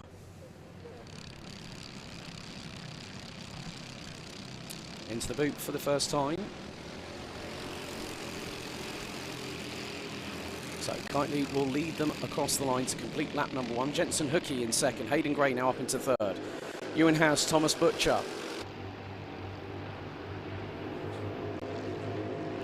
Can't see Alice Fairclough's transponder showing up on the timing. So I'm not too sure if she made it out. 100% sure. Gray is ahead of Hookie. It's going to be a bit of a mental assist for the GP plate. Thomas Butcher is the fastest driver out there, 56.440. Expect the times to drop because the fastest lap of the race last time on Heat 2 was by Ewan House of 53.043. 5 minutes and 20 plus an additional lap still to go. Ewan House quickest in Sector 2. Hayden Gray quickest overall in Sector 1, as now we come across the line to complete another lap. Hayden Gray starting to put the pedal to the metal. The GP plate knows that he's got to start working, and that hard work starts now. 5 minutes to go.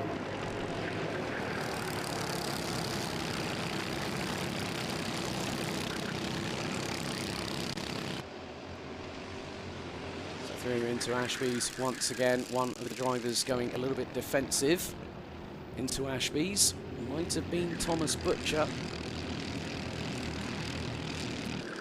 in 5th place.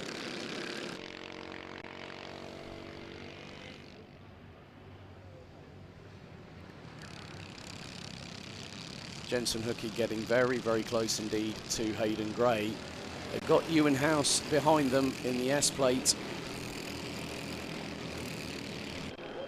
Gray and Hookie look over their respective left and right shoulders. Ewan House sets the fastest lap of the race, 53.120 on the conclusion of lap 3. Hookie switching to the outside after staying in the wheel tracks of one Hayden Gray. Hayden looks over his shoulder, going into the approach into Inkermans. It's all kicking off behind with the likes of Butcher, Gange, Champney, Parabot amongst others. Joe Neal and Leo Livings running at the top 10 thus far.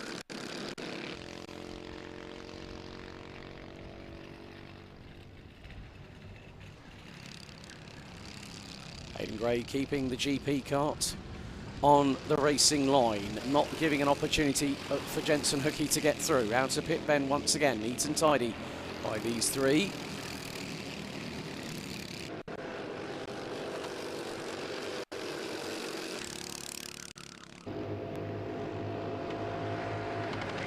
Drivers through into Christmas Corner. This is the top 4. So Kitely leads Gray by nearly 1.2 seconds. Another look by the GP plate driver over the left shoulder coming out of Christmas Corner. Hookie is right there in the wheel track. So is Ewan House. A little bit further back, Zach Champney has gotten up into P5 in the 61, having started from the back of the grid, folks. So sometimes an incident that might happen in front of you will give you a little bit of a lifeline to climb your way up the order. Sometimes it might be a little bit quicker than you expect, but sometimes that is having a little bit of lady luck on your side. 2.5 minutes remain on the counter. Hayden Gray still holding on to second position ahead of Jensen Hookey and Ewan House. Ewan House last time around set the overall fastest first sector of anybody. Now Gray still holding on, is defending, just keeping the carts parked on the racing line. Looks over the right shoulder, gauges, anticipates what Hookey behind is going to do.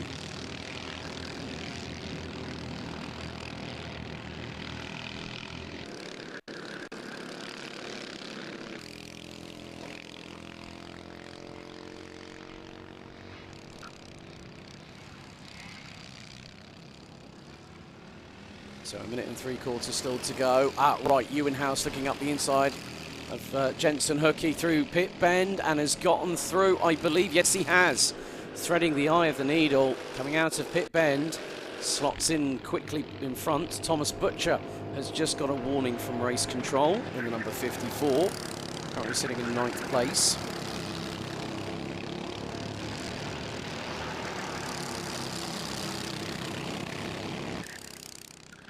As Jacob Batchelor in 10th position has just been given a penalty in the number 12 by race control. Currently sitting in 10th ahead of Leo Livings, Kane Langley and Ronnie Legg.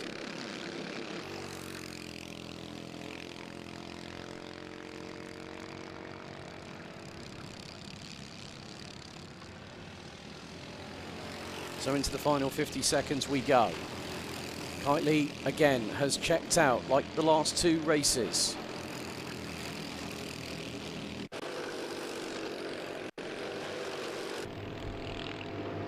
As Thomas Butcher again, another warning for the number 54.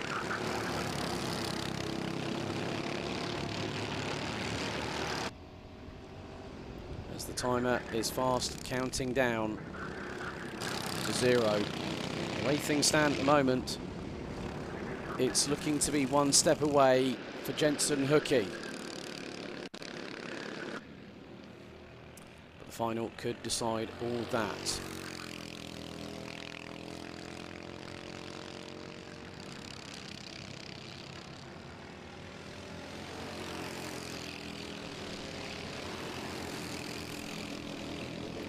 Last lap board has already been shown to Charles Kitely. Hayden Gray holding station ahead of Ewan House. So Jensen Hookey in the first 2 races of the weekend here at Whilton Mill has taken 2nd place. Hayden Gray took 4th in both respective heats, and now it's switched around. Gray in 2nd, Hookey in 4th, with Ewan House as the W plate of Joe Neal in 7th position, gets a penalty. But you have to commend Hayden Gray for continuing to fight right up until the death, right up until the final race of the season.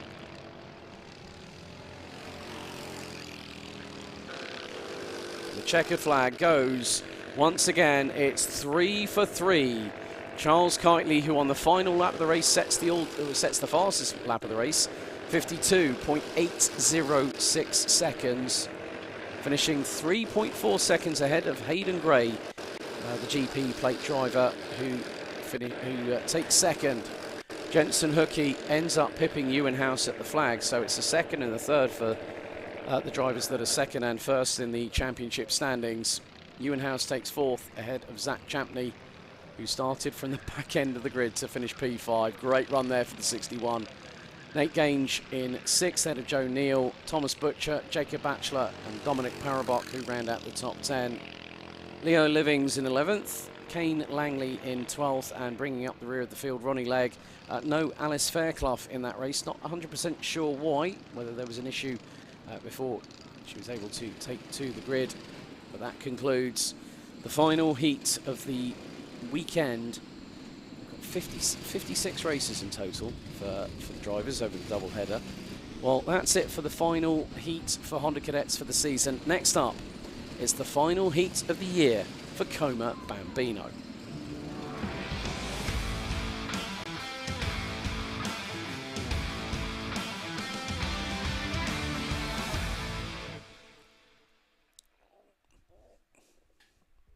Well, over the course of the day, it has been how many times do you want to change the lead in a race, courtesy of Riley Morrow, who starts on pole position, and championship leader Austin Oman, who are on the front row. Harper Das and Ethan McClelland on row 2, Henry Algar and Harry Chapman, row 3. Jack Mellon and Bertie Clark round out the top 4 rows. And rounding out the top 10, it's Amelia DL and Rex Michael Pooley. Toby Biggs and Jack Daniels round out row number 6, and completing the 7-row grid. 14 drivers in total. Harry Reid in the 73 and Oliver Daniels in the 24.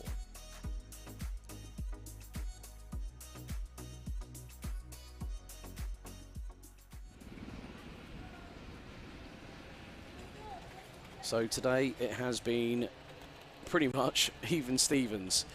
Looking back at yesterday, it was Austin Oman who did the clean sweep of winning, and Riley Morrow was consistently in second position. Looks like the boot has been put on the other foot, but Austin Oman just needs to keep a cool head in these hot weather conditions, because the temperature's still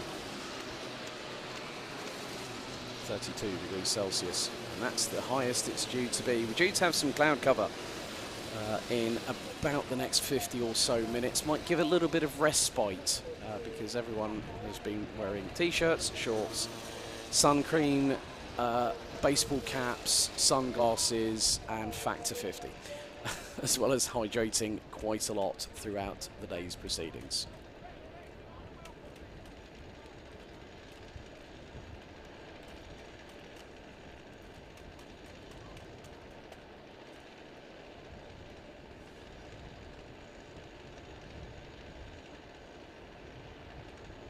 So, grid has been cleared for the final time for the heats. As the lights are out, we're underway and racing here in the C50 Coma Bambino final heat of the day and of the season. As Harper Das has really got the bit between the teeth and is already up into second position. Gets the move done on Riley Morrow, as Austin Oman now is in the lead of the race. Through into Christmas corner, a little bit of a run wide there for Harry Chapman in the 32, who rounds out the top 5 as Harper Das goes. There's a little bit of a touch, side pod to side pod, and that allows Riley Morrow to get through, but Harper Das will not be fazed by that.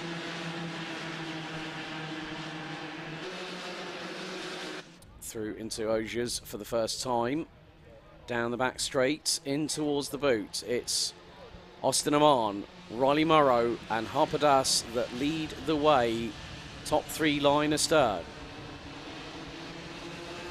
think Harper Das wants to end this season on a high.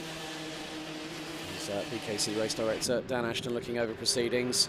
Harper Das sets the fastest lap of the race, 1:06.049. Fastest in sector 1 overall. Riley Morrow fastest in sector 2 overall, and Austin Oman with the 14.6 flat. Riley Morrow switching to the outside here into Christmas corner, pulled to the left. Austin Oman went to the right hand side and kept it pinned on the apex. Ethan McClelland now coming under fire from Harry Chapman.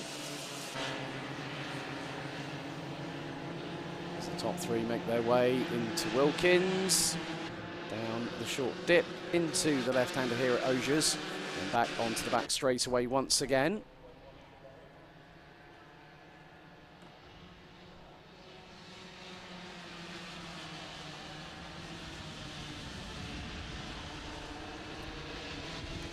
There are the top 3. Austin Oman continuing to lead. Just over 2 minutes completed, less than 5 minutes to go, plus an additional lap. Harper Das trying to chase them down. Austin Oman, 1:02.133, fastest lap of the race. And now holds on to that lead. Riley Morrow waiting for the opportunity. Has to stay in the wheel tracks for now, through Christmas. The chicane that leads him into the right-hander here at Inkermans. Very different driving styles I've spotted between Austin Oman and Harper Das. Harper Das is a bit more upright. Austin Oman likes to lean into the corners, left and right. And Here is the battle for 4th position. Ethan McClelland battling away with the 32 of Harry Chapman. And there is Henry Alger in the number 17. Henry rounding out the top 5 coming into this final round of the season.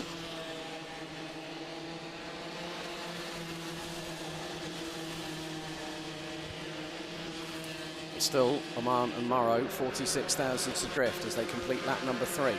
Austin Oman, fastest lap of the race, 1 minute 1.892. Riley Morrow, 1 minute 1.897. 5 1,000ths was the differential in lap time. And they were 46 thousandths apart. Emily DL keeps it pinned round the outside of Rex Michael Pooley in the number 31.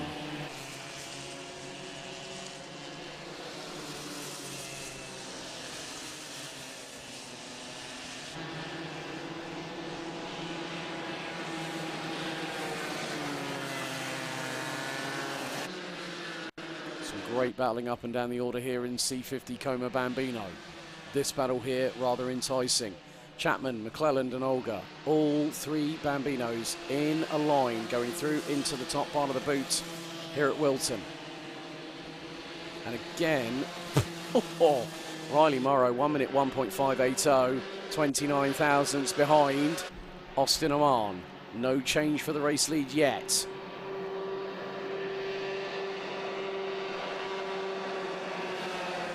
The 2 leaders make their way through Christmas Corner, through the Kingstyle chicane in towards Inkermans, down the hill in towards Ashby.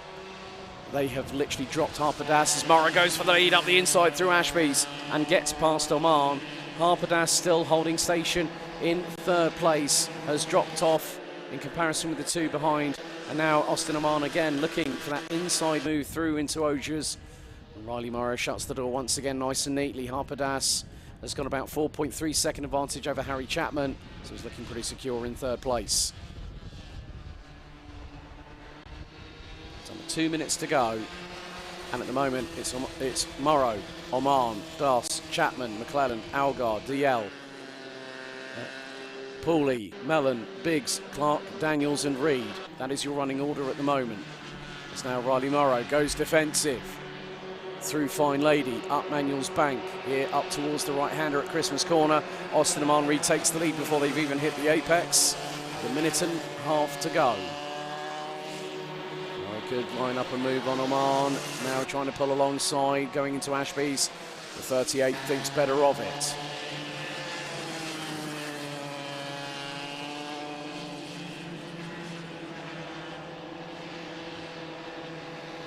Now Morrow goes for the move up the inside through Ogers, retakes the lead on lap number 6.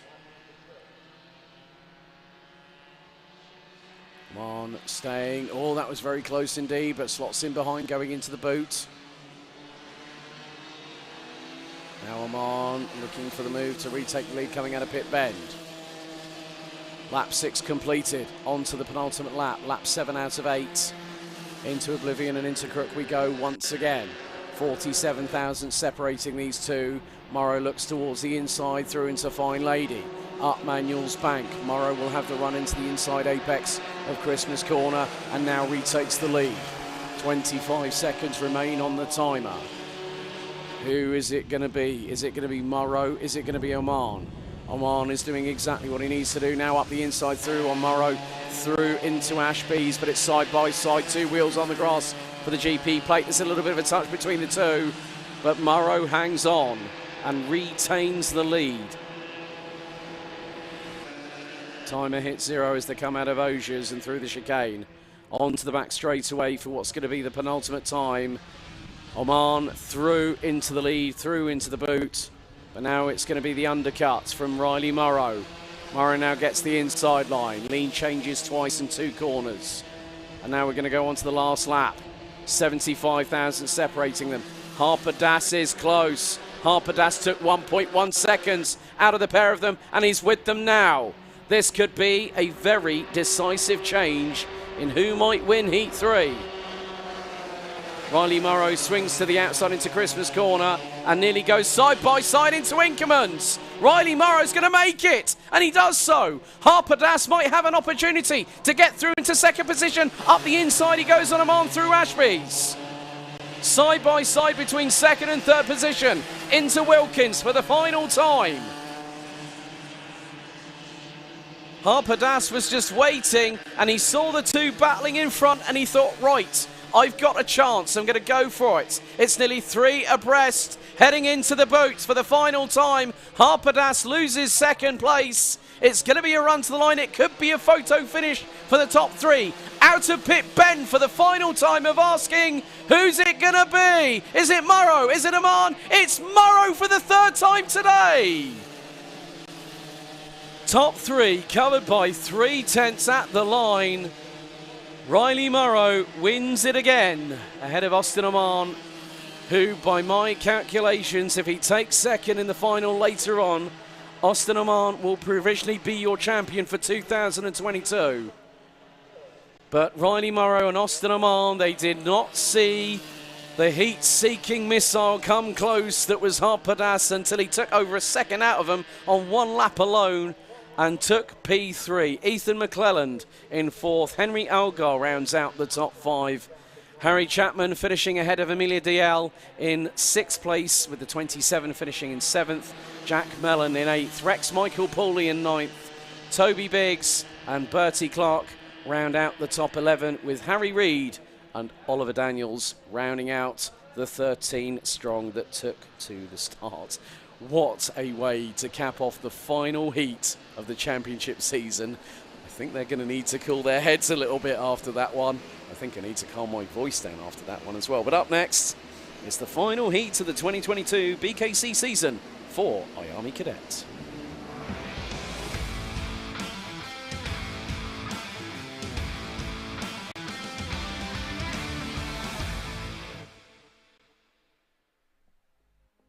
So let's take a look at the grid for the final IAME Cadet heat of the 2022 Bambino Kart Club season here at Whilton Mill.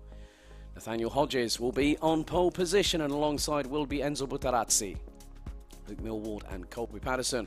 Row 2, Jensen Chalk and Alfie Davidson. Row 3, Harvey Bacon and Rossi Costello on row 4, with George Swire and Jacob Nairn rounding out the top 10. Jensen Short and Maximilian Eberhardt will be on row 6. Liam Welsh, Rhys David Richardson, Freddie Denton, Jack Holmes and Leighton Kelly round out the starting order.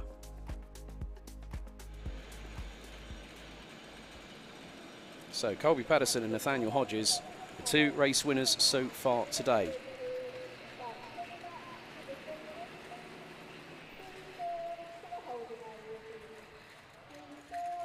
So it will be a dual file rolling start this time around.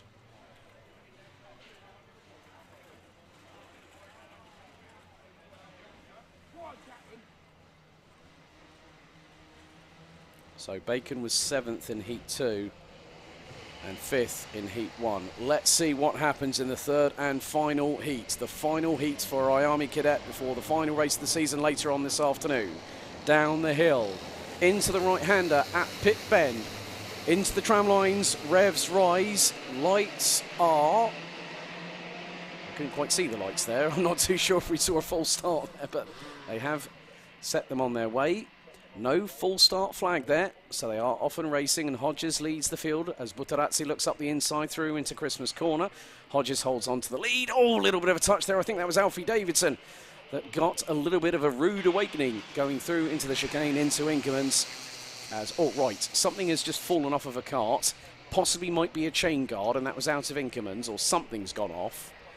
It might have been a chain guard, I'm not 100% sure, but there was some debris flying from the back of one particular cart.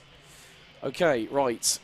They make their way down into the boot for the first time. Colby Patterson looking to put the frighteners on Enzo Butarazzi in the number 20. Alfie Davidson. So it is Harvey Bacon. Harvey Bacon, the championship leader, gets the mechanical black flag on the penultimate race of the season. I think I just saw that. I did see that flash up on the timing. So whether that might have been from Harvey Bacon But a piece of the cart has fallen by the wayside. I think that is a chain guard on the left. That is on the exit of Inkerman's there. It looks very familiar. So the drivers making their way through Wilkins. Buttonazzi looking to put the move on the inside through into Ogiers on Hodges and gets through. Patterson battling away with Millward. Jensen Chalk in 5th. Hodges still holding on to that lead. Buttonazzi only holding on to it for a couple of corners, but now looks to reassert himself and go up the inside. Oh, running wide, very, very wide. There was Nathaniel Hodges coming out of the final corner.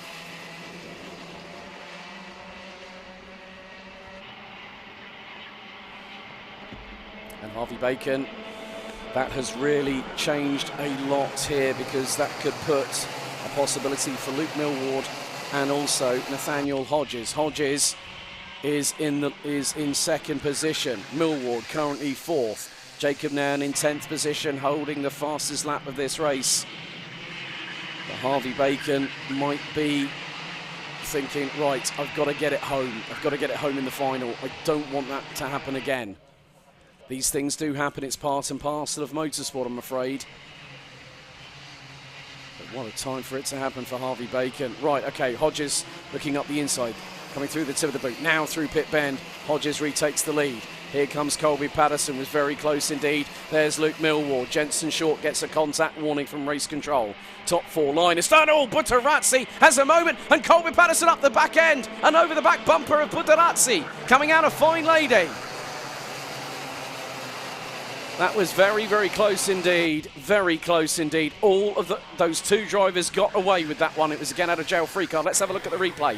So coming through into Oblivion, into Crook, running wide out of Fine Lady. Little tap from behind on Buttonazzi, and then it happens. Not once, but twice.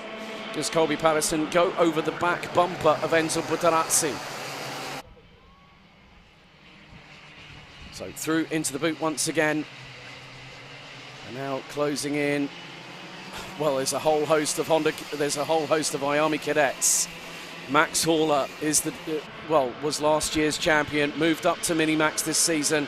Enzo Buttonazzi gets a warning. So Buttonazzi, and so does Colby Patterson. Both of them getting a slap on the wrist from race control. That means that eyeballs are on them right now. They've got to watch their P's and Q's, cross the T's, dot the I's, and make sure they don't make another mistake. 3 minutes still to go in this race, plus an additional lap.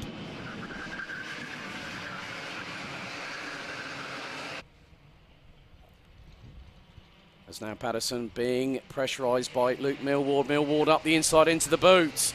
Neatly done by the number 38.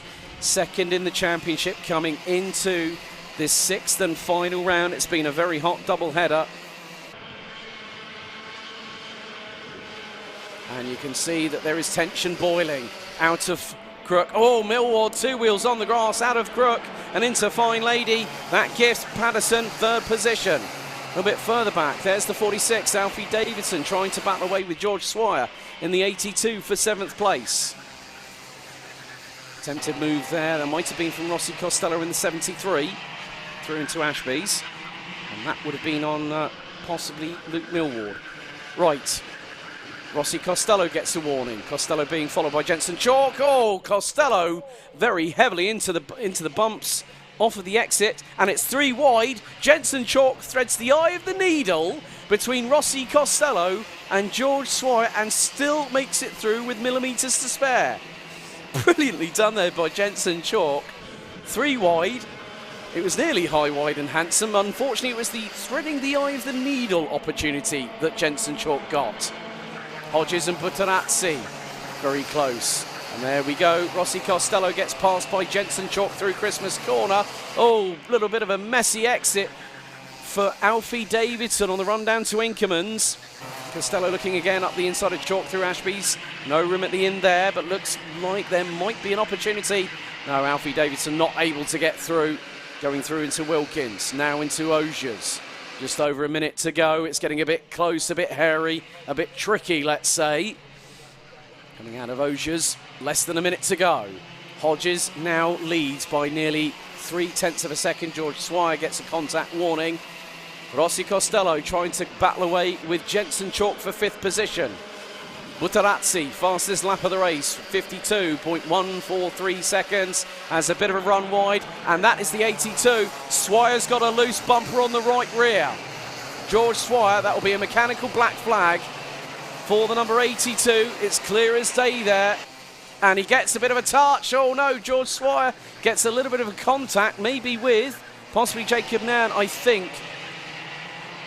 But George Swire has got, and the mechanical flag is out. Oh, it's all kicking off now. It's Costello, Davidson and Chalk battling over 5th position, and with them is Jensen Short. Jensen Short in the number 30, trying to get through, unable to do so. Davidson with a send and a half up the inside of Costello, who goes 2 wheels onto the grass, and there we go. Jensen Short says, thank you very much, guys, for squabbling in front of me. Last lap board is out. Hodges still leads. Ahead of Butarazzi, there are your 2 leaders coming through Christmas Corner, through the chicane, in towards Inkermans for what's going to be the final time of asking. Down to Ashby's one more time. Patterson and Millward, line astern, 3rd and 4th respectively.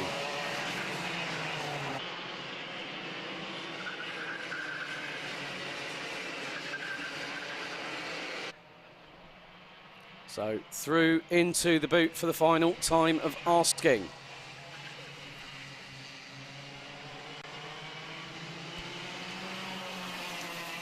And it's going to be Nathaniel Hodges that picks up a 2nd win of the day. Enzo Butarazzi, well done, 2nd position. Nearly 4/10 adrift. Colby Patterson takes P3. Luke Millward takes 4th. Ahead of the number 18 of Jensen Chalk. Jensen Short takes 6th place ahead of Alfie Davidson and Jacob Nairn. Rossi Costello, Liam Welsh, George Swire, Freddie Denton, Leighton Kelly, Jack Holmes, Maximilian Abrahart, Reese David Richardson. But the biggest news of the day, Harvey Bacon finishing on lap 2 with a mechanical black flag. Looked like it was a chain guard that went, well, that went high, wide and handsome and off on the outskirts of Inkermans.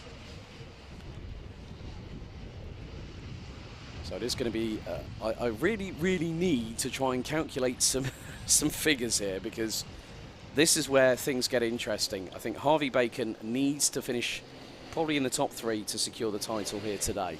Well, that's it for IAME Cadet. Next up, we go to our penultimate heat of the 2022 Bambino Kart Club Championship season. Next up, it's Heat 3 for Minimax.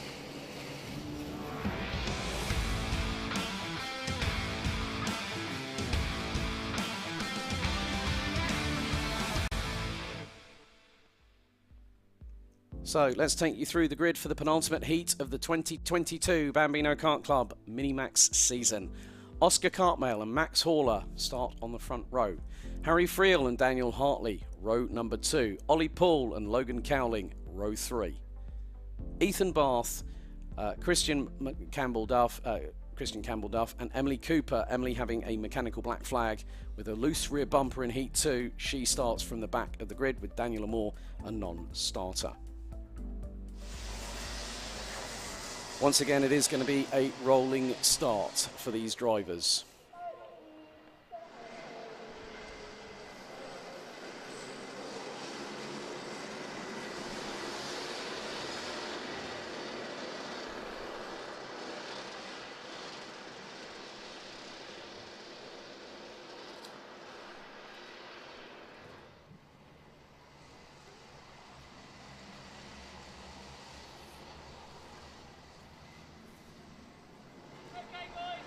So it's Cartmail on pole, Haller alongside. 2 more races to decide the Minimax crown for 2022.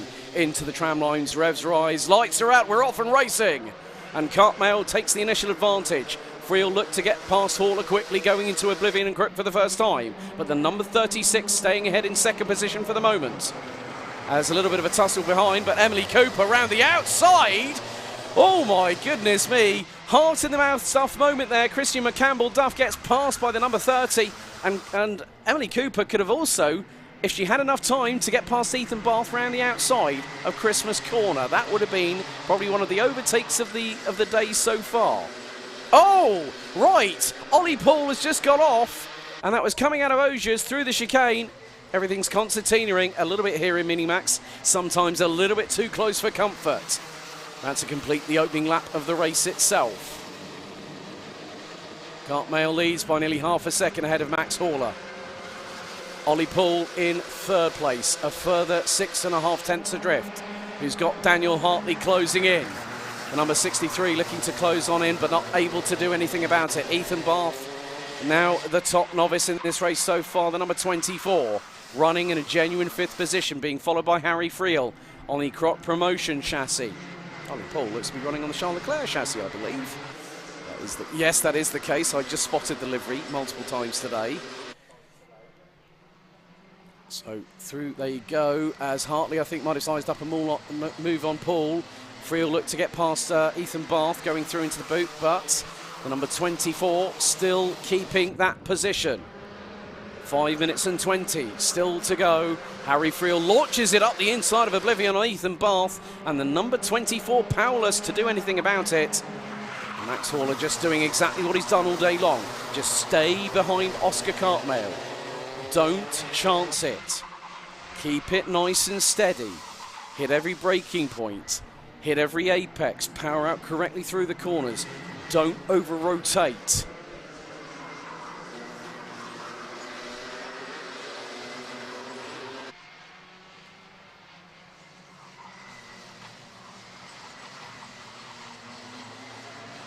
Four minutes and 40 still to go on the timer here in the third and final Minimax heat of the day, but more importantly the final heat of the season. Nice move by Emily Cooper to slingshot past Ethan Bath going through Oblivion.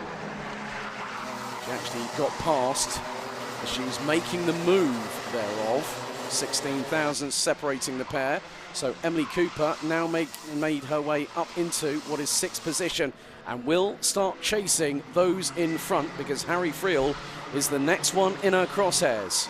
And Friel battling away with Ollie Poole in the number 94.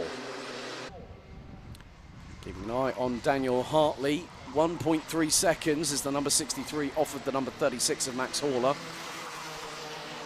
So two at the front have been controlling things. As Harry Friel trying to get past Ollie Poole. Ollie Poole is just really just keeping that cart on the racing line exactly where he needs to. But here could be the opportunity for Friel to get through. And it goes through at Christmas Corner, does the 84. And there is Emily Cooper. She's caught them up rapidly. Cooper now looking towards the inside of Ollie Poole into Ashby's. That was close, but she has to back out of it, wait for the next opportunity.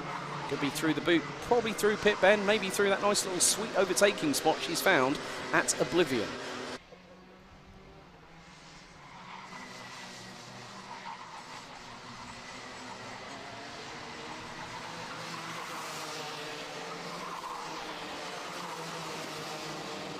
Max Horler just set the fastest lap of the race. Oh, right. He was just over 3 tenths behind Oscar Cartmail. He's now just over 2 tenths behind. Emily Cooper now sizing up that move. And here it comes through Christmas Corner. And up the inside she goes on Ollie Poole. Nice work there, Emily, to get through. Difficult second heat for the young lady. Max Horler, a tenth down on Oscar Cartmail.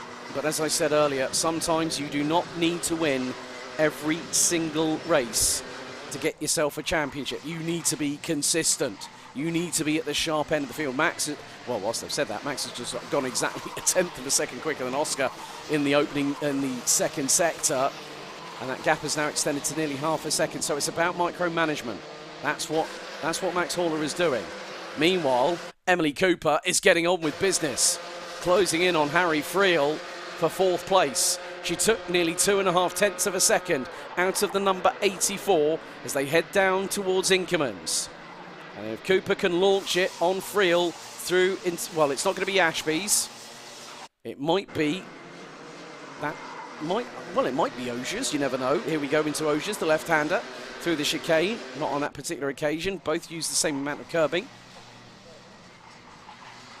through into the boot. Cooper very late on the brakes. She's running on an X-Free chassis. Now they come out of the final corner. Less than a minute and a half to go. Emily Cooper has just put in the fastest lap of this race. 46.539. And is within lunge range. Very, very close. Within half a kart length going through Christmas. Now into Inkermans. Down into Ashby's. Cooper's fast, running out of time. She wants to hunt down Daniel Hartley, who's only less than 9/10 of a second up the road, maybe even less than that, as they go through into Osiers. Down the short chute, into the boot they go. Cooper right on the coattails of Friel. And now is going to get a real good run coming out of Pit Bend, out of the final corner. 40 seconds to go. We're on the penultimate lap and another fastest lap of the race. Cooper's done 2 in a row and now closing in on Friel. And I've seen the gap down to Harry. And look, Daniel Hartley's not that far ahead. Hartley was 8.5 of a second. That's been truncated by over 3/10.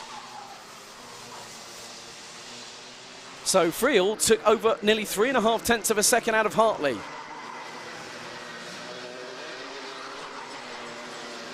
I think Hartley can sense that the championship is slipping away and will try and end the season on a high. Timer now expires. 7 minutes are up. On to the final lap we go. Oscar Cartmail just over 4.5 ahead of Max Horler as they go through Oblivion and Crook for what's going to be the final time. Through Fine Lady, up Manuel's Bank, now into the right-hander here at the top of the elevation. Here at Christmas Corner, through into Inkermans. And it's half a second between third, fourth and fifth going on to the final lap.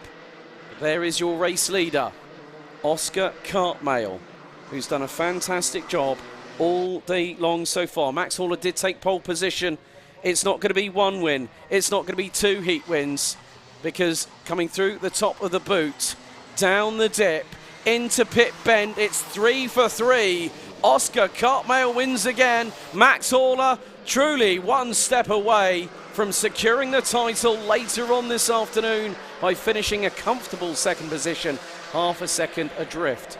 Daniel Hartley finishes in 3rd place ahead of Harry Friel, and the fast forever going forward, Emily Cooper, who did the fastest lap of the race on lap 8. She did fastest laps on laps 7 and 8 on the bounce to catch Harry Friel, but unfortunately was unable to pass the 84.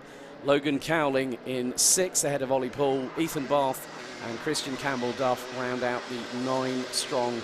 But Oscar Cartmail will be happy with 3 victories. But you know, there's probably a burning feeling behind that crash helmet, as if to say, I'm going to give it my all. The final could decide everything later on, but Max Horler is 1 step away, and there he is, the number 36, coming into scrutineering. But that concludes our penultimate heat of the season. Next up, it's Heat 3, Tillotson T4.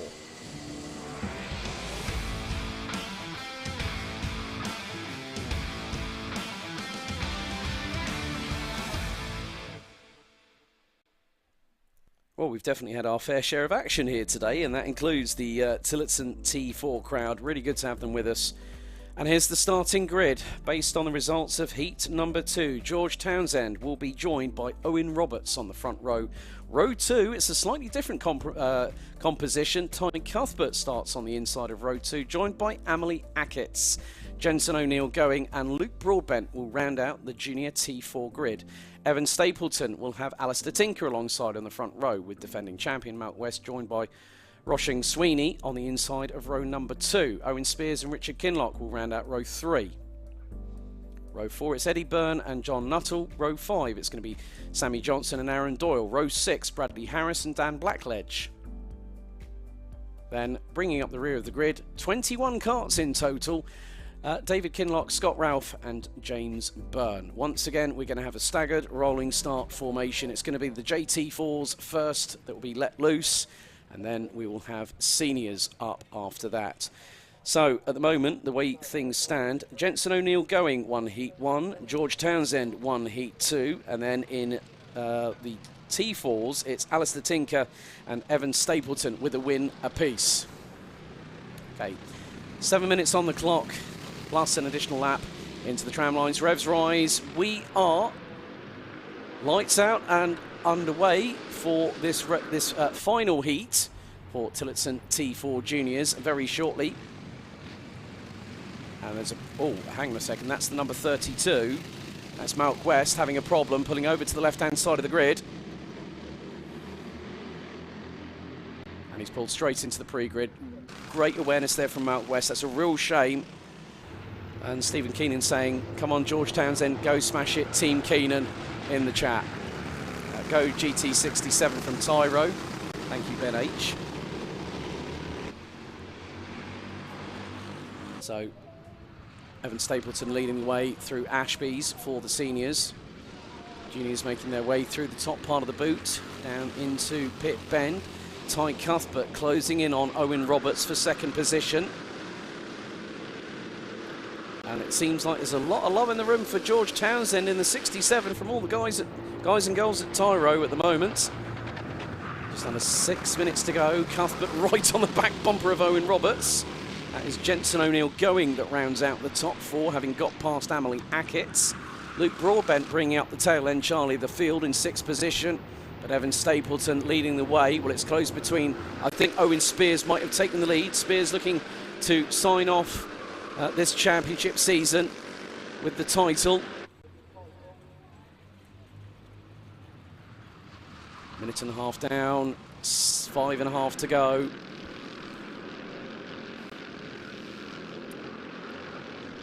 And there is Evan Stapleton. He's got the 0.5 rather than the 5. At least I can make that out. There is Owen Spears, Alistair Tinker. Tim Winter says, go Ty Cuthbert. He's trying to, and that's the juniors going through Christmas quarter.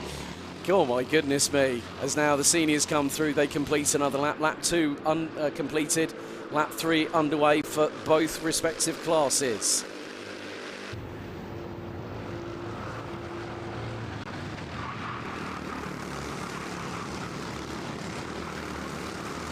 Oh, a little bit of a side-by-side action here. That's Scott Ralph and David Kinlock. John Nuttall gets a warning in the number 23.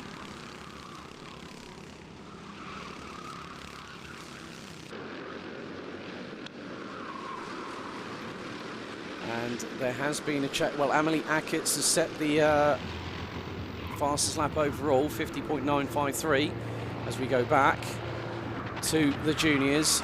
And look how close they are. Less than a second, covering all 6 drivers in this race so far after 3 competitive laps as they head into Ashby's.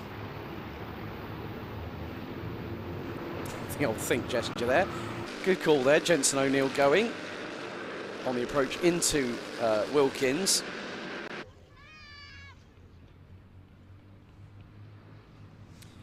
Now hit an air temperature of 33 degrees Celsius here, and it's just coming up to 3 o'clock in the afternoon in about 15 minutes time. Mason Gray giving a shout out for Jensen O'Neill going, who still holds on to 4th position. So Townsend leads Roberts from Cuthbert. O'Neill going, Ackett's and Broadbent. They were covered by just 6/1000 shy. Oh, here we go. Roberts looking for the move up the inside, gets the lead from George Townsend. And Sinead O'Hara saying, come on, Evan Stapleton. Sinead, good to hear from you. We've got just over 3 minutes to go, and everyone very, very close indeed. This is a game of chess, folks, between the JT4s. George Townsend in second, behind Owen Roberts, who leads the way. Ty Cuthbert, Jensen O'Neill going, Amelie Ackett's and Luke Broadbent. A little bit further behind, about 17 or so seconds, is the seniors, still being led by Evan Stapleton, but Alistair Tinker looking to get past Owen Spears in the 43. Roshing Sweeney in the 76, very close behind as well, so scrap for the top 4 in the senior class as the juniors make their way through Inkermans. Owen Spears sets the overall fastest lap of anybody, 50.857 seconds. Currently sitting in second position in the T4 class. But all 20, well, we've got 19 drivers still running. There's your top 4 in the seniors as they are now coming through Ashby's. So Owen Spears looking to get past Evan Stapleton. Tinker's taken a win. Stapleton's taken a win. Now Spears wants one before the final later on this afternoon. Owen Roberts goes faster than George Townsend. They both set personal bests. It's a 50.825.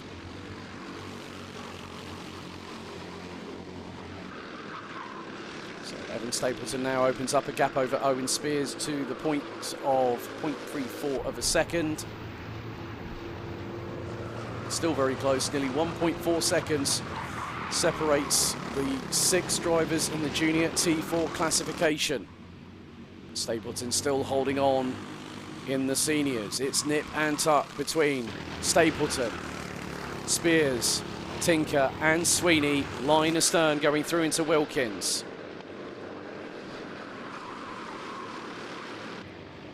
Ty Cuthbert sets the overall fastest lap of the race. 50.554, still holding 4th position, was 3rd for quite a bit of this race as we're heading into the final 45 seconds. Lap 8 underway already for the juniors, and there they are coming through Ashby's. There's the seniors coming through Oblivion and Crook, and it could be a little chance here. Owen Spears looking up the inside through Christmas Corner on Evan Stapleton and takes the race lead. Stapleton quickly trying to counter-attack and might launch one going through into Ashby's. The 5 thinks better of it on that particular occasion. And now Stapleton back up the inside through Wilkins to retake the lead. Timer is about to hit 0, so this time it's going to be the penultimate lap. And there is Cuthbert hustling O'Neill going up the hill towards Manuel's Bank and now into Christmas Corner. Timer hits 0. Oh, and a problem there. That is for George Townsend. George Townsend is faltering. Technical dramas for the championship leader in the penultimate race. And he knows that it's not gone his way. He's trying to pull the cord on the engine to get it started and it's not firing. George Townsend, I cannot believe it. My heart goes out to George Townsend. And that means that Jensen O'Neill Going has got a shot at this title. Last lap board is out. O'Neill Going has got a fight. It's not, unfortunately, with George Townsend. It's going to be with Ty Cuthbert. Up the hill one more time. Amelie Ackerts goes defensive on Luke Broadbent as they go through Christmas Corner for what's going to be the 10th and final time.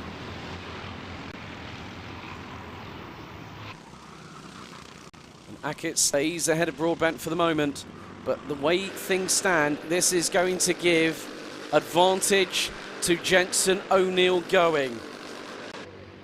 My heart goes out to George Townsend right now. I don't wish that on anybody, but technical dramas do happen. It's part and parcel of racing. But Owen Roberts will take the victory in Junior T4. Jensen O'Neill Going is one step away. Ty Cuthbert takes another P3. Amelie Ackerts 4th ahead of Luke Broadbent. And unfortunately, George Townsend retiring with a lap and a half to go. We wait for the seniors. Who's it going to be? It's going to be Evan Stapleton who takes the second heat victory. But Owen Spears finishes a credible 2nd position ahead of Alistair Tinker. Roshing Sweeney takes P4. Great effort from her ahead of Richard Kinlock. John Nuttall, Eddie Byrne, Sammy Johnson, Aaron Doyle, David Kinlock who will round out 9th position. And it looks like Scott Ralph will take 10th place.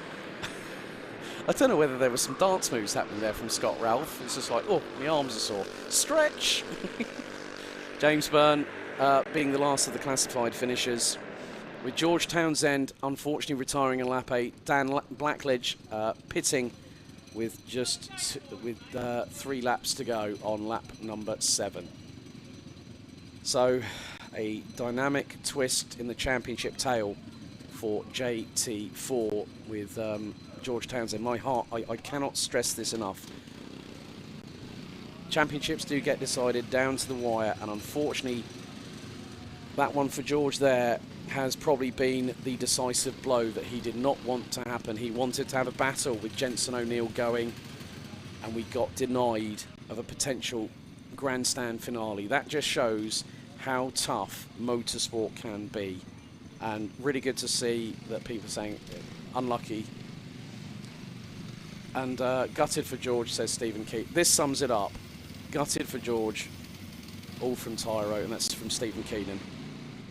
That just goes to show how close-knit grassroots karting is. It really, really is. And that, for me, I think that no matter where, well, it just depends on Jensen O'Neill going. But we are getting to the business end of the championship season, ladies and gentlemen. We are very shortly getting underway in just a few minutes' time, because our finals start in about 9 minutes. So what I'm going to do, just for a couple of minutes, welcome back James Parfitt. Good afternoon, how are you? Let's just say, I mean, it's been great racing. I have to echo Glyn Griffith's comment. Is Glyn Griffith psychic? Yeah, no, great racing all day. It's been brilliant. But yeah, it's you can now feel for him, don't you? Yeah, so tough. Like literally pulling on the ripcord 5-6 times, and then nothing. You could see that when he did this, like literally, and you could see he was like literally shouting into the helmet as if, why now? And a lap and a half from the end. Exactly. Always tough there as well to get any mechanical issues, and especially in the championship for these guys as well. It's going to be an interesting final in the T4s, I think. Yep, indeed. It's going to be very, very interesting. But folks, we're going to be back in just a couple of minutes' time as our finals kickstart 3 p.m. UK time, and we will decide our first of 7, well actually no, I beg to differ, 8 championships this season, because we have got 2 in Tillotson T4, so we've got the juniors and the seniors to decide. We've got Mighty Bambino, IAME Bambino, Honda Cadet, Coma Bambino, IAME Cadet and Mini Max before Tillotson T4. Racing commences in just 7 minutes time. We'll be right back.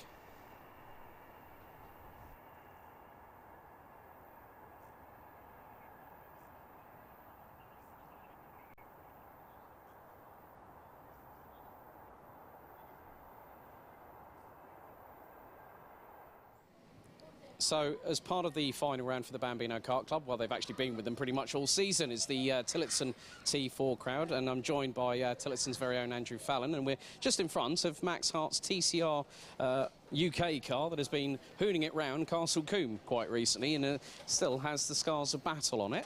But Andrew, 21 drivers here this weekend. It's been great to see the amount of camaraderie here in the Jam Sport Racing awning. What's the feeling been like? I mean, the weather conditions have been a bit taxing on the drivers, let's say. Yeah, I mean, we didn't expect it to be so hot here this weekend. It's like our race in Valencia already with the temperature, you know, it's great. We won't complain. It's nice to have the good weather, but yeah, with the competition today, it's been fantastic. The last race, we had 6 drivers within 2 seconds in the junior class, and it was just so tight. The seniors as well. You know, it's just brilliant to see the grids growing. 21 drivers today. You know, from where we started at the start of the year, we've grown quite fast, and you know, I think it's building well into next year as well, which is great. And also the fact of the top 5 overall actually covered by just 18 points.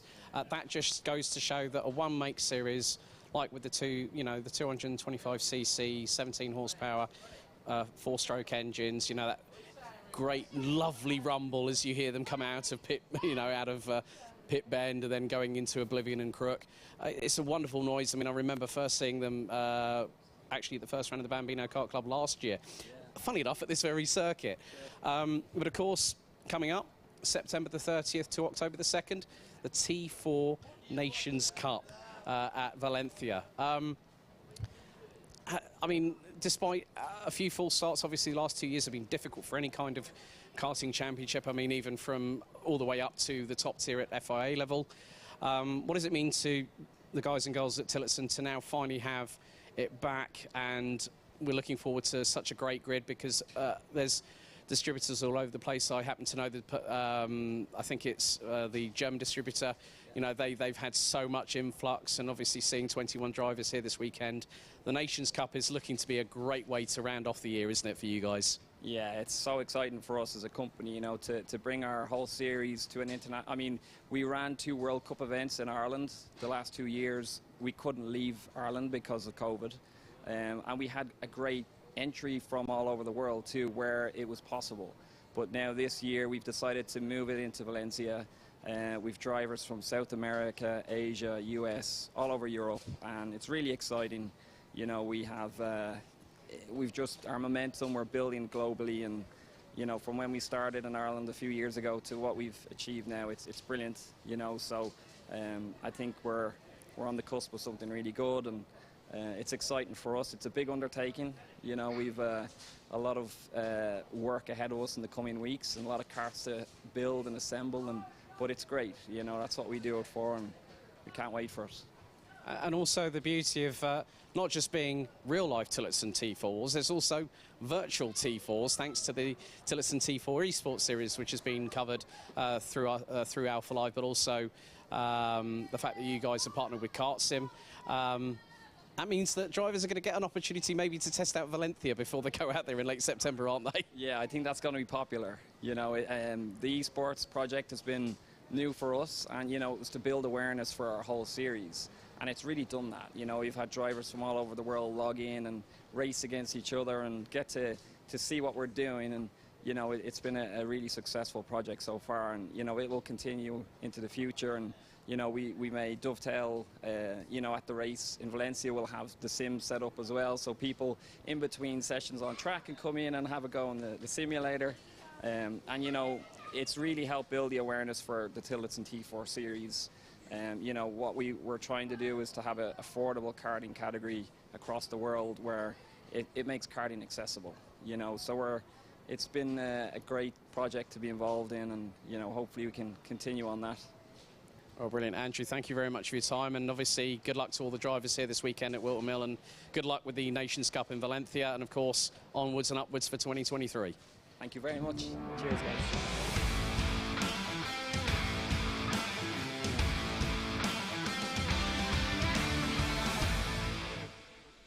It all comes down to this seminal moment, as it's the final race for IAME Bambino for the 2022 Bambino Kart Club Championship season. Here's your starting grid. Ansel and Freddie Baker on the front row. Albert Farrow and Ralph Martin, row 2. Cooper Earsman and Daniel Stangarean rounding out row number 3. Row 4, it's Oakley Riggs and Harley Bradbury Stretton, with the top 10 completed by Sydney Nell and Elijah Tsang. Max Joy and Jensen James Williams round out row number 6. Albert Batchelor, Arthur Bath, Hadley Jarvis and Meredith Fang round out the 16-strong grid. And all it takes is for one particular result to be paramount above all. Over the course of the day, it has been nip and tuck between Ansel and Freddie Baker. Ansel needs to finish ahead of Freddie Baker to take the championship crown. Any drama that Ansel might suffer could be detrimental. But with the way things have been going so far, the sun has been shining brightly on a couple of drivers. And the good thing is, a great sentiment from Glyn Griffiths. Good luck to all drivers in the finals. What a great day's racing it has been so far. 100% agree with you there, Glyn. Thank you very much for getting in touch. Don't forget, give your support to the drivers here on the Alpha Live YouTube channel, or alternatively on the Bambino Kart Club Facebook page, where we are broadcasting. A big thank you to Alpha Live once again, who have been providing with streaming throughout the season. 10 minutes plus an additional lap for the last final for IAME Bambino. We are waiting patiently for the red lights to go out, which they do now. So the IAME Bambino final, the last one out of 28 22's 6 rounds gets underway, and Ansell gets the whole shot ahead of Freddie Baker to lead the field. Oh, a little bit of a touch between Ralph Martin and Albert Farrow. That's allowing the number 90. Cooper Earsman has absolutely launched it off the line and is up to, from 7th position, up to a genuine P4. Down the hill they go into Ashby's. A little bit more strategy being required here as the drivers make their way through Wilkins, down into Osiers.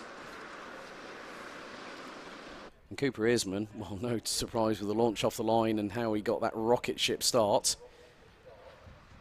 Now going round the outside of Albert Farrow through into the boot. Nicely done there by the number 19. However, Farrow on the counter-offensive going into pit bend, looks to have the inside run. But Ansell leading the way, 2.5 tenths of a second ahead of Freddie Baker in the UK plate, but Freddie Baker getting closer. He likes that little sweet spot through oblivion, does Freddie. And now they are line astern heading into Christmas Corner on lap number 2. Cooper Earsman fastest in Sector 1 last time around. Ralph Martin takes that honour. Cooper Earsman now up into P4 and closing in on Ralph Martin, but was actually a tenth slower in the first sector last time around. 8 minutes and 23 seconds. Ansell effectively needs to finish in the top 2 to secure the championship here today.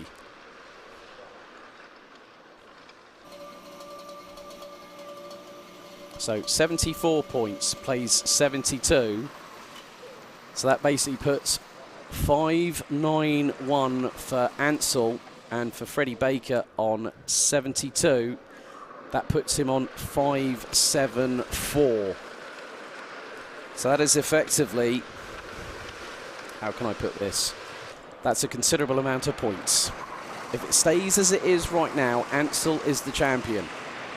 Move here from Sidney Nell, who was in the trenches in the previous heat. There is the 88 of Elijah Sang. Good to see some great representation. The Bambino Kart Club attracting talent far and wide and from different cultures, different nations, different religious beliefs. It's great to have that melting pot here in the Bambino Kart Club. So drivers still very much keeping themselves going.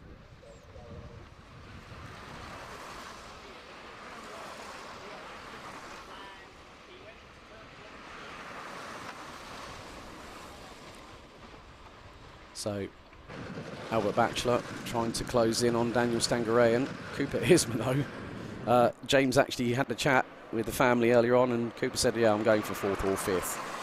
Well, he was definitely fully charged. Pardon the pun there. But the good thing is that these drivers really are showcasing. And people, I have heard comments that electric karting is compared to scale electric. I know. But when I've commentated on, when I've actually driven a fully electric kart, the Rotax Project T20 that came to the Vera Tools Motorsport UK British Kart Championships earlier on this year at Warden Law, people were undecided. My words to people that want to try out electric propulsion karting, give it a go. Give it a go, give it a shot, see what you think, and then make your decision based on that. However, Albert Batchelor trying to close in on Daniel Stangarean in the number 51.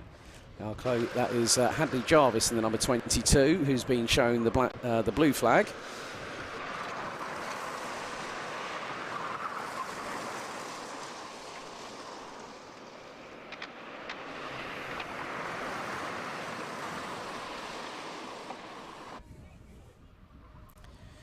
So 5 minutes and 20. We're close to halfway through this race, and at the moment, the fastest lap so far is from Freddie Baker.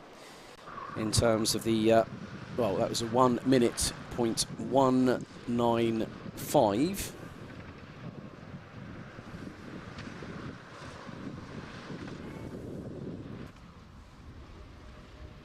And there are our 2 race leaders coming down from the boot. Cooper Earsman, in the meantime, has decided to go one better, up from 4th to 3rd.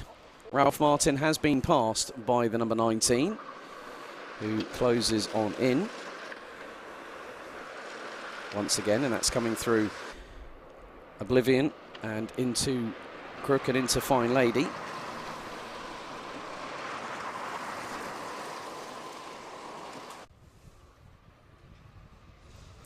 So effectively it's still a 9-point advantage at right. That is the number 99, Harley Bradbury Stretton.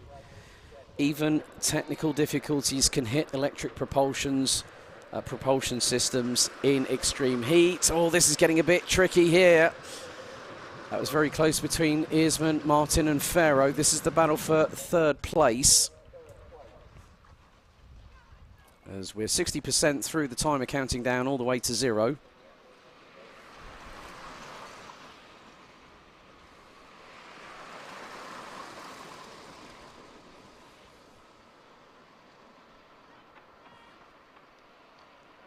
And Earsman still keeping ahead of the number 32, going through Oblivion and Crook once again.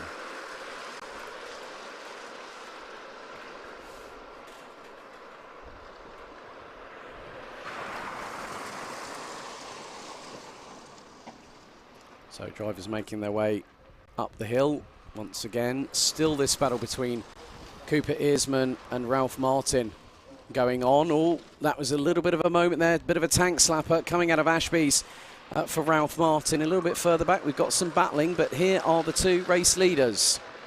Ansell versus Baker. And through into the boot one more time they go. Oh, very close indeed between the pair.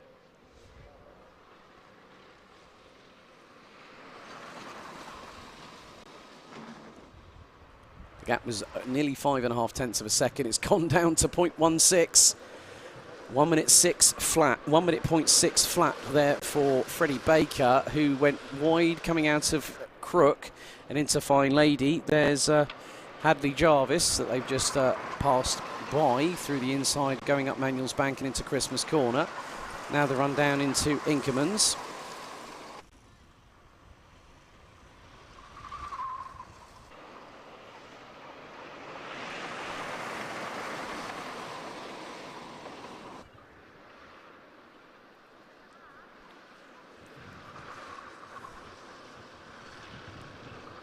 Some differing lines there. A little bit of a bump over the curbs from Ansell, nearly allowing Freddie Baker an opportunity to get through, but the GP plate stays ahead for the moment, 80%. And Karen Moore saying, come on, Sydney, now chase that 5th position, come on. That's what we like to hear, a little bit of virtual encouragement. Well, the gap is still 0.163. As they come together, the leaders come together. Oh no, that wasn't. Yeah, that was Ansell, and Freddie Baker's through, and that was the number 24 of Arthur Bath. Oh, back marker got in the way. But however, that really doesn't change much because it would be a 3. Yeah, I think the thing is, if Ansell is in 1st or 2nd position, that championship is pretty much as guaranteed as anything. Because it's 52 points for a win, 52 points for 2nd, 55 for 1st. And even though that would probably mean it would be an 8-point advantage to Ansell by my calculations, because Cooper Earsman is quite a long way away. So Freddie Baker is about to cross the line, I would think, very shortly. We'll see what happens. I'm just waiting for the timing to refresh. Freddie Baker is now 1.5 seconds ahead. And now can just cruise to the checkered. It's not going to be enough for what he needs. He would need for, I think, probably Ansell to finish outside of the top five to take the title based on the points.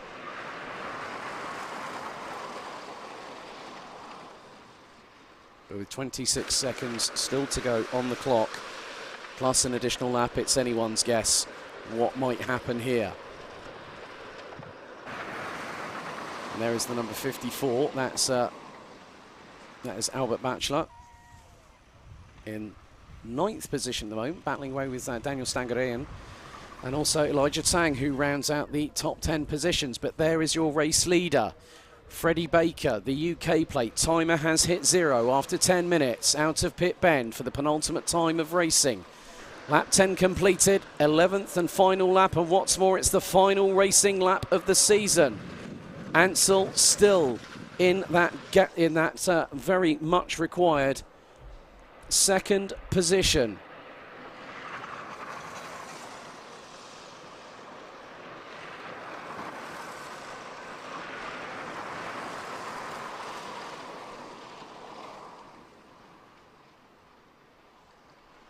So the drivers now making their way down the hill, and the way things are standing at the moment,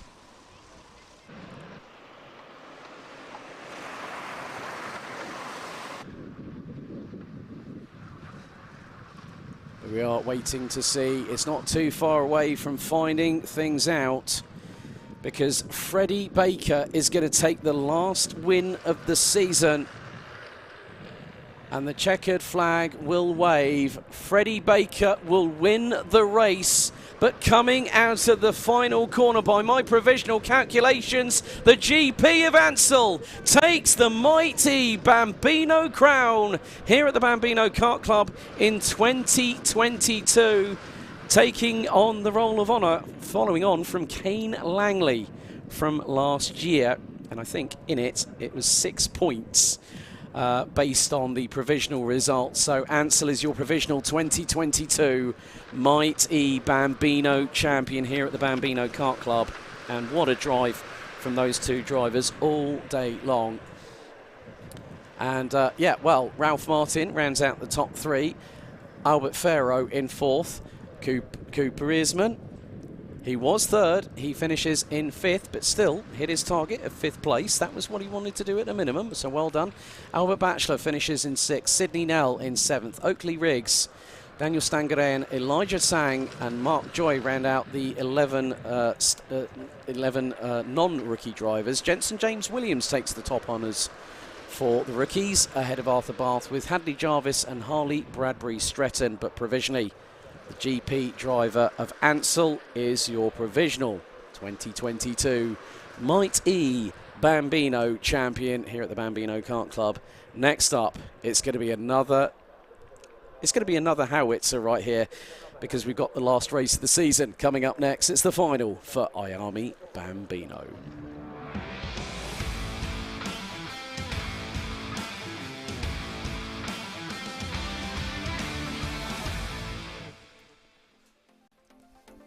Let's have a look at your starting grid for the last race for 2022 in the Bambino Kart Club Season 4 IAME Bambino. So, Charlie Clough, the current championship leader, with 488 coming into this round, starts from pole position. Alongside will be Josh Cook in 2nd place with 73 points. James Roots and Ronnie Carter tied on points, but based on countback, James Roots starts on the inside of row 2 with Daniel Ferguson and Grayson Wortley rounding out the top 6 positions. Row 4, it's Fraser Anderson with Deanne Singh Pahal. Charlie Page and Oscar Kenny round out the top 10, with Arthur Farrow and Harris Barber completing the top 12.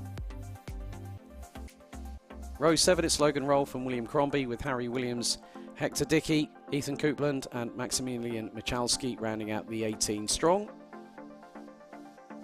And bringing up the rear of the grid, it's Ollie Liddell, Matteo Garcia Patino and Hugo Williams.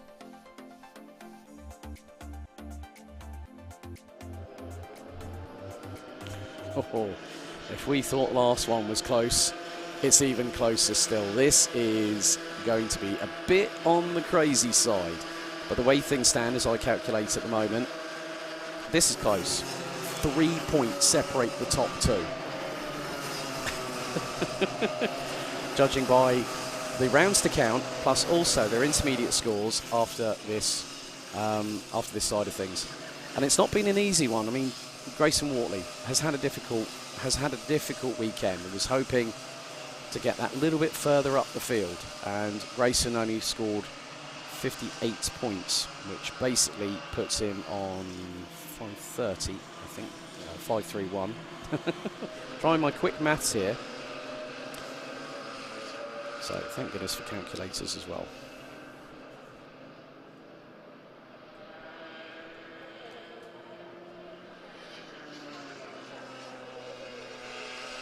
That's one of the things about, yeah, so at the moment, even with drop scores currently being taken into account, it's 5.62 for Charlie Clough, 5.59 for Josh Cook, and Grayson Wortley 5.31. Now I'm going to have a look back at the championship standings, because if it goes to a tie-break situation, let's say Josh Cook wins ahead of Charlie Clough, it goes literally bang on points, and it will go to the amount of wins, and it would be the fact that Charlie Clough has more wins this season, and we'll put it on countback on wins over the course of the championship. Right, ladies and gentlemen, grid is being cleared. A couple of last adjustments on the grid to make sure drivers are in their pit boxes. Hand is raised ahead of 10 minutes plus an additional lap of racing for the IAME Bambino final. Lights out and off we go and racing. Good start by Charlie Clough to get ahead of Josh Cook. Now Cook has got to go one better this time around. James Roots in third place, Ronnie Carter in fourth as they hurtle their way up the hill out of Fine Lady for the first time. There is Grayson Wortley trying to go around the outside of Fraser Anderson as the number 20. That's Ollie Liddell making a move on Maximilian Michalski as they filter their way through into Ashby's for the first time of asking. Bit of a run wide, as I've just seen. That was Daniel Ferguson possibly trying to go around the outside of somebody else. Couldn't make out the number as they come through down the short chute.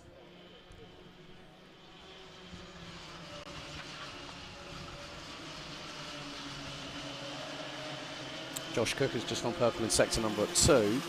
There's Ronnie Carter closing in on James Roots.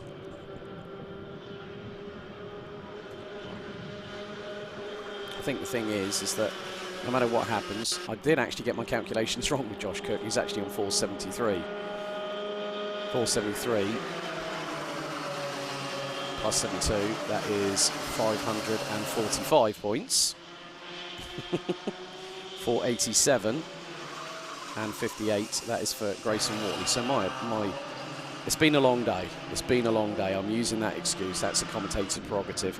Actually, they're tied on second in the championship at the moment, 5.45 apiece. Harry Williams gets a warning. So Charlie Clough has got a 17-point advantage coming into this round of the championship, with this race of the season. A couple of warnings. Matteo Garcia Patino and Harry Williams, 16th and 17th. Oscar Kenny, the number 48, the top rookie, doing a sterling job at the moment in 10th place overall, but Grayson Wortley is dropping again. Oh, it's all going wrong for Grayson Wortley, but here comes Josh Cook, looking to go for that race lead, through into Christmas corner. Has anyone got any tablets in the dark room so I can lie down in later on? I think I'm going to need that. I've taken that out of the Bodette playbook there. But it's still looking rather close between the steady with the curving there, Josh Cook. Charlie Page gets a warning from race control, currently in 9th place, head of top novice Oscar Kenny.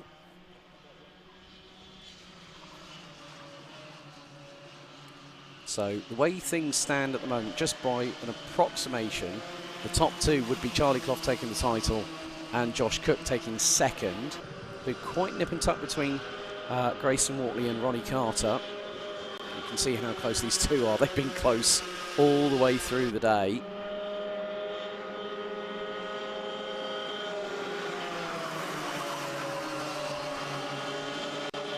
James Roots might have an opportunity, well actually will have an opportunity more than likely to springboard into at least 5th position. Here comes Ronnie Carter up the inside of the UK plate through Ashby's. A little bit behind. Dean Singh Pahal battling away with Danny Ferguson.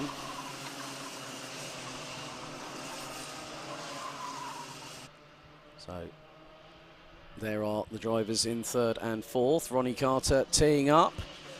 James Roots into the boot, and the number 6 gets through on the UK plate.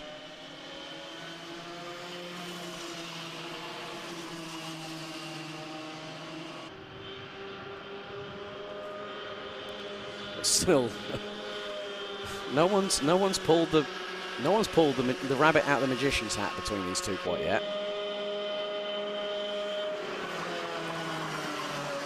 I'm wondering if Josh Cook might want to spring a surprise in the latter stages of the race, because just keeping with Charlie Clough at the moment, Fraser Anderson in 10th has just got a contact warning. Slap on the wrist from race control there. 5 minutes and 43 seconds, plus an additional lap of racing.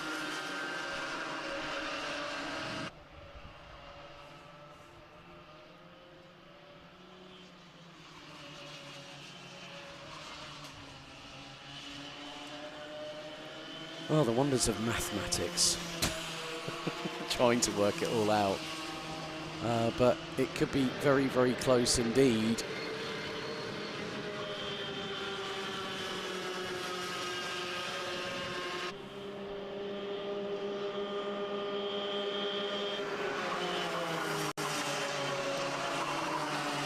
A good battle here between Ronnie Carter and James Roots.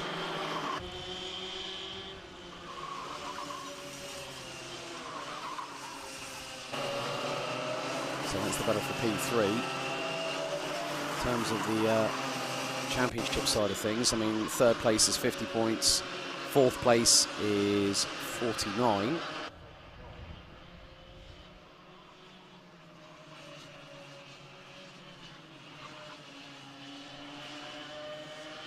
So James Roots has an opportunity. I think more than likely it's the way things could end up at the moment. 6.17 is the current score for Charlie Clough, including a maximum 55 points for winning the final.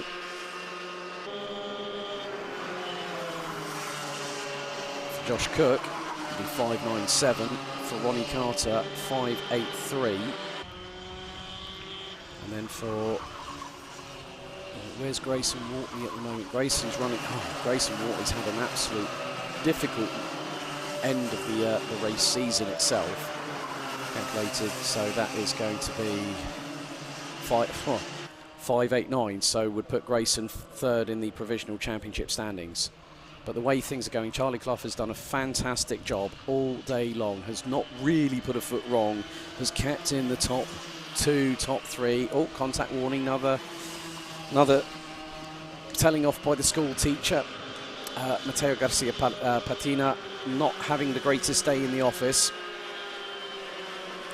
But these drivers, you know, that it's been a very, very long, it's been very, very taxing, it's been a very, very hot day as well. And when you bring heat, physical and mental exertion into one big melting pot, you are going to find that some drivers will struggle a little bit over the course of the day, and that very much is case in point here.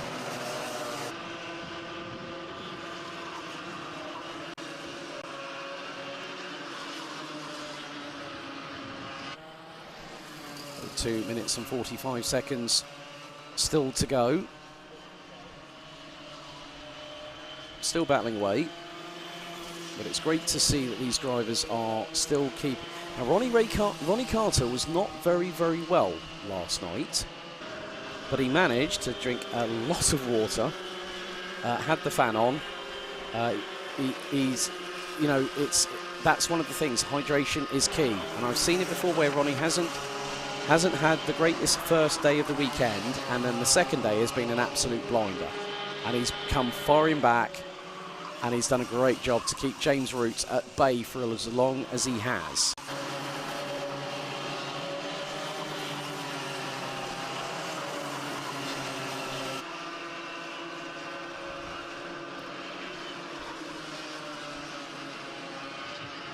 James Roots is still keeping Ronnie Carter very, very honest indeed.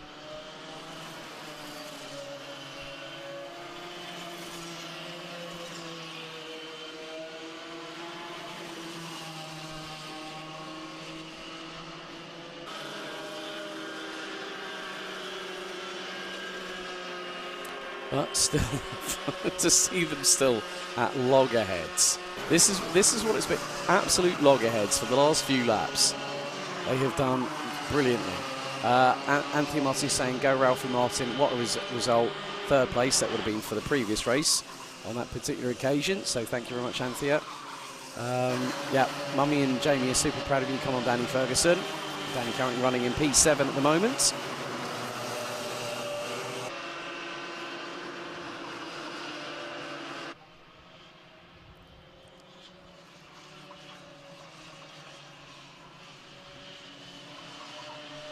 So we're heading into the final 45 seconds of the race. Blue flags will be shown as to Maximilian Michalski in the number 93.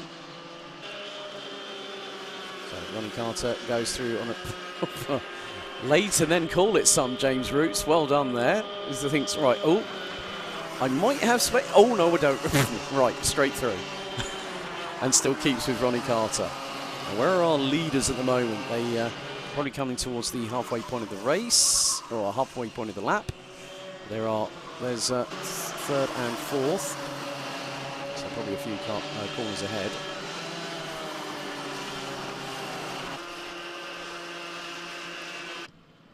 And there is Charlie Clough, who's got a, oh well, I think the writing's on the wall here, folks, because the timer has expired. One more lap remains here in the IAME Bambino final. Edward Haynes was our champion last year here in 2021. As, oh, James Roots has got through on Ronnie Carter for third position.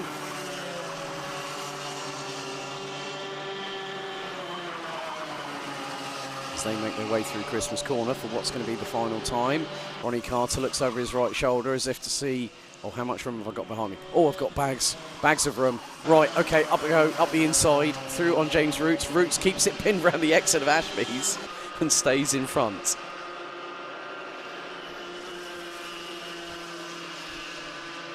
But still to see Ronnie Carter battling away. I still remember back in 2018, what a character that kid was, and he still is today.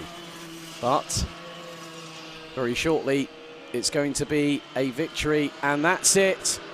He has done it. Charlie Clough provisionally becomes your 2022 Bambino Kart Club IAME Bambino champion, following on in the footsteps of Edward Haynes, who took the title last year.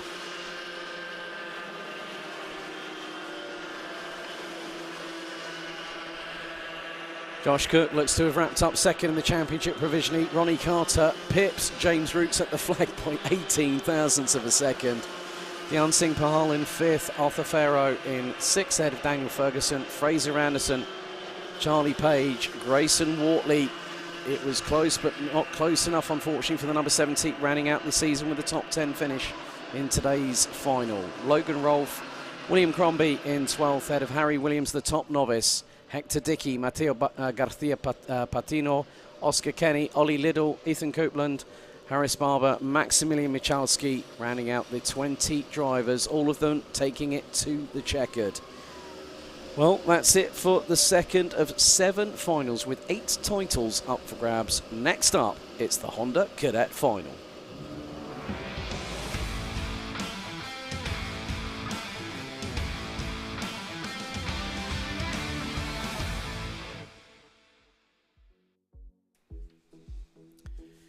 So Charles Kitely will lead the field from pole position in the final. It's been a great run by the 64, but is not in the championship permutations. Jensen Hookey coming into this final race, by my calculations, has a 17-point has a 14-point advantage. Ewan House in the S plate starts on the inside of row 2, with Hayden Gray looking to make it 2 titles in a row in the same class, starting from the outside of row 2. Nate Gange and Thomas Butcher, row 3. Joe Neal, Jacob Batchelor, row 4. Dominic Parabok and Zach Champney rounding out the top 10. Leo Livings and Kane Langley, row number 6. And Alice Fairclough due to start 13th, ahead of Ronnie Legg in the number 55, who rounds out the 14. And hello Will. Hello Will Fairclough. Greetings and salutations. Right, okay, the drivers make their way onto the field, and yes, Alice Fairclough is back in for the final. She'll start from 13th.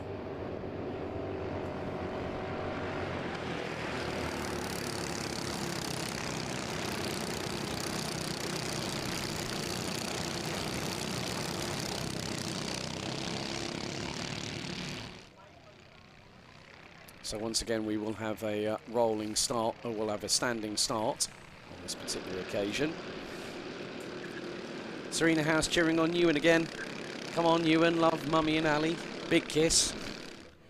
Fairclough said, oh, I love this. Thank you very much. Overtake City. Let's do this. You know what? That is comment of the day. Comment of the day. Will Fairclough, buddy. I need to catch up with you at some point soon. Hope you and Bella are keeping well up at Wigan at Three Sisters.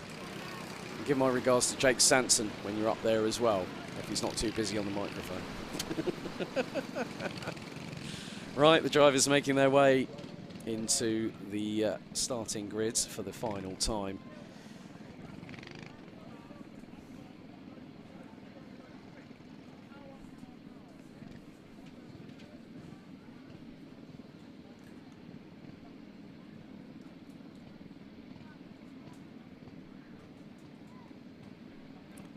Green flag waves at the back of the field. 10 minutes, revs rise, lights are now out. The Honda Cadet final race of the championship season is underway. Kindly gets the jump on everybody. Hookie slots into second. Ewan House ahead of Hayden Gray. Oh, massive off at the back of the field. 2 karts, and that's off at the exit of Crook.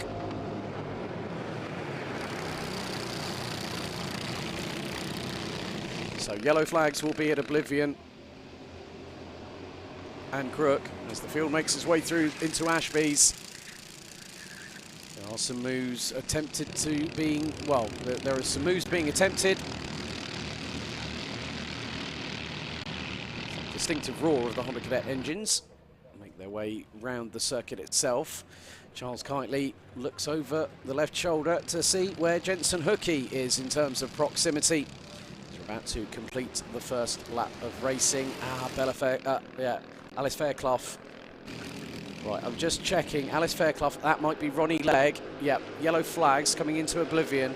So that could be, I'm just wondering, that might be Ronnie Legg and Alice Fairclough out of the race after the first 2 corners. No, Alice Fairclough looks, well, Alice Fairclough is stuck. I can't really make hide nor hair of this. I think it might be Ronnie Legg that was running across the circuit there. Wasn't 100%, so Alice Fairclough will be quite a way back from the drivers in front. So, at the moment, the way things stand, Hookie is on course. Gray is in 4th position and needs a little bit of lady luck on the side of the GP plate. There's the 54 of Thomas Butcher being followed by Jacob Batchelor in the number 12, who put in the fastest lap of the race. We go round pit bend once again, one more time. And it's over the line they go. Hayden Gray, fastest lap of the race, and is in 3rd position ahead of Ewan House. No overtaking permitted until they see the green flags. So once they come through Oblivion, they cannot overtake, otherwise there will be a penalty post-race for undertaking under yellows.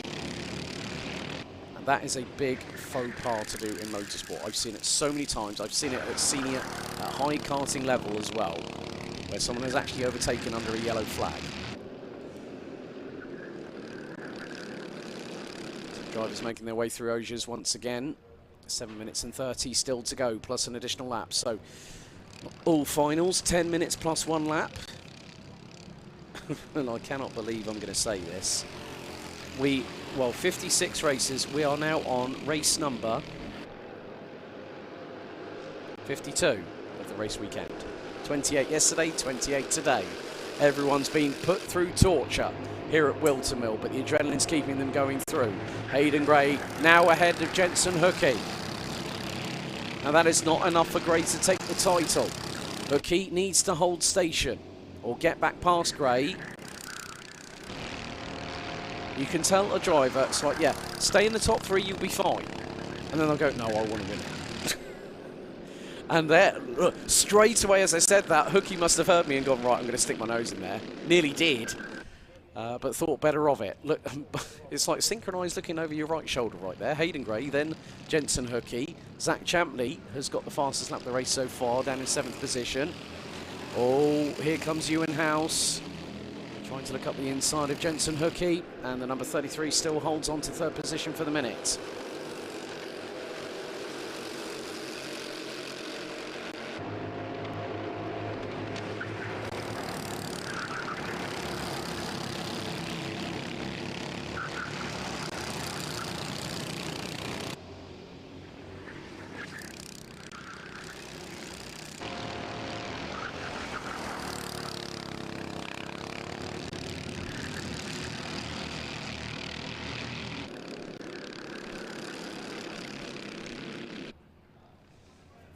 This is going to be very, very close indeed, because I've just sort of like calculated the points at the moment.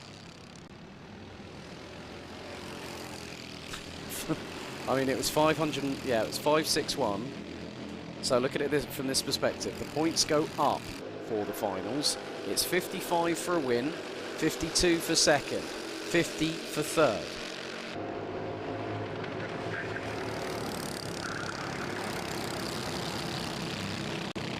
So you can see how close they are.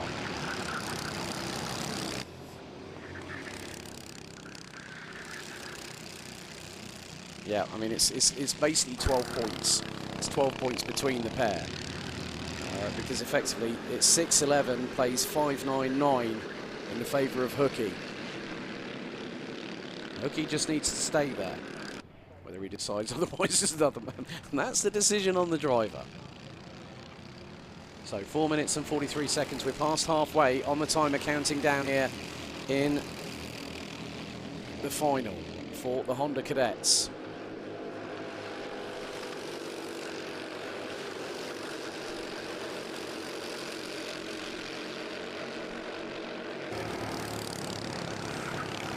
Very close, but a nice clean move there from Jensen Hookie on Hayden Gray.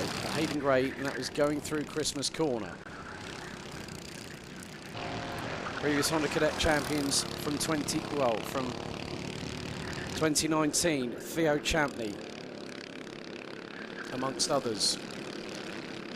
And also, we've had quite a few drivers that have made their way through Honda Cadets, including the likes of Damien Barris-Haggett, amongst others.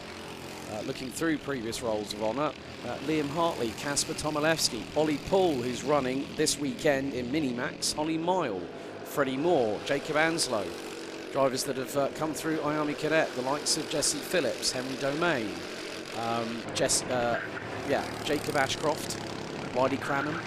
Do I need to go on?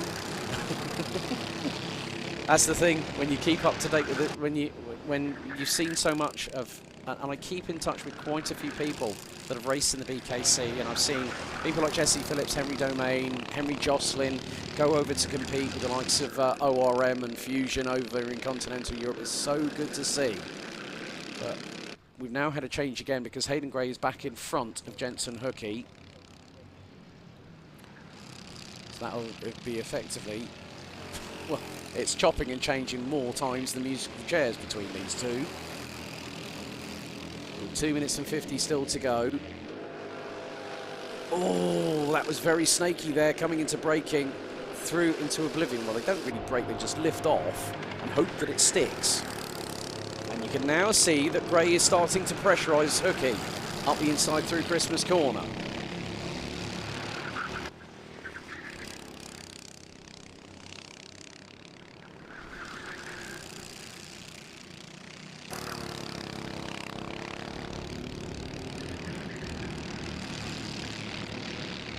So effectively, by my calculation, oh, that's getting a bit of a squeeze there.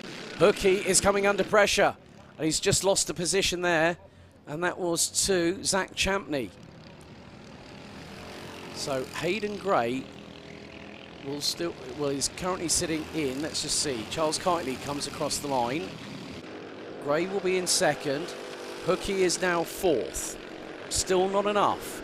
Still not enough. Fourth place is 50 points. So Gray at the moment is second. So that's getting very, very close indeed. 52 points for second. I mean, it's 50 for, well, the thing is, it's going to be 50 points for fourth at this rate, because Charles Kitely is not going for points. So effectively, Hayden Gray will get the maximum score of 55 points by my reckoning. That puts him on 602.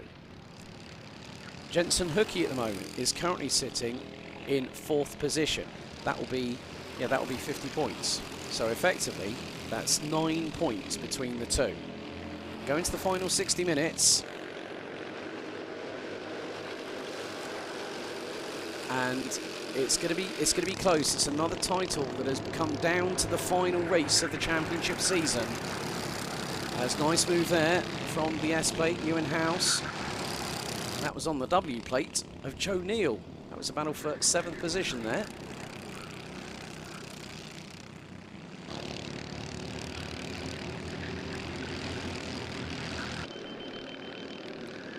.27 seconds to go. Warning flag comes out for Thomas Butcher.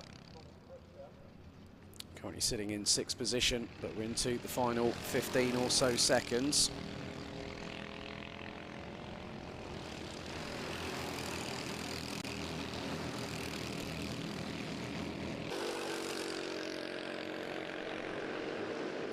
Timer counting down, and now it hits 0. Charles Kitely has pulled away. Hayden Gray has done his utmost.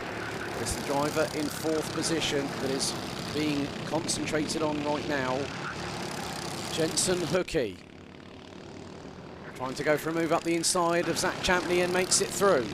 So the 33 has probably made the move that has decided effectively this championship right here and now.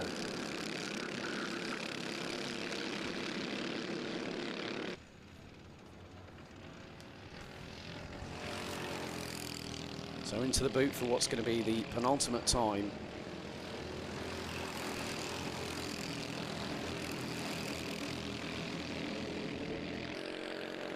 Last lap board is out. Kitely pumps in the fastest lap of the race, 52.941 seconds. Hayden Gray, 5.8 adrift. And Zach Champney's gesticulating at Jensen Hookey as to say, come on man, what on earth are you doing?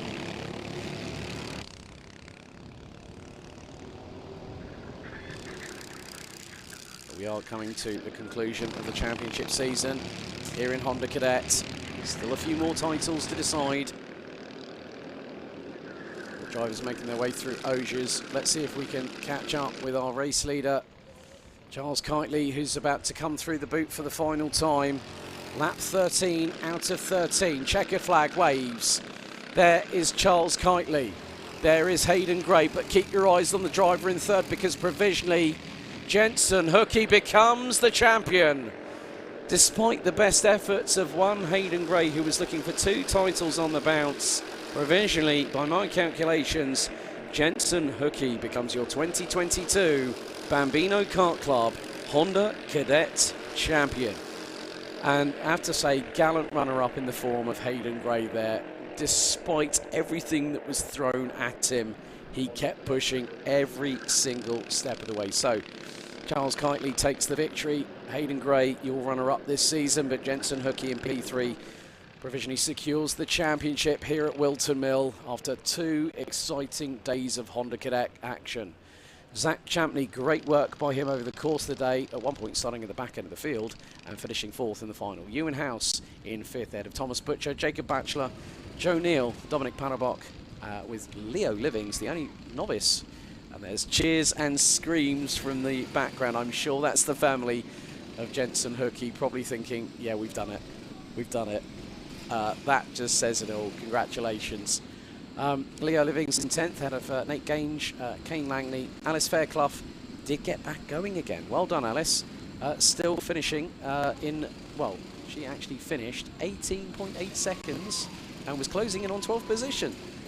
But that's it for Honda Cadet for another season until 2023. Next up, ladies and gentlemen, we get to the halfway point of the finals. It's the final race of the 2022 season for IAME Bambino.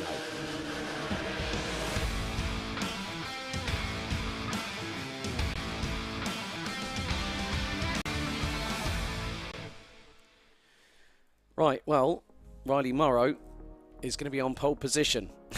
And it's over 20 points between him and Austin Oman for the championship lead. Austin Oman lines up on the outside of the front row. Harper Das and Ethan McClelland rounding out row 2. Henry Algar and Harry Chapman, row number 3.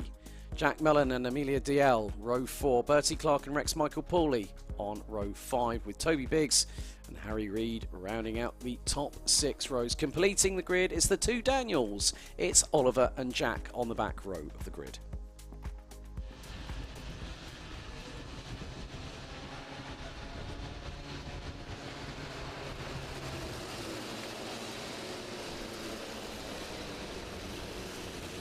So the drivers line up for their final time of asking here at Whilton Mill. 20 points actually separate.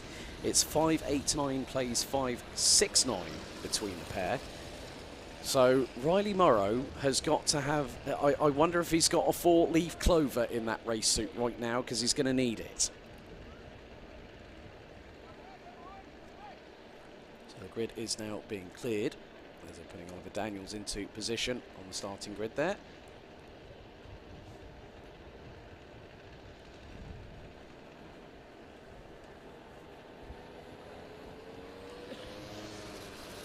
Oh, we've got one more kart, so a little straggler at the back end of the field. Sometimes does happen.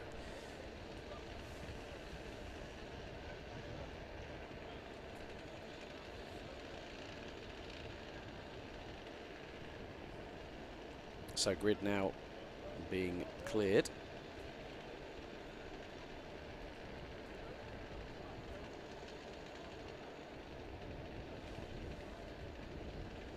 So green flag waves at the back of the field. 10 minutes plus an additional lap of racing for C50 Bambino. It's the final race of the season. Lights are out, we're off and racing. Who's going to get a good start? Here comes Paddock.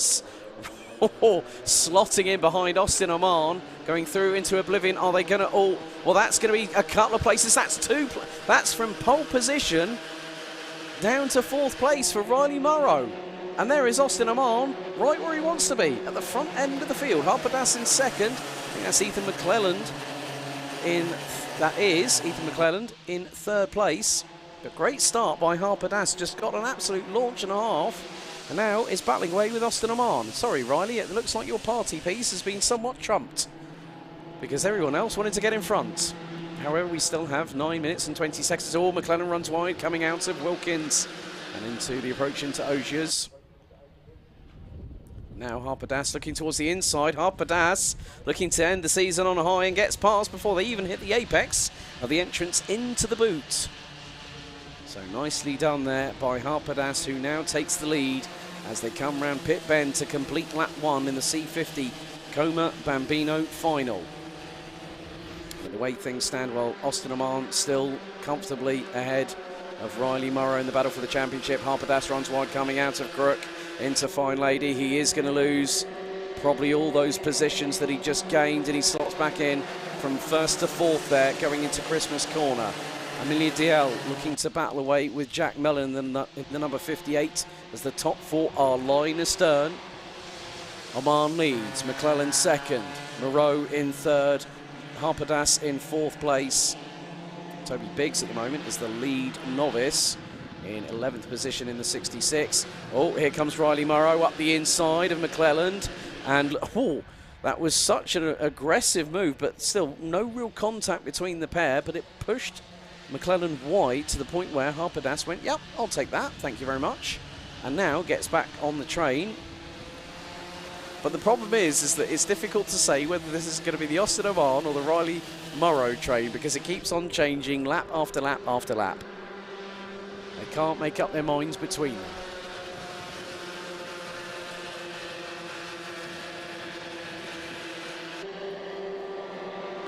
Top 3 still line astern heading into Christmas corner.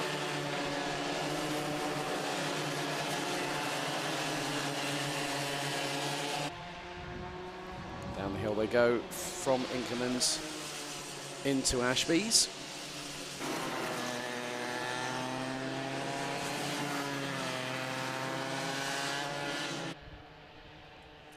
And Morrow now takes the lead. Paddock nearly had the opportunity to get through. The number 95 was denied by the GP of Austin Oman. This time into the boot, the 95 gets through.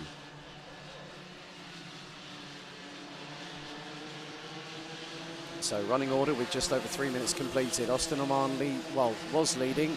Now it's Riley Morrow as they come across the line to complete lap number 3. Morrow now sets the fastest lap of the race, 1 minute 1.893. Paddock in second. Austin Oman, top 3 covered by just over 2.5 tenths. Harry Chapman in 4th. Henry Algar, Jack Mellon, Amelia DL, Rex Michael Pooley, Bertie Clark and Toby Biggs ran at the top 10. Biggs being the top novice ahead of Jack Daniels. Right, Ethan McClelland has dropped big time. I think McClelland might be out. I'm not 100% sure. I haven't seen him come through into shot quite recently, so Ethan McClelland might be a disappointing end. That's going to be a disappointing end to the championship for the number 3. Harpadas really giving Riley Morrow something to think about, and now the 95 looking to get the lead going into the boot, and there he goes. Neatly done there.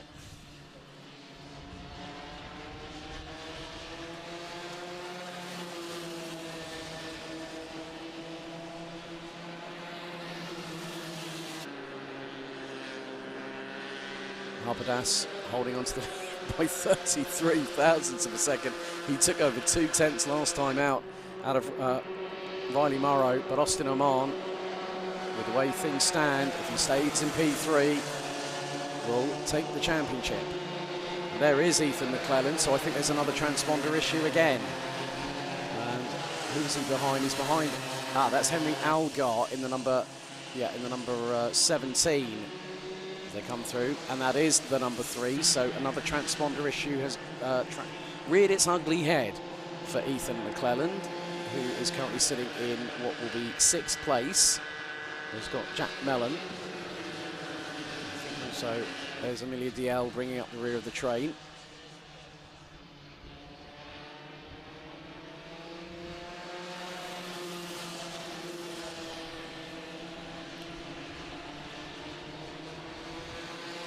Still getting rather close between these drivers as we head past the halfway point, fastest lap of the race. Harpadas is now taking the leaf out of Austin Oman and Riley Morrow right now. 31 thousandths between the pair. Austin Oman knows, well, you know what, I'm not going to get involved in that business up front. I'm going to leave them two to have those shenanigans, because I know I'm safe as houses here in P3.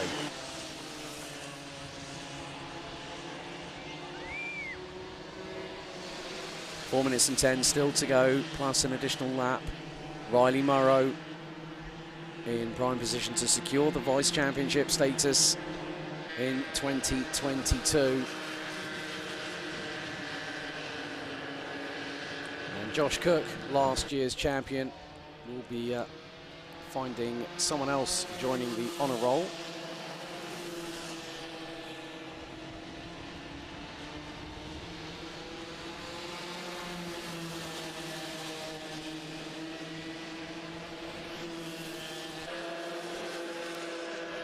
So drivers that have come through, who've actually competed in the BKC previously, the likes of Kit Bolofsky, Jacob Ashcroft, Ethan Woodward, Jesse Phillips, Hadi Mimasi from Canada, have also competed in this.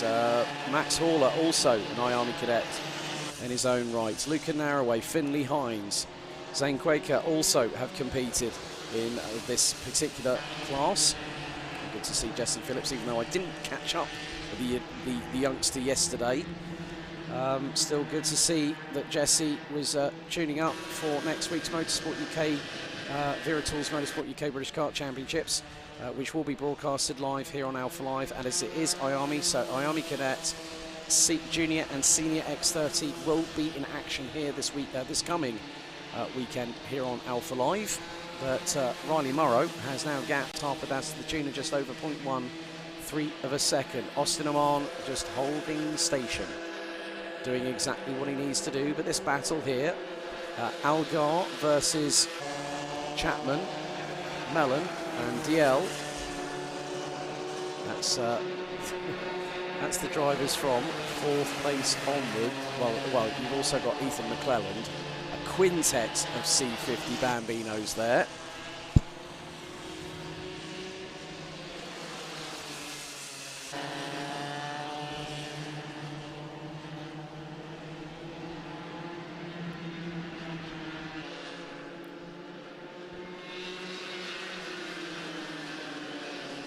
So Austin Oman has taken a multitude of victories this season, but will round it out with a top 3.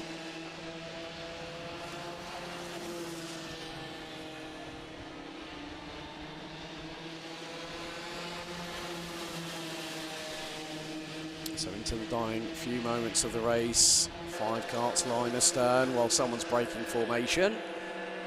Thank you very much, Harry Chapman, who's got Jack Mellon right behind. They're trying to get past Ethan McClelland. Emily DL in the number 27, all nearly 4 wide going into Christmas corner. Bad enough seeing 3 senior Rotax go wide at Christmas corner because someone will try and go high, wide and handsome, and it will never quite work out.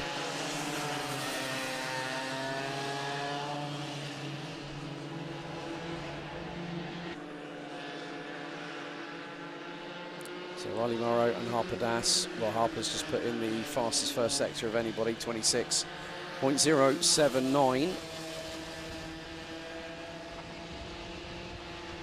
Still looking tight. Oh, fastest lap of the race. And there are our 2 leaders. Oh, hello again. We've got 2. We have, well, in the words of Street Fighter, we have a new challenger. And it's Harper Das. See? Musical reference, film reference, and a computer game reference, all in the same day of commentary. There you go. But it was 7 1/1000ths between the pair when they crossed the line last time. As the timer is fast about to expire. Into the final couple of seconds, and Harper Das now trying frantically. As next time around he'll know that he's got 1 more lap to do it. And now, oh, there we go. One either side, Oliver Daniels, and then they're going to do that again on Harry Reid, and Harper Das is going to take the lead going into the boot. Coming on to the final lap. So it's either been Riley Morrow or Austin Oman that has been at the sharp end of the grid. Now Harper Das leads the last race of the season as they go onto the final lap of the race. 4 1/1000ths, are you kidding me, across the line. Riley Morrow wants to carry on regardless and keep in front and take a victory. Harper Das, however, wants to think otherwise through Christmas corner. What's going to be the 11th and final time. Morrow looking one way, looking the other way, not able to get through. Harper Das has gone defensive and has made minimal movement. Very, very good to see that from Harper Das. Kept on one particular angle, stayed on it. But that door's been slightly left open for Riley Morrow, who gets on through and the exit of Ogiers. Down the short chute, into the boot for the final time of asking for this season. As Harper Das trying to get through on the inside, through the top part of the boot, can't go there. Will he get through on the final corner, through pit bend? It's going to be Riley Morrow that takes the checkered flag, securing second place in the championship standings. But wait for it, ladies and gentlemen. Austin Oman will cross the line shortly and has just done so, and with it provisionally takes the C50 Bambino title here in 2022 for the Bambino Kart Club. And there's some celebrating going on there as well.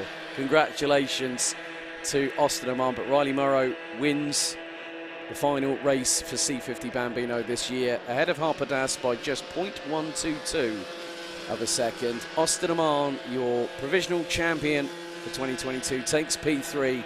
Henry Olgar and Harry Chapman ran at the top 5 ahead of Jack Mellon with Amelia DL. I know that Ethan McClelland will be manually classified. I couldn't really remember what position he might have finished. It might have been P5, P6. Running out of the order, top novice Toby Biggs in the 66 ahead of Jack Daniels, Bertie Clark, Harry Reid, Oliver Daniels.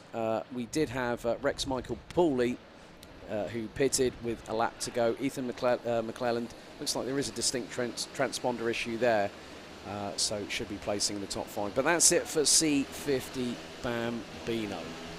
Whew. Right, ladies and gentlemen, race 54 of the weekend. It's IAME Cadet, the final.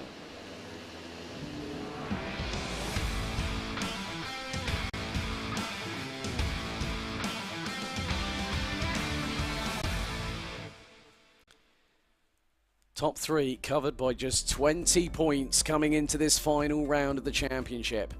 So, from pole position, it's the driver that, by our calculations, and a big thank you to James Barfoot for doing the maths whilst I've been busy, he's currently sitting in second position on 5.31. Colby Patterson will be alongside. Row 2, it's Enzo Butarazzi and Jensen Chalk. Luke Millward, third in the championship standings at the moment with the calculations we've done, 5.23. Alfie Davidson starts in 6th place.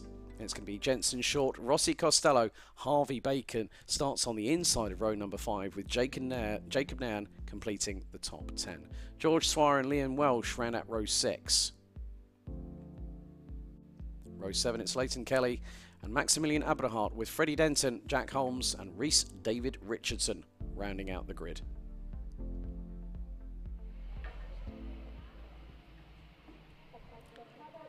So there might be fireworks. there always is in IAME Cadets. So in many respects what we could find, keep your eyes on Harvey Bacon. A disappointment with regards to a DNF earlier on today.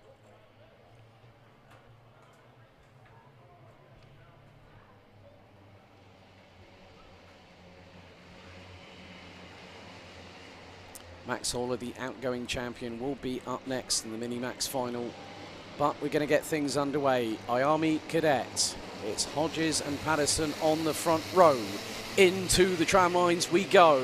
Full start has been called already. Straight away, those amber lights were on so quickly, I didn't have time to blink.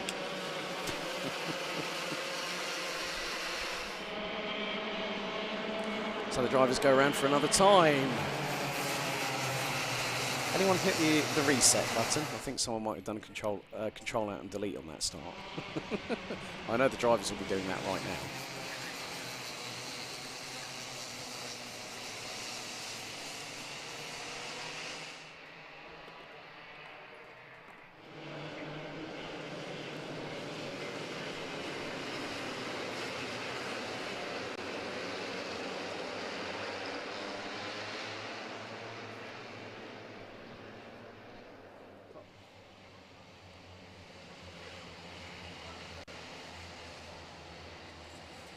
So once again, it's going to be the second time of asking. Down the dip, into pit bend we go. Hodges on pole, Patterson alongside, into the tram lines once again. This time we are lights out and racing. The IAME Cadet final, the last race of their season, is underway. And Patterson has dropped the ball and has dropped down to 4th place. Great start by Hodges. Patterson has dropped down the order and oh, right, Harvey Bacon has already made strides forward. There has been a couple of tank slappers coming out of Christmas corner.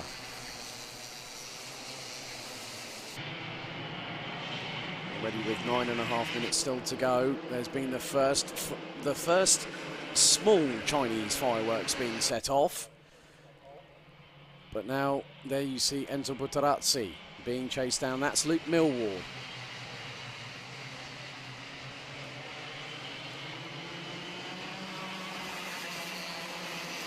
Out of the final corner once again.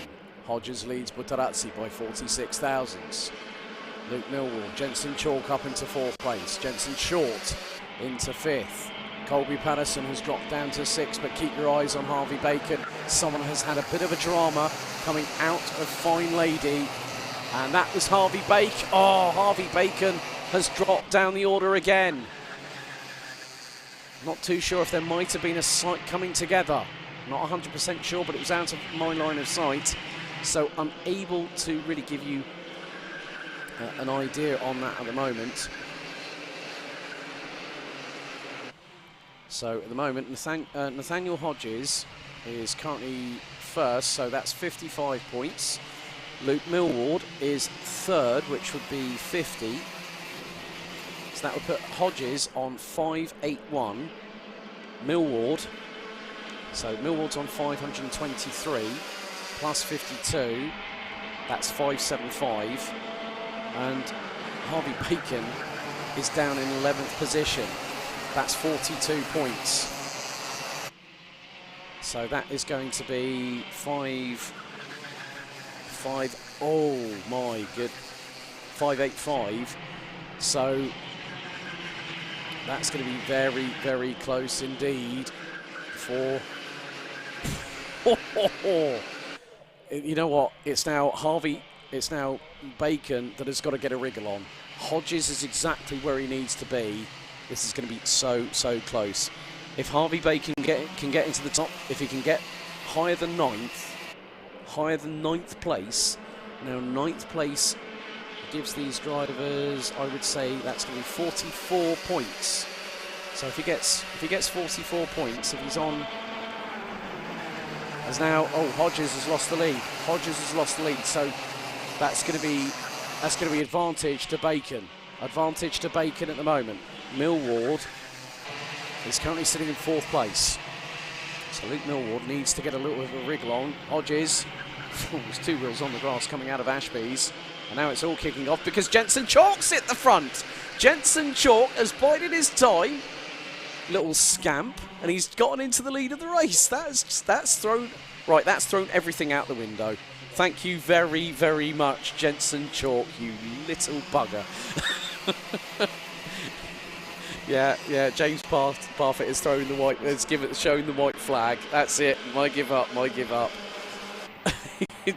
Jensen Chalk has just thrown the kitchen sink at the championship permutations. Now Harvey Bacon has gotten into 10th.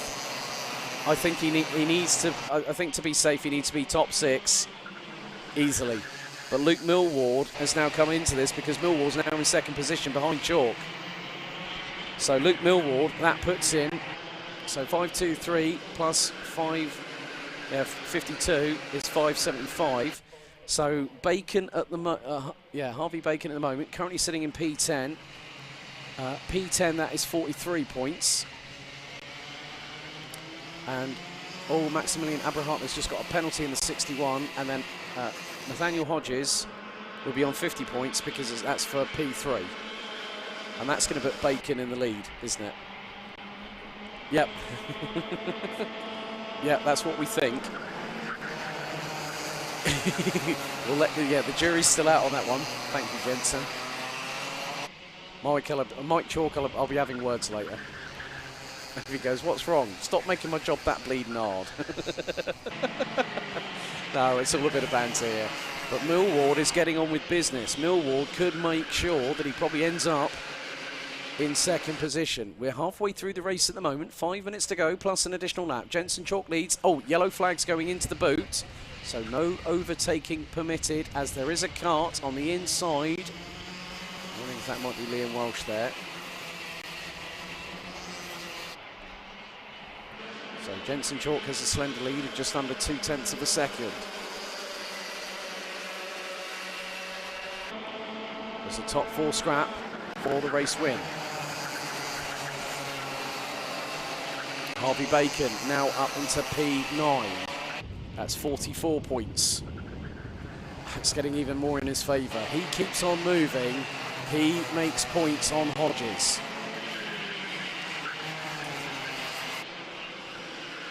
So 4 minutes and 10. So that's 5.87, plays 5.81 and 5.75 by our calculations. So that's a 12-point spread over the top 3. That is Liam Welsh, whose cart has been taken out of harm's way off the racing line.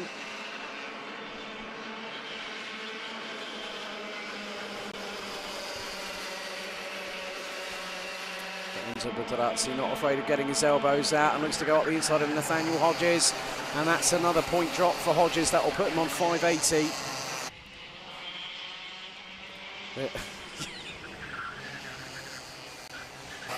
No, Hayden Phillips, there are individual GP plates.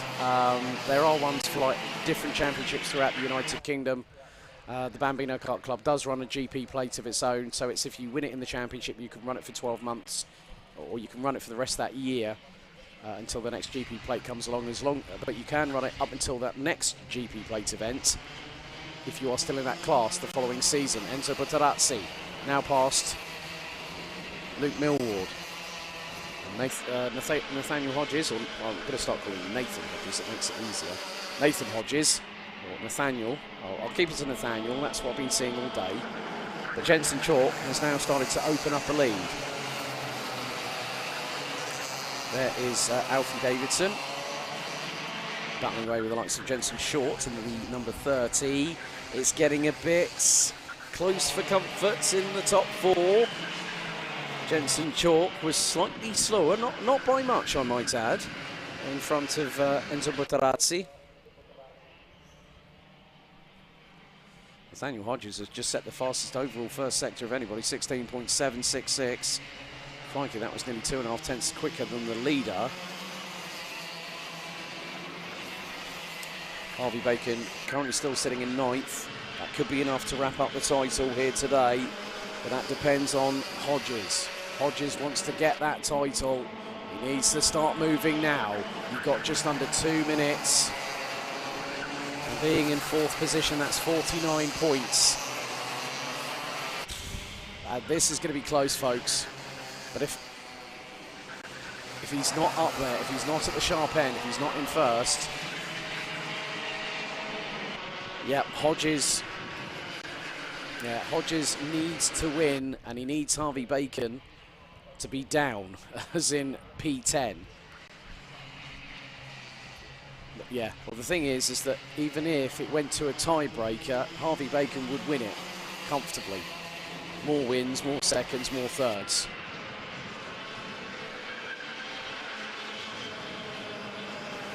You're very welcome, Hayden Phillips. I'm glad I could explain that to you, because I have commentated on an O plate for the Bambino Kart Club. Never a GP plate, funny enough, was GYG.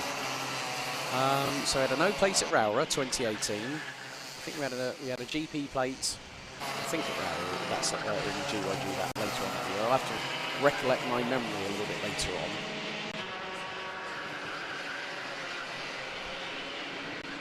So 38 seconds on the clock still to go. And the way things stand, Harvey Bacon is trying to close in on Alfie Davidson.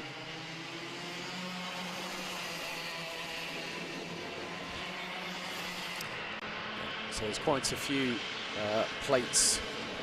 Yeah, so like say for instance the S plate would be for Ewan House in that particular class. Tillotson gets a tank slapper. Oh! And gets a fright of his life because Nathan Hodges has just gone through, so has Luke Millward. So they have just gained a couple of points as the timer hits 0. Now Harvey Bacon might be saving his on the last roll of the dice, because Hodges has still got to win.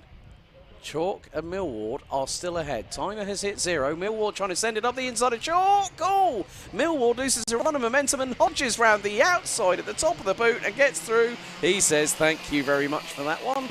It's still not going to be enough. Last lap board is out for their season here at the 2022 Bambino Kart Club finale here at Whilton Mill. Jensen Chalk won the final yesterday. He's looking to do the double if he can today, but Nathaniel Hodges knows that time is fast running out. He's got to pounce. He's got to pounce now, but now loses to Millward. Has he lost to Butarazzi? Oh, Nathaniel Hodges is off at Ashby's. I think that's done and dusted, folks. No pun intended. There was a big kick up of dust from the back axle as Nathaniel Hodges went wide coming out of Ashby's. And Harvey Bacon, I think, is going to get 8th at the flag. This is going to be close, folks. One final win yesterday for Jensen Chalk. Is he going to run to the line? Is it going to be Luke Millward out of the final corner? It's going to be Jensen Chalk. Nathaniel Hodges, it's not going to be enough, neither for Luke Millward. The number 20 is under investigation at the moment. But Harvey Bacon has just taken 9th place. And I think Harvey Bacon might have just got it at the death by a handful of points. 3 points. Let's have a look at the replay here. Now this was the scrabble. Hodges came out of Ashby's. Oh, there was a little bit of an assist from Butarazzi there. Left front into right front. But Jensen Chalk takes another win here. He's been competing in Rotax quite a lot as Jensen. I've actually commentated on him quite a lot, including the Rotax Max Challenge International Trophy last year. Not this year, because he went out there again.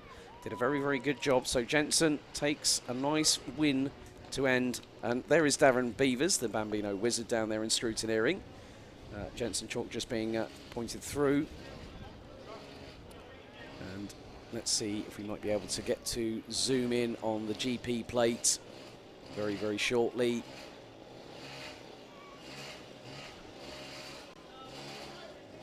There's Jensen short, and there is, just behind the GP plate, if we can zoom in, that driver there, Harvey Bacon, might be your provisional 2022 IAME Cadet champion. Max Haller, the outgoing champion this year. That's it for IAME Cadet. Next up, it's the penultimate race, race 55 of the weekend. It is the final for Minimax.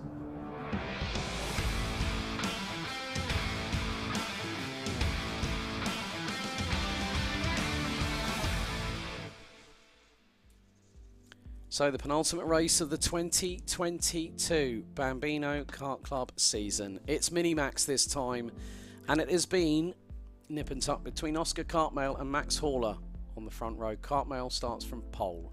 Harry Friel and Daniel Hartley, row 2. Emily Cooper and Ollie Poole round out row 3. Logan Cowling, Ethan Barth and Christian Campbell-Duff will start from 7th, 8th and 9th, and Daniel Amore has been a non-starter.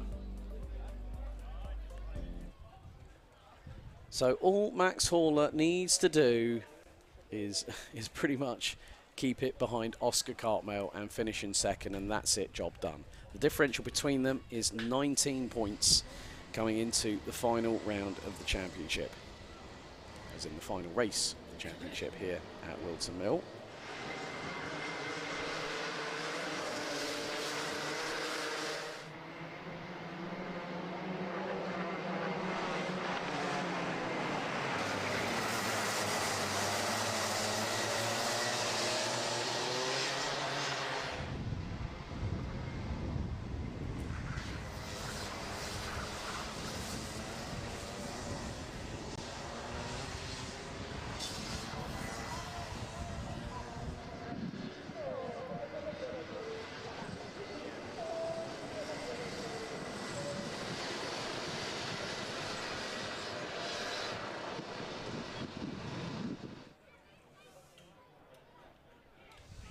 Yeah, also, to add to Hayden Phillips, the O plates are awarded for the National Open Championship winner, and also the E plates are for the English Open champions.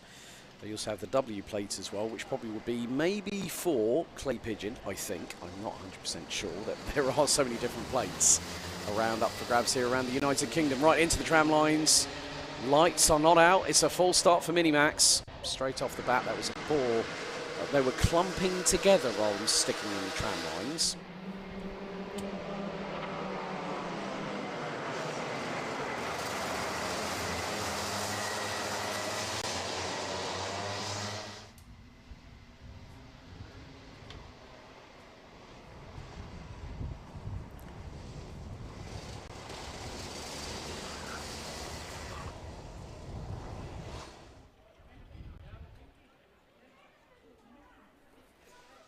Also, for people wondering what else is on next weekend, the return, well, the 40th anniversary of the Ulster Irish GP at Nuts Corner in Northern Ireland next weekend.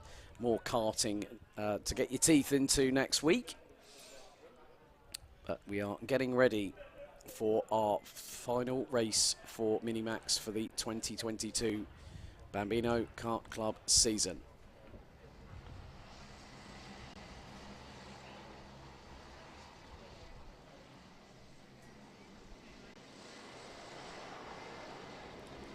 Cartmail on pole. Haller alongside. Pole is on the left-hand side of your screens, folks. Into the tram lines we go this time. Are we lights out? Yes, we are. We're underway. And so now it is Oscar Cartmail that is leading the way ahead of Harry Friel. Emily Cooper has also got past Max Haller. Daniel Hartley is in 5th ahead of Logan Cowling. Christian Campbell-Duff and Ethan Barth rounding out the 9-strong grid as they make their way through Ashby's.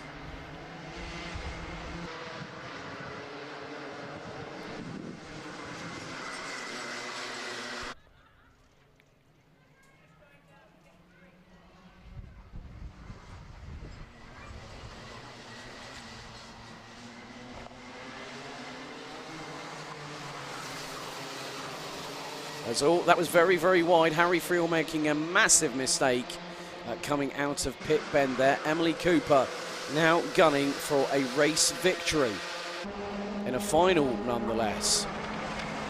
She's got to go against Oscar Cartmail, as there was that was a send and a half. That was not snail mail, that was a rapid telegram from Daniel Hartley going through into Christmas Corner.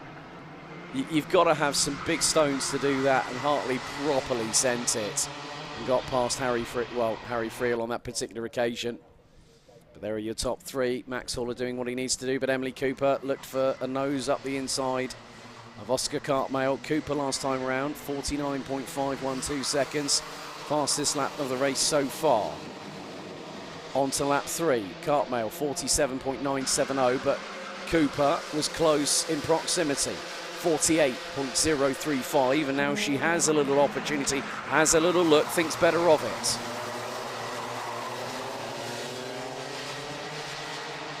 It's Max Haller trying to do his level best just to keep with them and pull away from Daniel Hartley. That's what he needs to do. Just stay in the top 3. Keep it calm. Don't put yourself under pressure. I know that the blood will be circulating around Max Haller's heart very, very rapidly right now. Everything will be, you know, like your 6 senses are very, very much on tenterhooks the whole time. You hear the slightest thing wrong with the cart over every bump. Thoughts going through your mind. Right, okay, am I hitting my braking point? Am I hitting my apex? Am I turning in correctly? And the way that Max Haller is driving, he is driving within limits, but enough limits without pushing too hard, because the minute you have an unforced error, you are going to have a drama.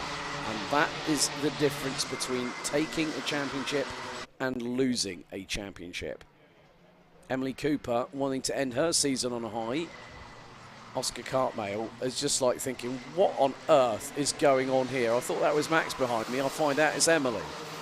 Well, she's giving chase, and she has set fastest laps, but Max Haller decides, right, let's have a little bit of fun, shall we?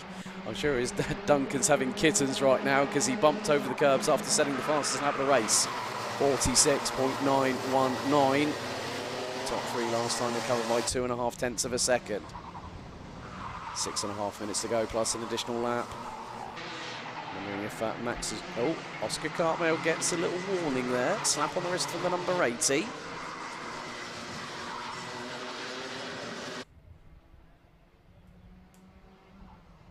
Still looking rather close between 2nd and 3rd position. Emily Cooper has given Oscar Cartmail something to think about. Max Haller does not really need to make that kind of move.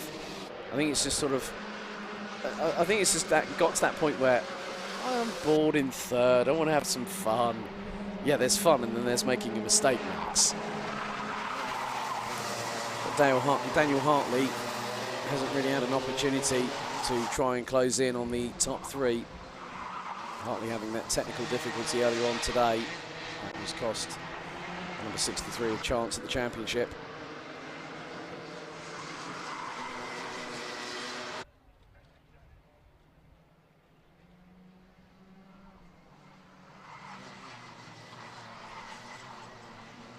Through the top of the boot, a little bit wider there on the the exit part of the top part of the boot from Emily Cooper, just to get the run of momentum, and she sets her fastest lap again, 46.734, and I can now see that Max Haller has slightly, well, he had a slightly slower second sector, did Max, 20.388.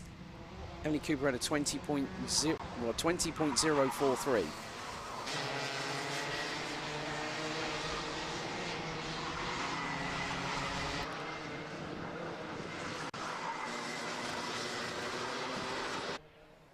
So the 2 leaders. Here comes Emily Cooper. She's been waiting and biding time, and again tries to get through, but gets foiled by Oscar Cartmail.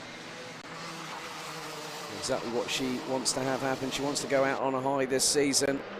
Oscar Cartmail has been doing the business all day long, all the way through what's been a very, very hot day for everybody involved here at Whilton Mill. Got the Tillotson T4s, the juniors, And the seniors out after this, but with just over 4 minutes to go. Emily Cooper is pushing like crazy. Oscar Cartmail, fastest lap of the race after 7 laps. 46.685 seconds. Cooper, 48.861. And Max Hall has just decided, yeah, I'm just going to hang back. I don't need to do anything more than finish third. And he's playing, that's the good thing, he's playing a safe game here, is Max Hall. Still puts in a personal best though. So does Daniel Hartley, so does Harry Friel. Logan Cowling. There's Ethan Bath, who's got past Christian Campbell-Duff there. I'm just waiting to see how much pushing does Emily Cooper need to do to crack the defence of Oscar Cartmail? Because that defence has been going on for at least two and a half minutes. So Cooper's just like thinking, yep, let's just see if I can launch it. Well, yeah, go for a lunge, but don't yeet. You yeet and something goes wrong. 2 minutes and 50 plus an additional lap still to go. And there are your top two. Out of Fine Lady, Emily Cooper in the wheel tracks of Oscar Cartmail once again.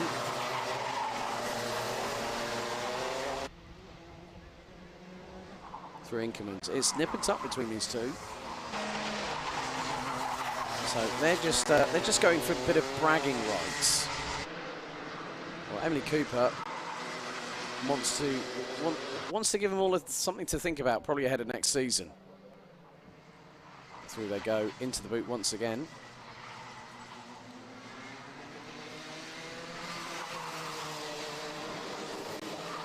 Let's see who's the quicker out of the two. It's Cooper by 6 1/1000s. Gap was just over 2/10.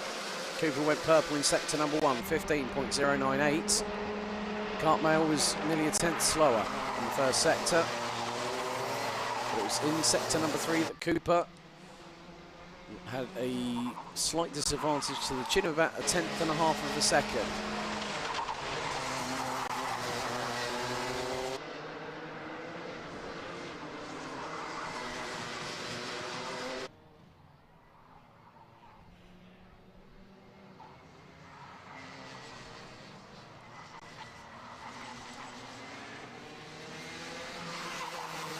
Cartmail starting to pull away from Emily Cooper, and Cartmail has just set the fastest lap of this race.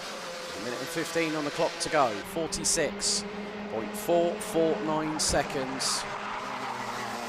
Cartmail is just literally this and 2 more laps to go to secure vice championship status.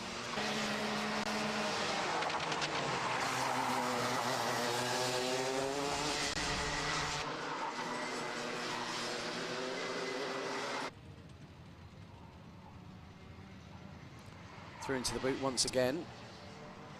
Cartmail has been slightly extending that gap over Cooper. It was just over 3.5 tenths. About to complete lap number 12. Gap goes over 4 tenths, so 46.607 for Cartmail. Emily Cooper, she puts in a 46.641. Max Haller is about 2 seconds adrift in third. It's a further 0.83 back to Daniel Hartley.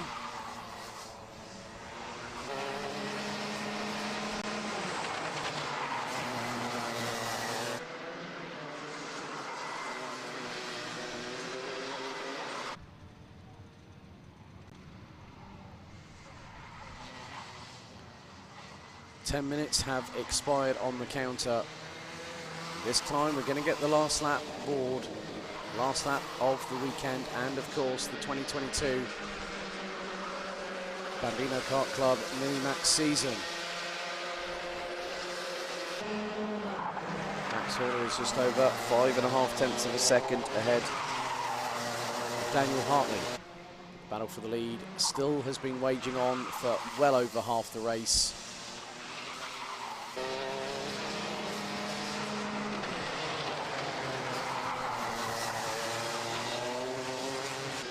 Out of Ogiers for what's going to be the final time. Emily Cooper, oh, looks to the inside, looks to the outside. Can't get through on Oscar Cartmail, but is trying to tee it up. Will we get a drag race to the finish coming out of pit bend? Out of the final corner, Oscar Cartmail will take the win. Well done to Emily Cooper, but provisionally Max Horler takes 2 different titles in 2 different seasons. IAME Cadet last year and wins the 2022 Bambino Kart Club Mini-Max Championship. Well done, Moo. Great job, buddy. That's Max's nickname. I've been waiting to use that today, and finally I got my opportunity. Brilliant stuff. So Oscar Cartmail takes the win by just under a 1/10.5 over Emily Cooper. And the fastest lap was Oscar Cartmail, 46.449 seconds. Max Horler takes P3, did everything he needed to do today. Stay in the top 3, stay out of trouble, and with it picks up the crown. Daniel Hartley takes 4th ahead of Logan Cowling, with Ollie Paul rounding out the top 6.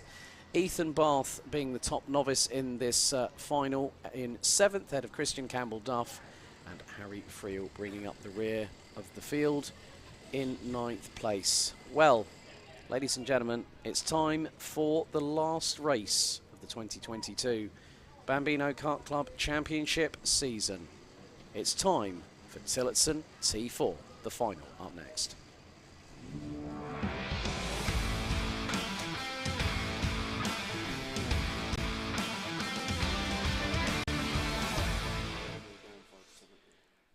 Right, okay, let's bring him back, shall we? James Parfitt, how you doing, buddy? I'm all right, mate. Working frantically with my maths here, and I've not even had a calculator. I've been doing the full column addition method. Good because call. there's just so much changing. Indeed, right. Jensen O'Neill going will lead JT4s off of the starting grid.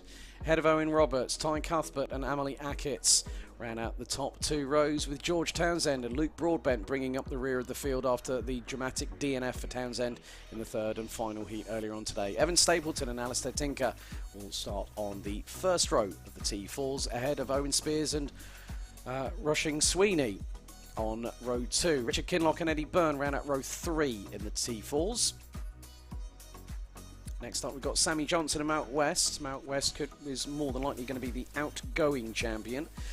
That will be the next row. After them will be John Nuttall and Aaron Doyle, David Kinlock and Scott Ralph rounding out the next row. Bringing up the rear of the field, 15 drivers in the T4 class: Dan Blackledge, James Byrne and Bradley Harris. Well, what is it? 12 points between the top 3 in juniors. And how's it looking in T4 senior? So Owen Spears is currently got 17. a 17-point lead. Brilliant. Over Alistair Tinker. Right, okay, let's get things underway. Junior T4's in the tram lines. Lights are out, we're off and racing. And it's Jensen O'Neill going that leads the way. Oh, the 67 of George Townsend, a little bit wide, coming. I'm not too sure if he had a little bit of an assist there. But it's going to be Tinkers and Staple. Yeah, it's going to be. We'll see how things transpire. That'll be Stapleton. Stapleton leads them into oblivion and crook for the first time of asking, as they make their way up Manuel's Bank into the Christmas corner. Through, and that's Owen Spears staying in second. If he stays in second, that was very, very close indeed. And there has been a touch, and we've got one kart on another spinning around, and that is the 43. Oh, hang on. Yeah, that's the 40. Well, hang on. That is the. I'm trying to work out. That side pod's had a bit of rough and readiness. That might be Sammy Johnson there in the 93 that's just come a cropper. So that was 2 into 1, and one went on top of the other. So not a great start. So yeah, that is the 93, and the other one, who's Nassau panel, is quite literally by the wayside. Might be Eddie Byrne, I'm not 100% sure, but we'll get that calculated very shortly. It was Eddie Byrne. It was Eddie Byrne. So Eddie Byrne will be in. That Nassau panel will not help him go any further. There is the leading quintet, rounded out by Rushing Sweeney. And the number 76, she's got the black bumper, black front bumper, as opposed to the others who still have a nice hue of sky blue on them. But Jensen O'Neill going is well, I'm just keeping on what's going on at the T4 JT4s. because they're going to be coming across the line very shortly. Jensen O'Neill going, leading. Ty Cuthbert now up into second position ahead of Owen Roberts. George Townsend up into P4, and a little bit of a discussion happening between them, as we have got the race. The race has been neutralised. Race has been neutralised, so Battenberg flag has come out. That means that they have to be at half speed. No overtaking permitted. So that would be for Sammy Johnson and Eddie Byrne. That's going to be the case in point for the juniors. It's just to make sure that health and safety is paramount these days, and if you have a couple of carts that are stuck on the racing line or close to the racing line, first of all, it's dangerous. You need to get those carts off the road, off the track sharpish. Also make sure that the drivers are safe as well. Okay, through into pit bend.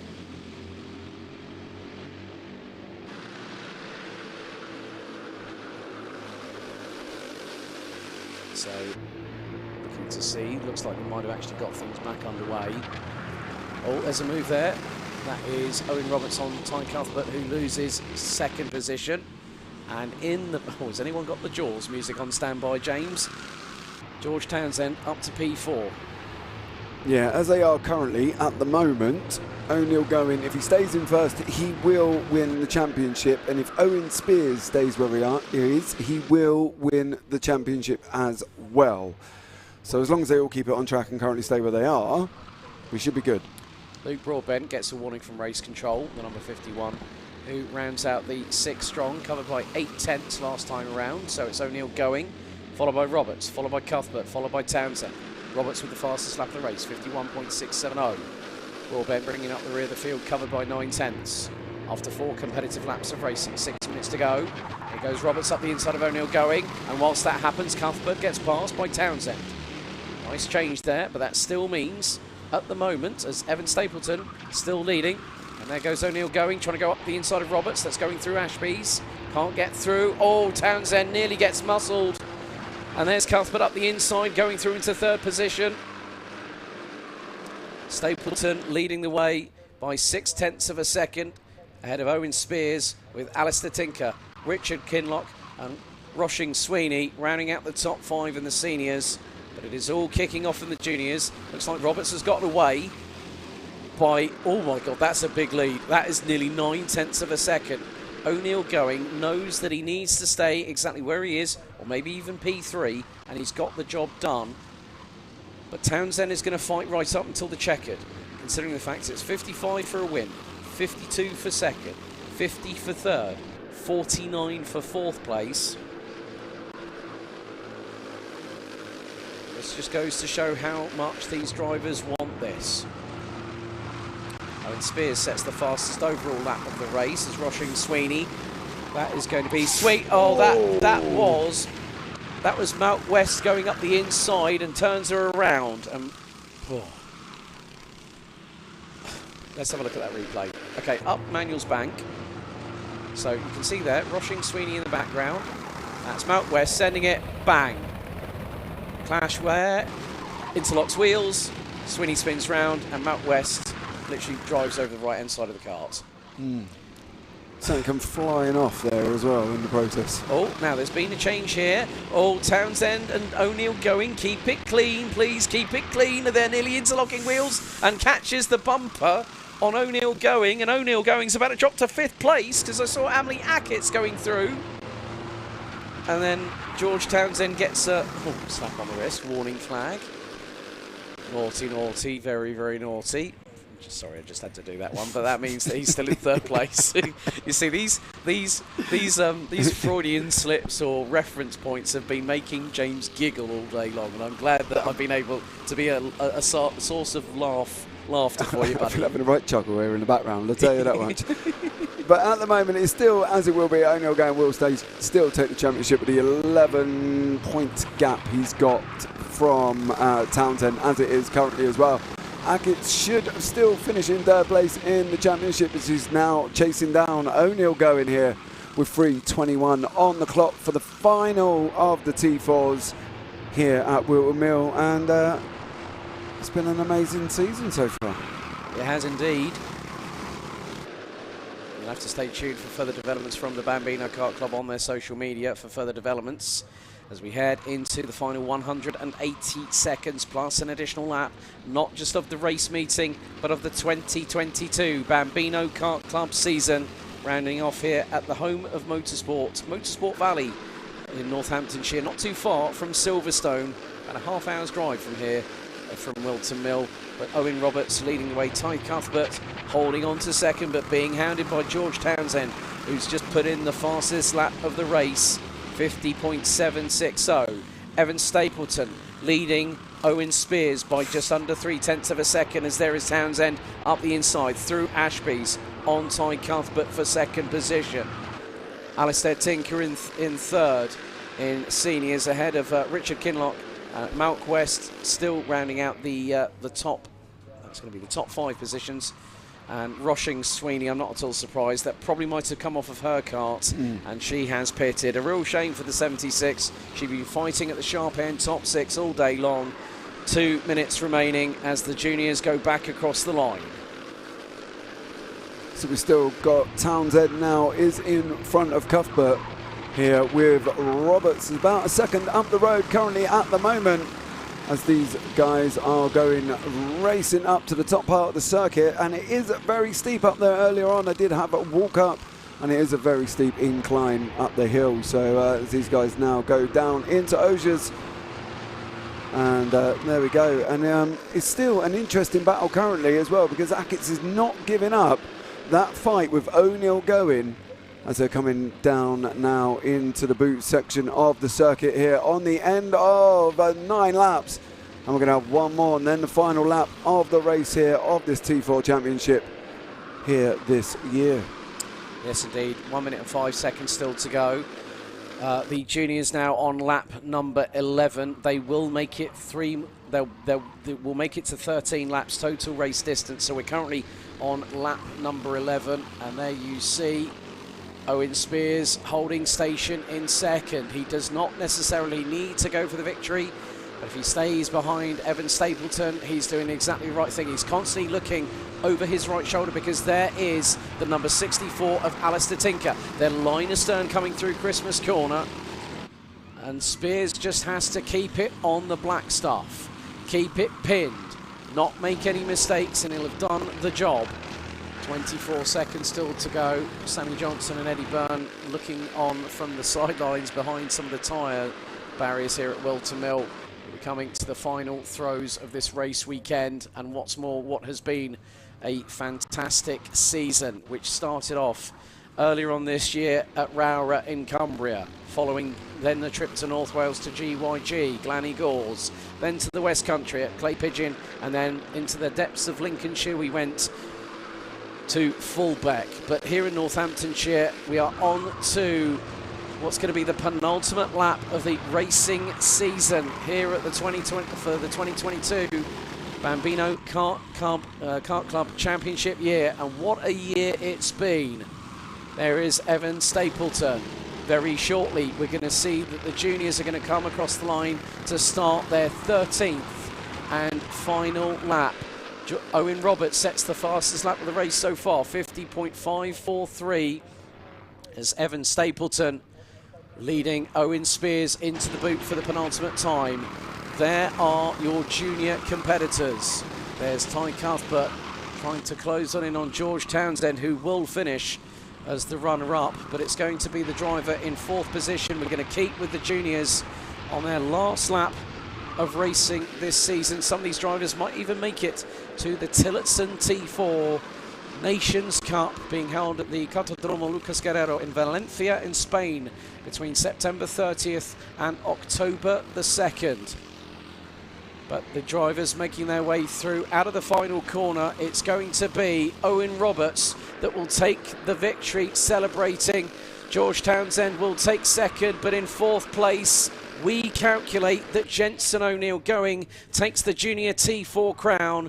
But now we concentrate on the seniors. It's going to be line astern between the top 3. Evan Stapleton will win the race, but provisionally Owen Spears takes the title. And he nearly lost second place in the process while celebrating. Ahead of Alistair Tinker, Richard Kinlock takes P4 ahead of Malk West. So Owen Roberts wins the last race of junior Tillotson T4 here at Whilton Mill by half a second ahead of George Townsend, who will be wondering, why did that happen to me in the final heat before the final race of the championship season.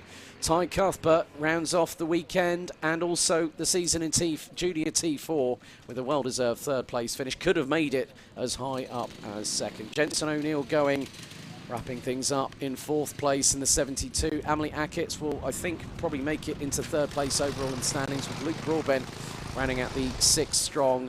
Evan Stapleton wins T4 ahead of provisional champion Owen Spears, with Alistair Tinker rounding out the top three. Richard Kinlock, outgoing champion Malk West, rounds out the top five ahead of John Nuttall, Aaron Doyle, David Kinlock, James Byrne, Scott Ralph and Dan Blackledge, who all made it to the end of 13 laps of racing. After lap 6, we lost Groshing Sweeney after an incident between her and Malk West, with Sammy Johnson and Eddie Byrne coming together at the top of the hill, unfortunately watching the rest of the race from the sidelines. Well, that really, ladies and gentlemen, wraps up the on-track action. James, your final thoughts before we close out proceedings here on the stream? I think the only word you can say is just amazing. These guys have done absolutely incredible throughout this season, and it's all got to go to them. The praise has all got to go to them, because they're the ones putting on the show. You know, we sit up in a booth and we talk about it. Alpha Live, we put on the show as well. But the drivers are the focus of what we're doing, and I think at the end of the day, for the fact that they've done 6 rounds, some of them, has just been incredible. And they've lasted this whole weekend in this heat as well, and it's been tough. The season has been tough, and these guys have done absolutely incredible. Yeah, firstly, a few thank yous. Oh, dearie me. I just saw a T4 just literally go flying into the shed by the race director.